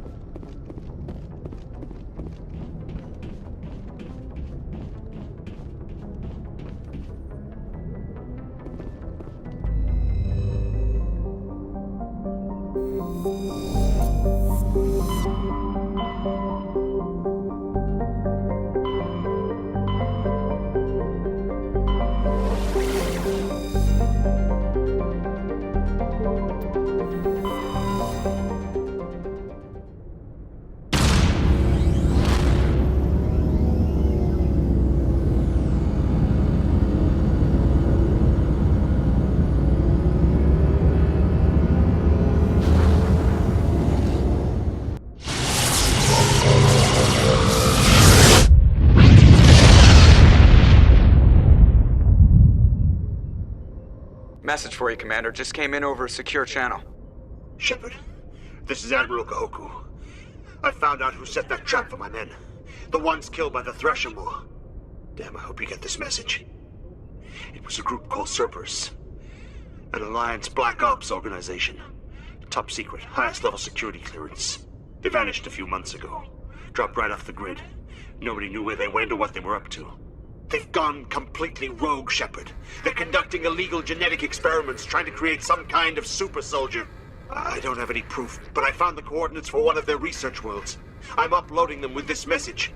They're completely out of control. Somebody needs to stop them. I've done my part. Now it's up to you. This is probably the last you'll hear from me. Cerberus is after me now. I need to disappear before they find me.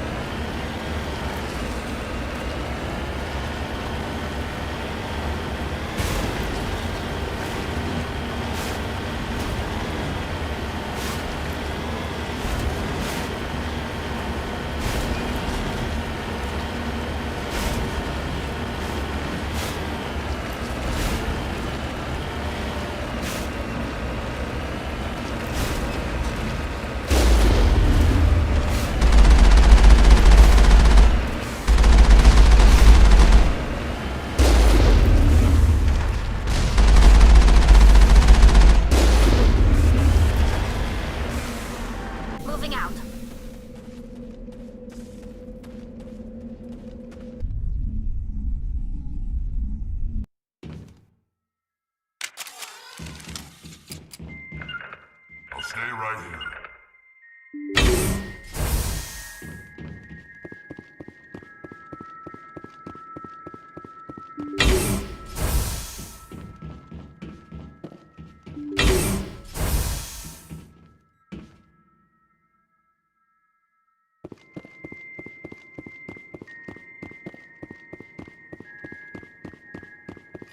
Look out!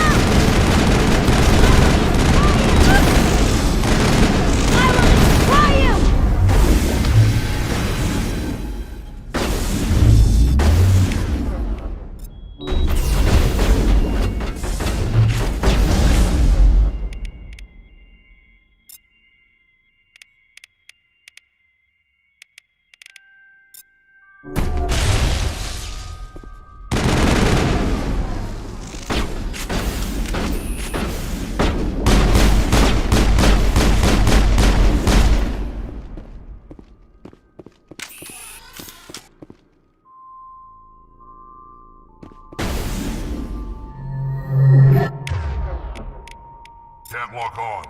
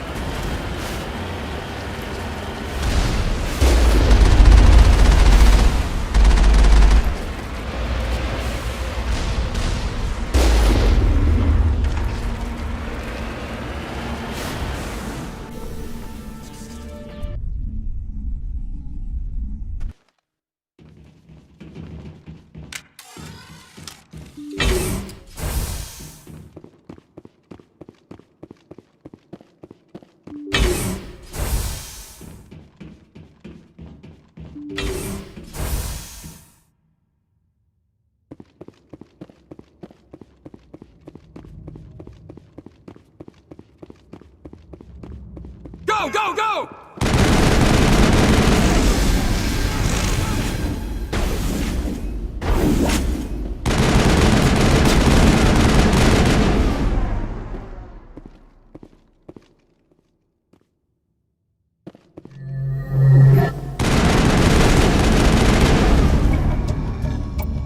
Let's head to that next base, Shepard. This is my kind of mission.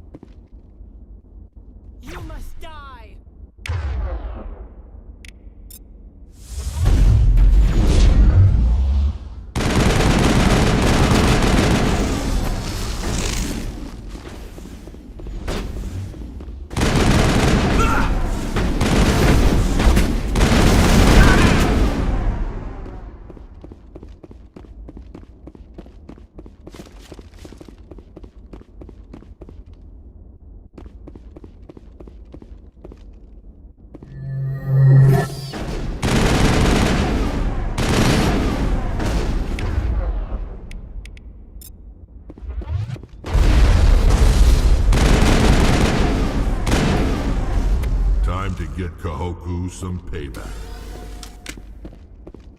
Perimeter clear.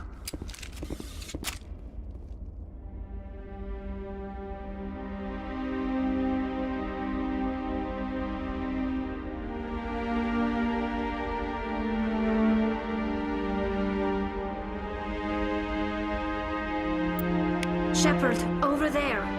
It's Admiral Kahoku. I guess Cerberus found him after all.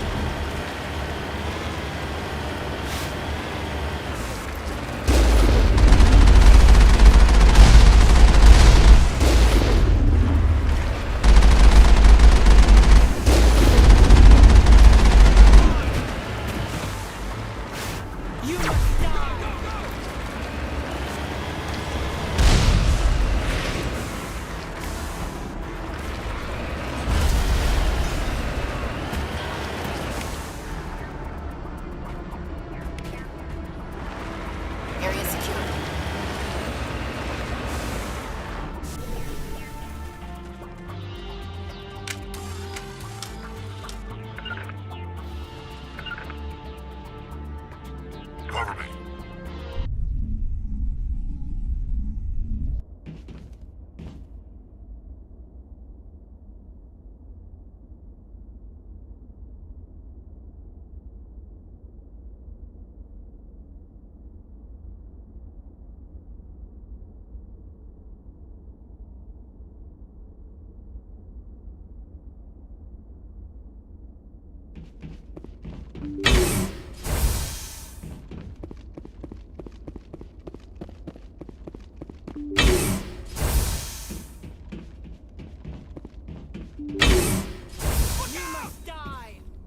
I will destroy you!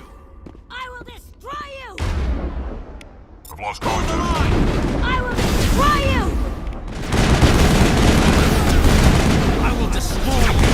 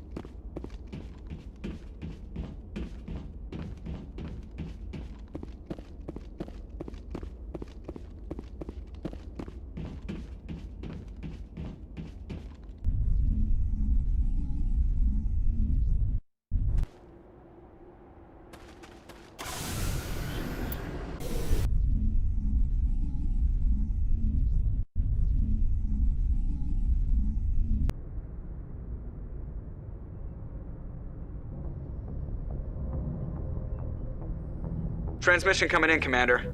I think you're gonna want to hear this one. Greetings, Commander Shepard. I represent a party interested in obtaining information on Cerberus activities. If you know something about Cerberus, you'd better tell me. I suspect I know less about Cerberus than you do. I am merely an agent for the Shadow Broker. You see, Admiral Kahoku contacted my employer looking for information on the location of any Cerberus facilities. We provided that information on the promise that he would turn over copies of all files gathered from the Cerberus systems to us. Did you have anything to do with Admiral Kahoku ending up dead? We had no reason to harm him. He was going to provide us with information about Cerberus. Information that is now in your possession. You must have some connection to Cerberus. How else could you tell Kahoku where to find them? Information is our business, Commander. Through our contacts, we were able to determine that the Cerberus group was active in the Voyager cluster. Unfortunately, that was all we were able to find out. That is why we are so interested in acquiring copies of the files from you. These are classified Alliance files. I'm not handing them over to you. Be reasonable, Commander. Cerberus was operating outside Alliance jurisdiction. You don't owe them any loyalty. The Alliance is just going to file this information away in some archive. No secret stays hidden forever. Eventually, someone somewhere will deliver it into our hands. Might as well be you. Transmit the files to us and you will be well compensated. My loyalty is to the Alliance, not the Shadow Broker. That is unfortunate, Commander. My employer will remember this the next time you need something from us.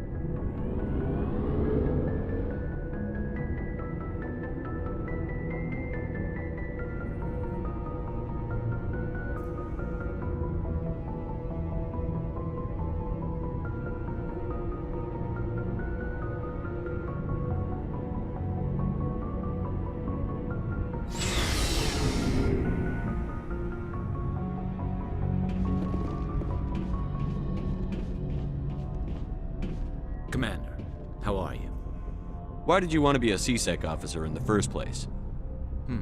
That's a good question. There were several reasons, I guess. Like what? Probably the same as most officers. I wanted to fight injustice, wanted to help people. I guess my father had something to do with it too. He was CSEC, one of the best. I grew up hearing about his accomplishments or seeing his picture on the vids after a big arrest. He's taking my resignation pretty hard. He's not impressed that you're going after Saren?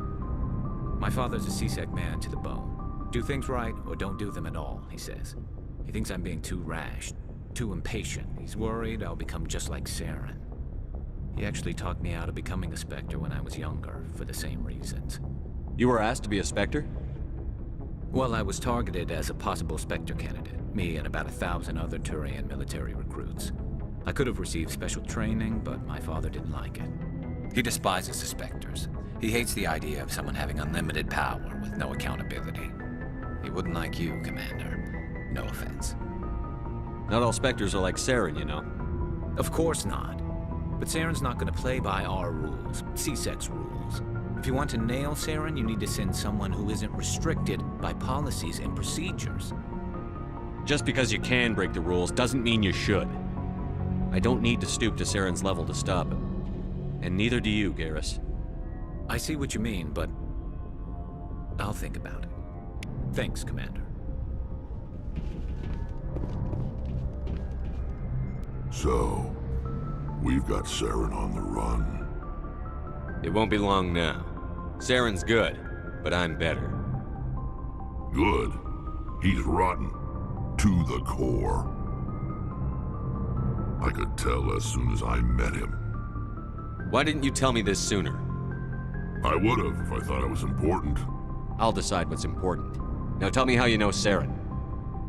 This was a while ago. A bunch of mercs were bragging about a job out near the edges of the Terminus systems. They said it paid well and the boss was never around to ride them. They said he was looking for more men, too. So I checked it out. I didn't know Saren was openly recruiting mercs. It wasn't that open, and he only showed his face once. We'd been raiding ships in the area for months when we took out this massive cargo freighter. Our biggest haul yet. I was on board checking bodies for valuables, looking for some extra credits. That's when I saw him. What did Saren want with the ship? I don't know what he wanted. He was just moving through the ship, watching. A couple of the mercs called him by name, but he never spoke to them. Never spoke to anyone. I had a really bad feeling about him, so I got the hell out. Didn't even wait to get paid. Whose ship was it? It was a Volus trading vessel. Big one. Lots of guards. But they were no match for us. What kind of cargo was the freighter carrying? What was Saren after? I don't know. All I saw on that ship was food and medical supplies. There were some basic weapons, but nothing big.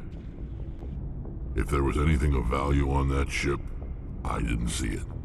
That's why I didn't mention it sooner. That's the only time you saw him? Yeah. Didn't even know who he was. Still wouldn't if I hadn't joined up with you. But my instincts were right. Every other merc on that mission turned up dead within a week. Every damn one. So long, Rex. Shepard.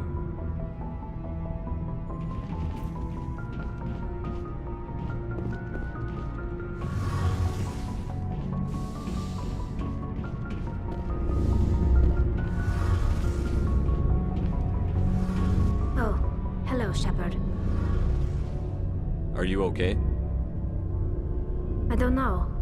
Your ship is amazing, and your crew's been really great to me. Especially your chief engineer. But I just sort of feel out of place. The Normandy runs so smooth it feels like we're not even moving. And the engines are so quiet. How do you sleep at night? The silence wakes you up?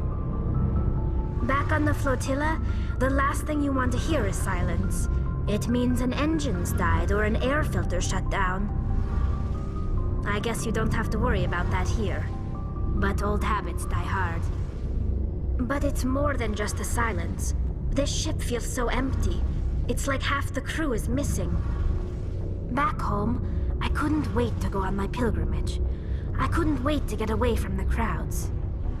Now that I'm out here, I kind of miss them. Sounds like the pilgrimage isn't just about finding resources for the fleet. Maybe it's about teaching you to appreciate your people and culture. You're probably right. We Quarians spend our whole lives traveling, but really we never leave home. The pilgrimage has given me a whole new perspective on our culture. You know, there's always a few who go on their pilgrimages and never return. I always assumed something bad happened to them, but maybe they just wanted a different life. You do plan to return to the migrant fleet, right? I could never abandon my people, Shepard.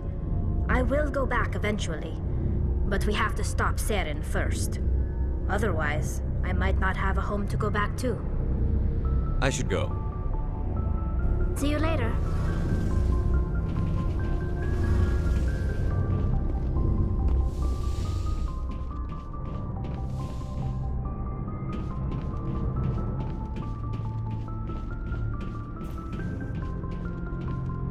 Commander, you have a minute to talk? Is this duty-related, Chief? No, sir. Well, maybe. I know things are different aboard the Normandy, but I'm concerned about the aliens, Vicarian and Rex. With all due respect, Commander, should they have full access to the ship? Don't mince words, Chief. What's your concern?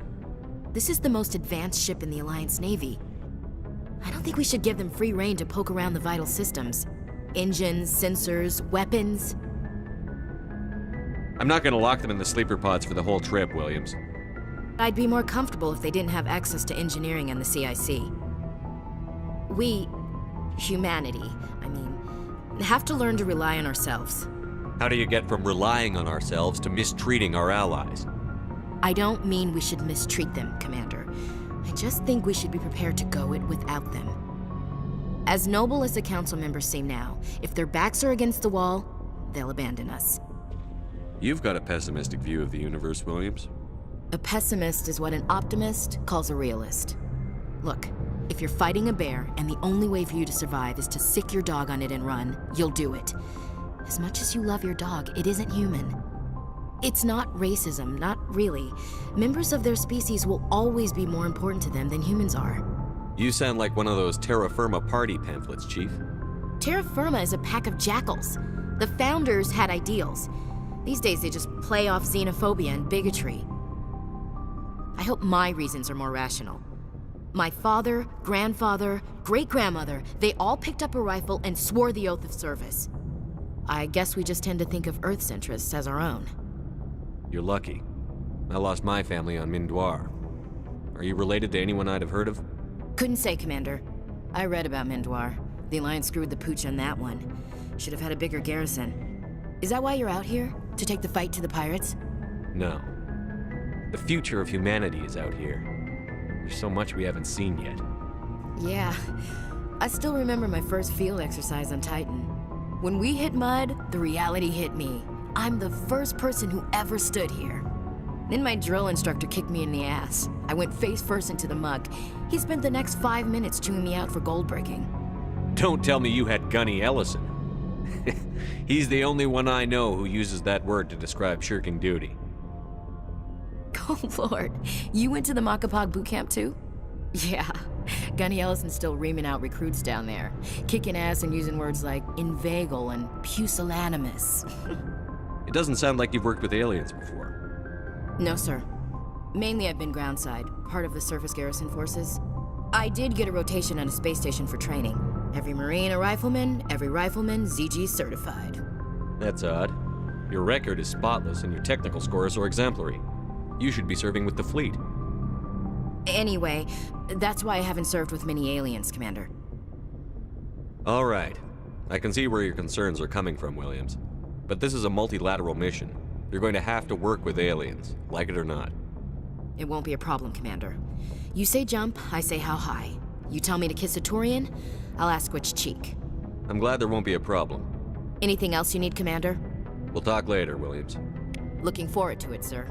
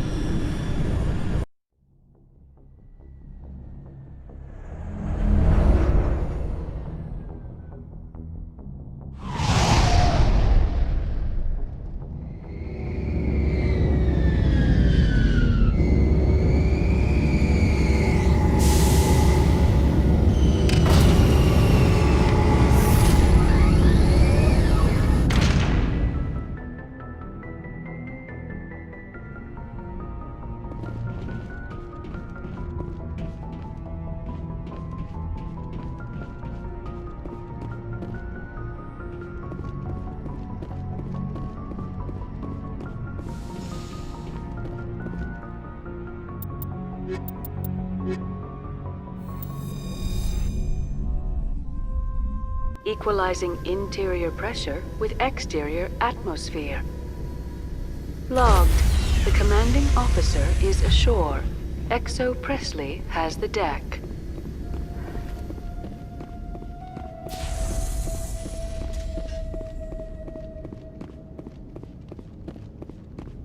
We saw your ship. Dan wants to speak with you immediately. What's so important he needs to see me right away? The Geth are making another push. Fidan is preparing our defenses, but he needs your help. Please, up the stairs past the freighter.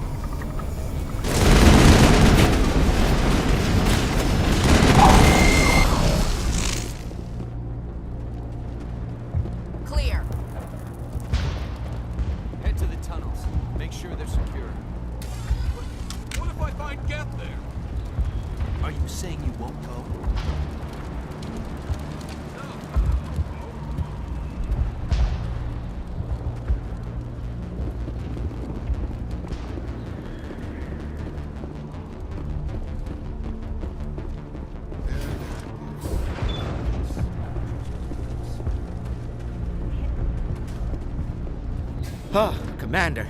I'm glad they finally sent somebody to help us. You're a bit late, aren't you? Arcelia. Sorry, Commander. Everyone's on edge since... Watch out! We've got Geth in the tower! Protect the heart of the colony!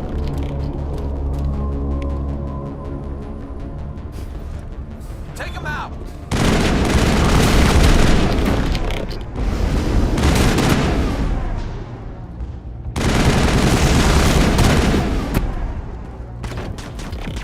I don't want to die. Please,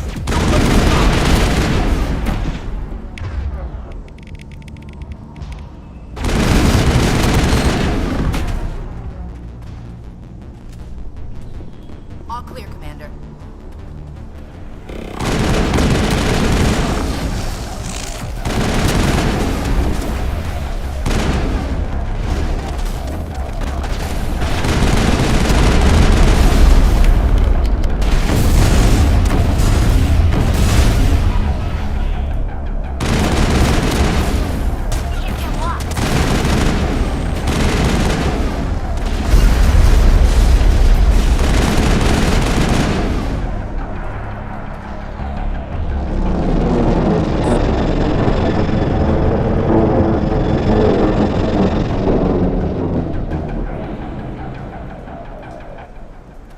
So, are we ready to roll out to wherever the Geth are bunkered? Check in with Fidan, but I think we're done here.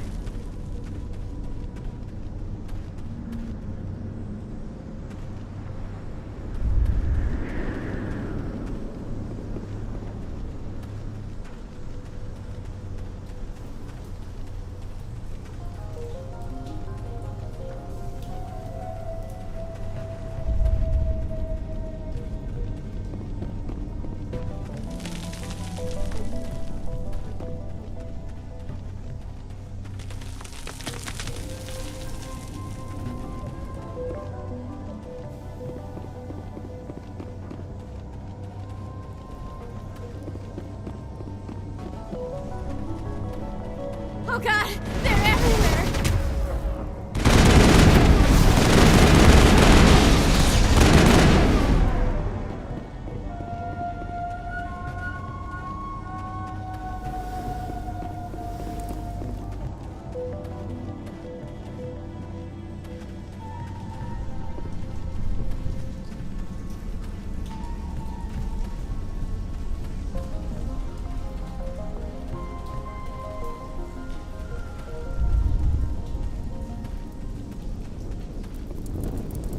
This valve looks like part of the...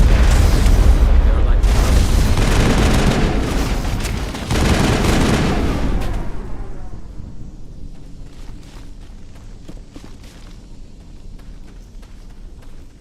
There's another one.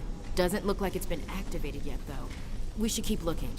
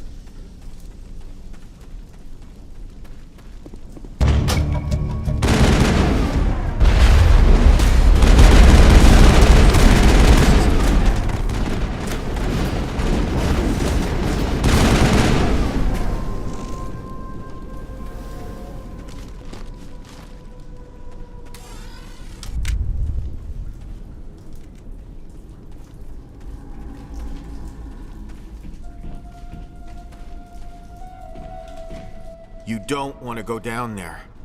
What's back there? I could tell you everything. How would you like that? No! That was a good one. Very intense. What's the matter with you? Just invoking the Master's whip helps remind me I'm still alive. You're here for the Geth, aren't you? You're not the only one interested in those things. Who else is looking for the Geth? Not looking for. Looking to get rid of.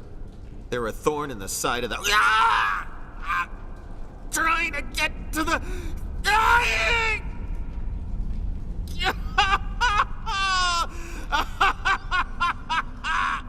Let's leave him. There's nothing we can do for him. Is there anything I can do to help you? Do you even want help? Help me? No. No one can help me now.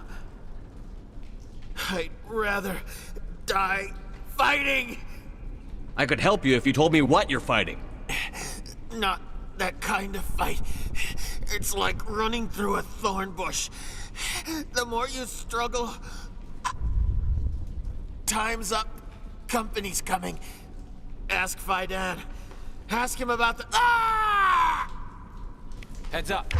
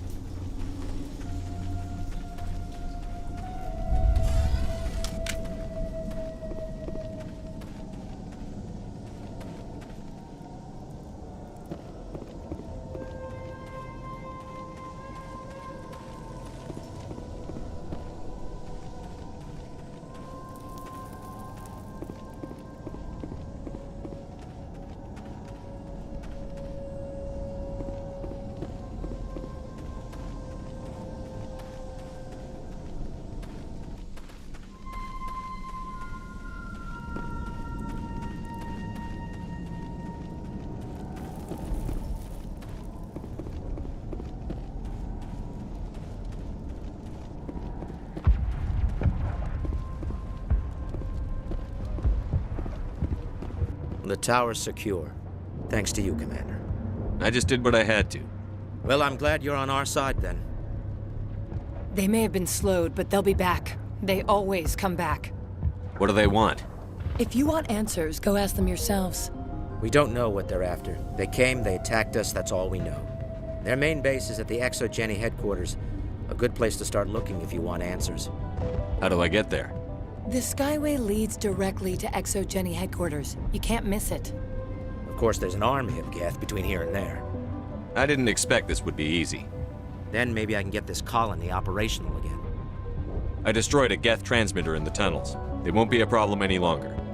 Thank you, Commander. We're in your debt. You've taken a great weight off my shoulders. I just wish I had such good news for every problem.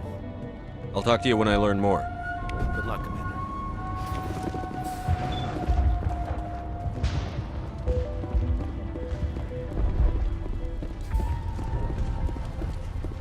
You're the one who repelled that last wave. They'll be back. And if the Geth don't kill us, we'll die of hunger soon enough. Are you doing anything to remedy the situation? I need to boost rations with Varren meat, but it's too dangerous. The Alpha Varren, he's huge and he's mad. Rabid, maybe. Totally uncontrollable. I can't do anything until he's dead. I killed the big Varren. The rest are yours. Excellent. I'll organize a hunt when the immediate threat of the Geth is gone. I have to go. Here, for your trouble. It's not much, I know, but it's all we can spare.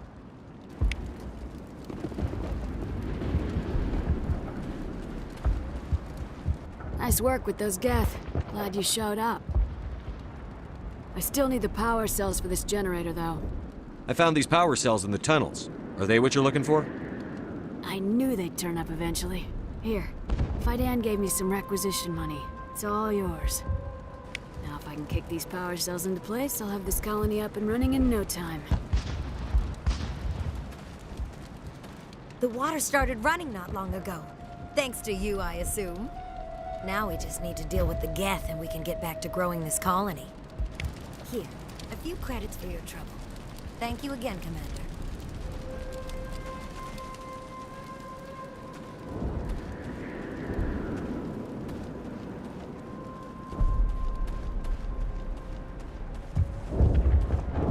You're the commander of the ship that just landed. What do you know about the colony? We just arrived a short time ago. It seemed like any other colony at first, but it's different somehow. What do you mean? It's hard to explain. It's kind of like... I can't describe it. You should speak with Fidan. He knows the colony better than me. Are you the captain of this freighter? Not originally. The captain died in one of the Geth raids. I'm the last crew member. We shouldn't even be here. The Solarian merchant promised us a fortune. I wish... I suppose it could be worse. What's wrong with the ship? Isn't she space-worthy? There's too much damage. Maybe if the Geth stopped attacking, I could fix her.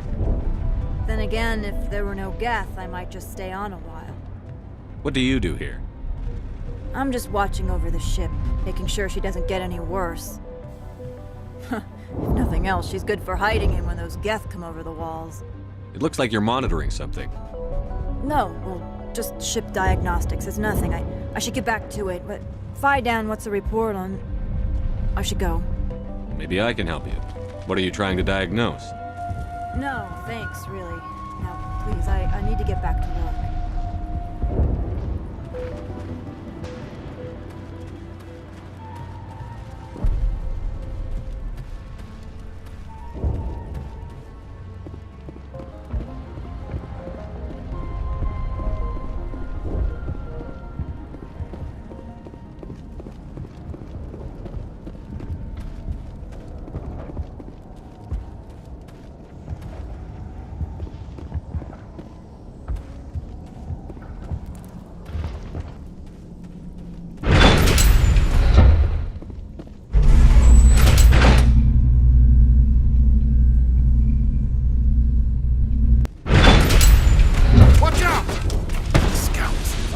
Any minute now. I don't know how much more I can take.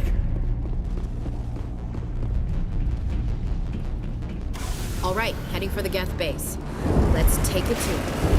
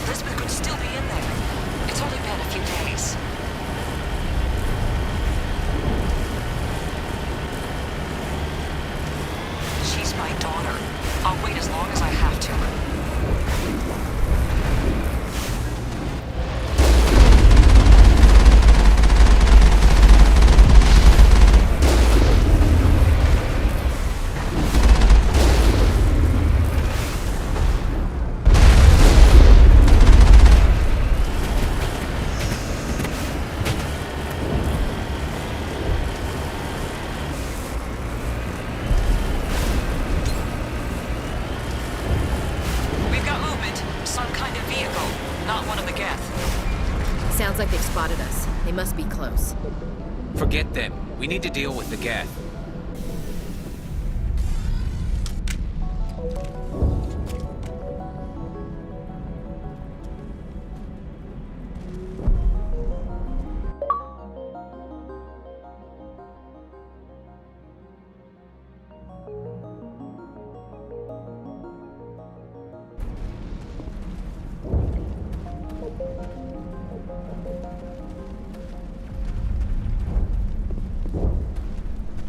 That's close enough! Relax, Jong. They're obviously not Geth. Get back, Juliana. Who are you? What do you want? I suggest you put that weapon down unless you're ready to use it. Don't worry about him. He only cares about the company. And you trust too easily, Juliana. I'm just glad to see a friendly face. I thought we were the only humans left on this planet. Fidan and some of the members of Zoo's Hope are still alive. I thought you said they were all dead. I said they were probably all dead. They're not dead, but the Geth have really pounded them. We know what that's like. Those damn synthetics are relentless. Are we getting close to their base?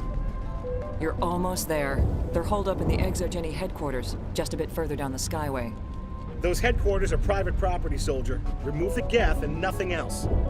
I'm not interested in your company's secrets. Commander, before you go, my daughter, Lisbeth, she's missing. They shouldn't waste time poking around. We can do a proper accounting of our casualties after the Geth are gone. That's my daughter you're talking about. She's still alive. I know it. Where is your daughter, Juliana? She was working in the ExoGeni building when the attacks came. Oh, yeah, there were several places she could hide. For a short time. If she's in there, I'll get her out. Thank you, Commander. Thank you. Stay bunkered down until I find out what the Geth are after. Of course. And please remember, if you see my daughter... I was hoping you'd have a moment to speak with me. I've got a bit of a problem. What do you need? I need to retrieve some data. It's not a big job, but it pays well. I'm listening. Good. Good. Poking around in the ruins has become a bit too dangerous for me. Deadly for him, fine for us. What could be better? It's not that bad, really. All you need to do is find my console at ExoGeni headquarters and drop the data onto this OSD. It's that simple. You're awfully quick to trust me with this. Have you seen anyone else heading to ExoGeni lately? I'll look around if I get the chance. I appreciate it. That data could be worth a lot of money. Of course, this all depends on getting out of here alive. Time to get moving. Just keep in mind what I said.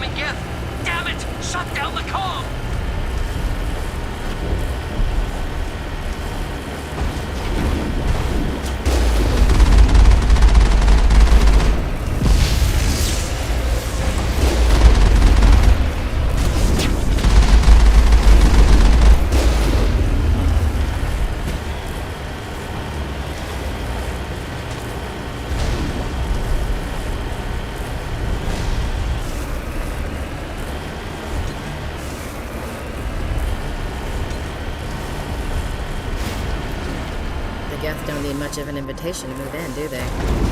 They must want something from the ExoGeni systems. Why else would they bother?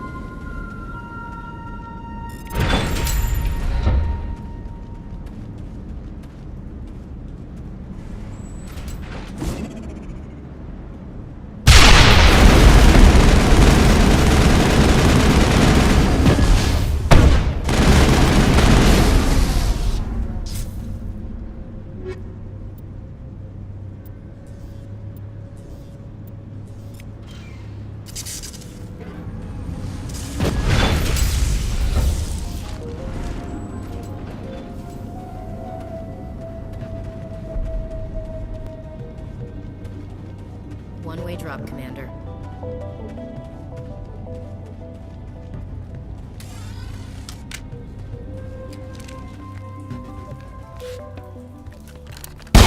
Damn it! I'm so sorry. I thought you were Geth, or one of those Baron. Who are you, and what are you doing in here? It's my own fault. Everyone else was running, and I stayed to back up data. Next thing I knew, the Geth ship latched on, and the power went out. I was trapped. I tried to get out, but the way was blocked. A few Geth won't stop me. It's not the Geth, it's the energy field they put up. They don't want anyone else getting access to the... I'm here for the Geth. It's very important I find out what they're after. I don't know for certain, but I'm guessing they're here for the Thorian. What's a Thorian? It's an indigenous life form. Exogeny was studying it. What else can you tell me? Do you know where I can find this Thorian? I might be able to, but not with those Geth crawling around everywhere. Look, we need to get out of here, past that field. Any suggestions? No, not exactly. But I think the Geth ship is powering it. I've noticed the Geth laying power cables everywhere. You could follow those cables, but there's Geth all over the place. All right. I'll look into it. Stay put until the field is down. Yeah, you don't have to tell me twice. I'll just find a small hole to hide in until the field is down. Oh, here, take my ID. This should get you past any locked doors. Good luck with that field.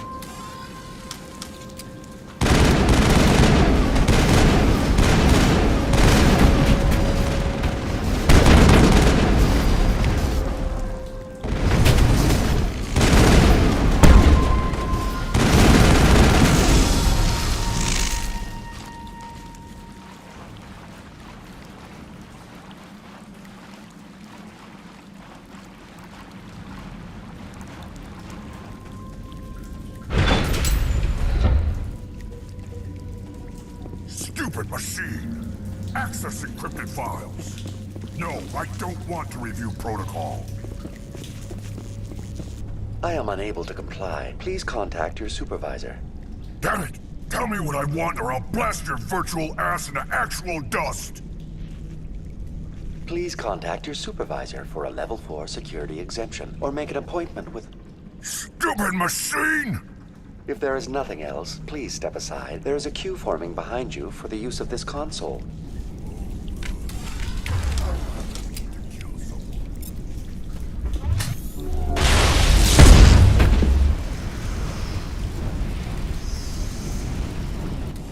Exogeny Corporation reminds all staff that the discharging of weapons while on company property is strictly forbidden. Welcome back, Research Assistant Elizabeth Bainham. What can I do for you? What information was the last user attempting to access? Fetching data. The previous user was attempting to access details on the study of subject species 37, the Thorian. What did you tell him? I was unable to provide the previous user with any relevant data. Aside from lacking proper access, there has been no new data available on species 37. All sensors monitoring the observation post at Zoo's Hope have been inactive for several cycles. What does Zoo's Hope have to do with the Thorian? Species 37 is located within the substructure of the Zoo's Hope outpost. Tell me everything you know about the Thorian. The Thorian is a simple plant life form that exhibits a sentient behavior uncommon with other flora. Through dispersion and the eventual inhalation of spores, it can affect and control other organisms, including humans. The Zoo's Hope control group has yielded interesting results. Before sensors went offline, almost 85% of all test subjects were infected. Exogeny knew all along what would happen to those people. It was deemed necessary to assess the true potential of species 37. So that's why they were acting weird. You should contact Joker. Joker! Come in, Joker. Damn it, that field's blocking us. We need to drop that field and get back to Zoo's Hope. BI, what can you tell me about the Geth ship and the field it's generating? I have limited data on the Geth. They have effectively blocked all sensors within the facility. I have detected unusual power fluctuations, but am unable to determine the source. We need to find that ship. Let's get moving. Going to standby mode.